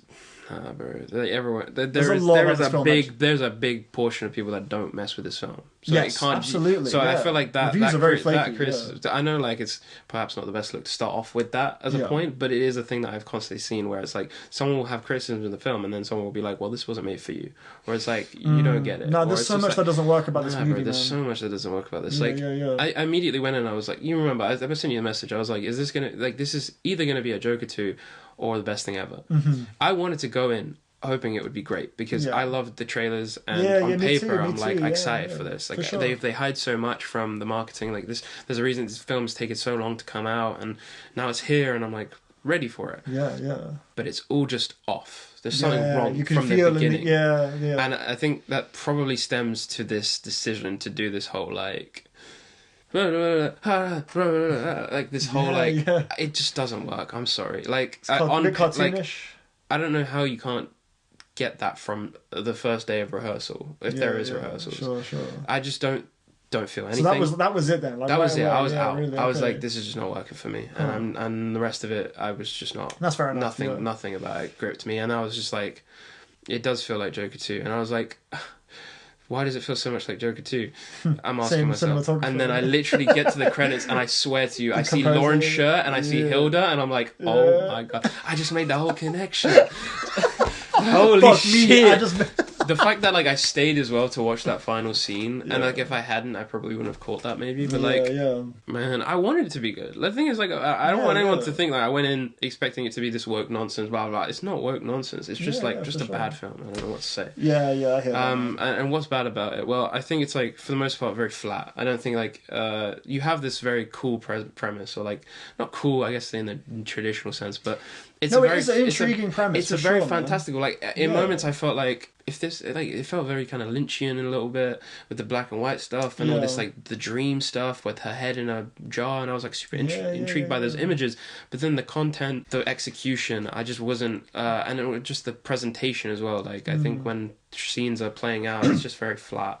And I think structure-wise, it wouldn't be crazy to call this a Joker kind of inspired thing, because it's the characters do something, they get into a thing, they're clearly in the right, but then they kill someone, and then they're on the run, and then there's this this kind of movement forms, and then people fight back. I mean, it's like, it happened with what's the Micah Monroe film?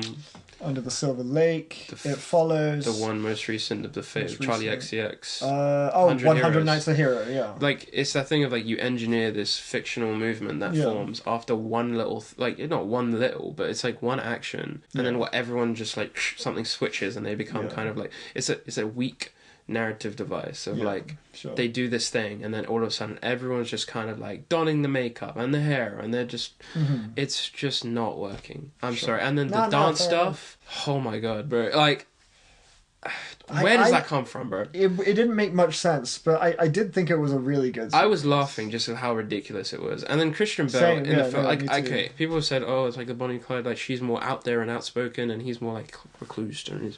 But I didn't like either of their performances, honestly. Like, I wasn't crazy. I mean, I think Jessie Buckley is doing the best that she can with this idea. They're both doing their damnedest. Maybe not Bale, like, but even then, like, I got like just to convince, like, just to sell what we're seeing. Flat, you know? I don't know. Like, I wasn't sold at all. I think like with Christian Bale, they're trying to get at, like, you know, loneliness, but he's just doing, like, incel sort of stuff. What accent is he doing? Like, the accent was flying all over the place. What's he doing? Like, but I feel like, how often do you see Bale like that? I guess, like, sensitive. I feel like it was. Yeah, I feel like he got somewhere with it. I enjoyed it. Gore the Butcher, Thor: Love and Thunder. Yeah.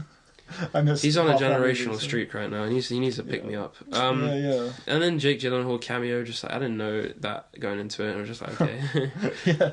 And then the police stuff, like, that was so bad. There's too many shit plot lines. I don't care about any of this. I didn't like that scene where it was Peter Sarsgaard and they were, like, they were sat on the steps eating a sandwich, and they were just telling us the backstory of Ida. Exposition. Just exposition. I was like, this is so annoying. Like, really, really shoddy script, man.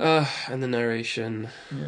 And it's just like, the musical sequence. I guess on paper, I guess the Mary Shelley thing is interesting, but I don't know how the film, like, how it's going to be taken by people that actually know her work. Yeah, the way I kind of saw it, you could honestly argue that this film itself is its own Frankenstein monster sort of thing, pulling from. Yeah. Well, it's kind of like, you know what it's talking about. It's like it's sort of like such a mess. Bridging time, how things haven't really improved for women's rights, or like the way that they're treated in the environment, and it's like the overarching this thing about violence against women. Yeah, they're either being sexually assaulted or, you know, straight up murdered for speaking out or doing something. Yeah, exactly. And only ever seen as, like, either romantic interest or, like, just property, pretty much. You know, I think that's kind of how most every character seems to see Ida, as sort of like an opportunity rather than like a person. Yeah, you know.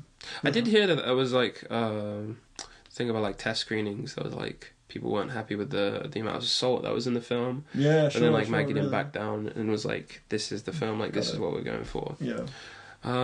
As far as the conversations around loneliness and autonomy and fulfillment in that regard, but I think just with all of the stuff happening that kind of convoluted the film, that message just got so like diluted and muddied, you know.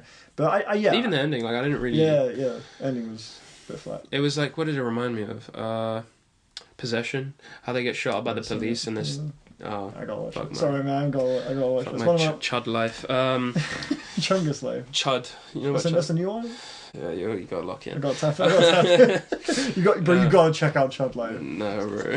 I'm telling you, man. It's elite ball. It's elite ball. No, this is bad. Sounds like good stuff. Yeah, I'll tap in. Deep end. No, sorry. But yeah, the musical sequence. You know what made me think of? Actually the way it was shot and lit and just the way it was approached. Yeah. That's how I actually wish Wicked went about its musical sequences. A bit more pulse, you know, because Wicked I found quite flat with the musical sequences, but that sequence.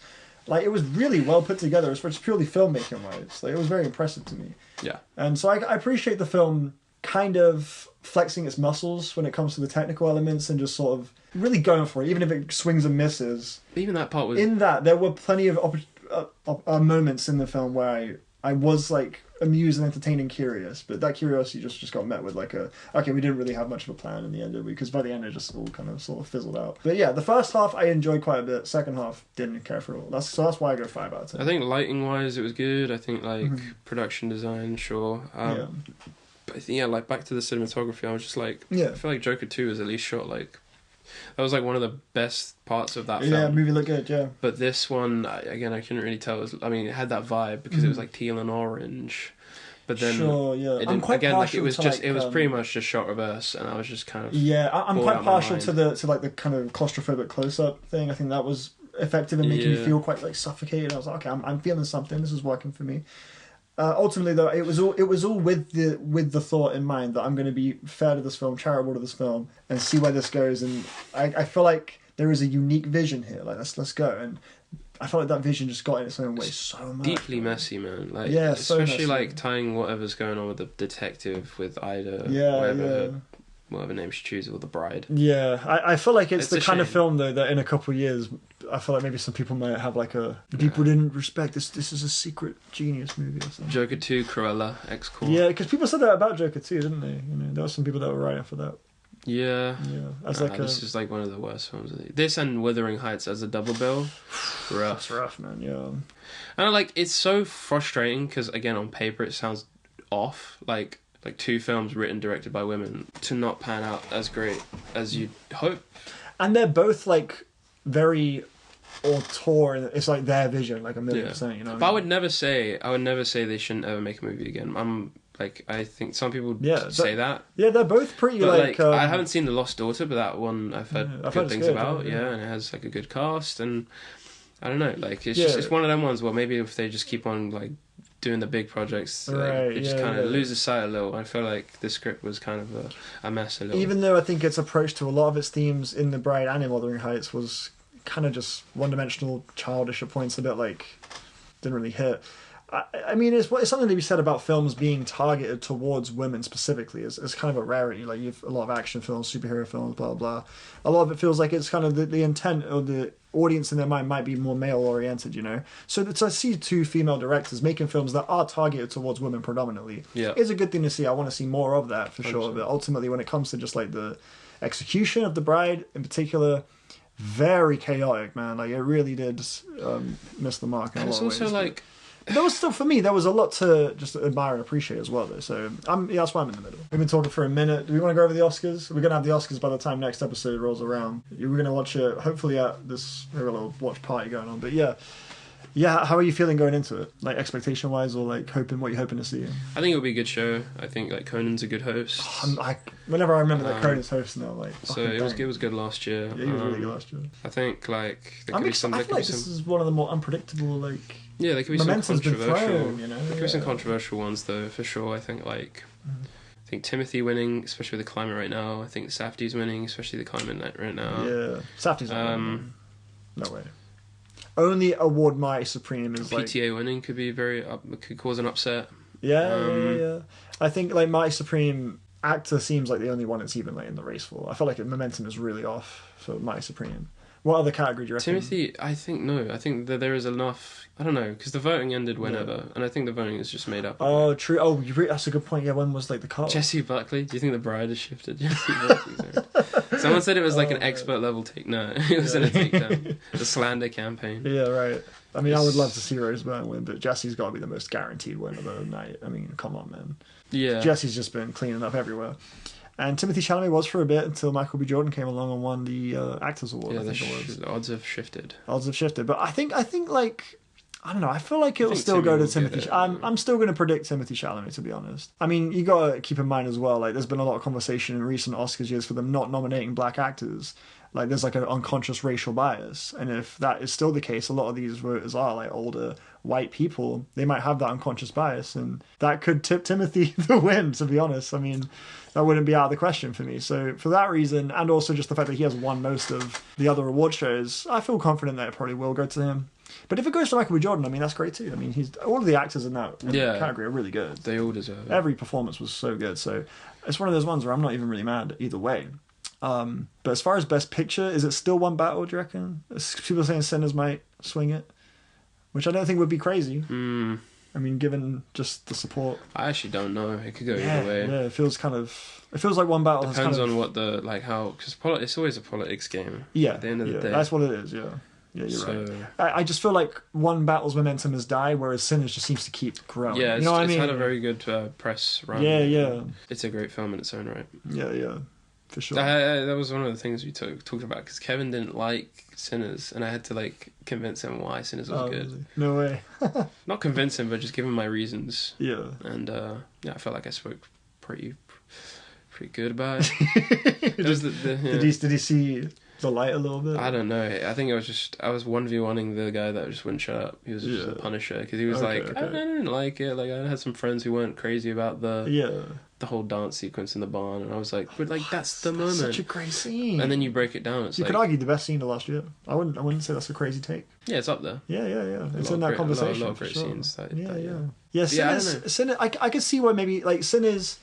Ryan Coogler coming off of Marvel projects. There is like some kind of very mild Marvel DNA in Sinners, especially in the second half. I do feel like particularly that shot where they're about to fight the vampires and you get that sort of team shot. I'm like, this is a Marvel kind of vibe. So I could see why maybe that sort of blockbustery sheen might put off some people. It's such a small moment though. I feel like it wouldn't be enough. I'm not talking about just that moment. I feel like just that whole sequence, that second half, it starts to get very just sort of like blockbustery, actiony kind of Hollywoody a little bit. Compared to maybe the first half. So I can see why maybe as a film and its construction and its just general vibe, it might not like win over and people like fall in love with it in the same way it has for a lot of general audiences, if that's not your kind of thing.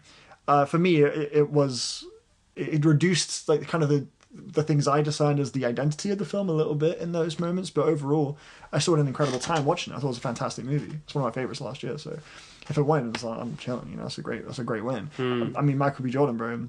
So that's a career best performance right there. That's an amazing performance. Over Fruitvale?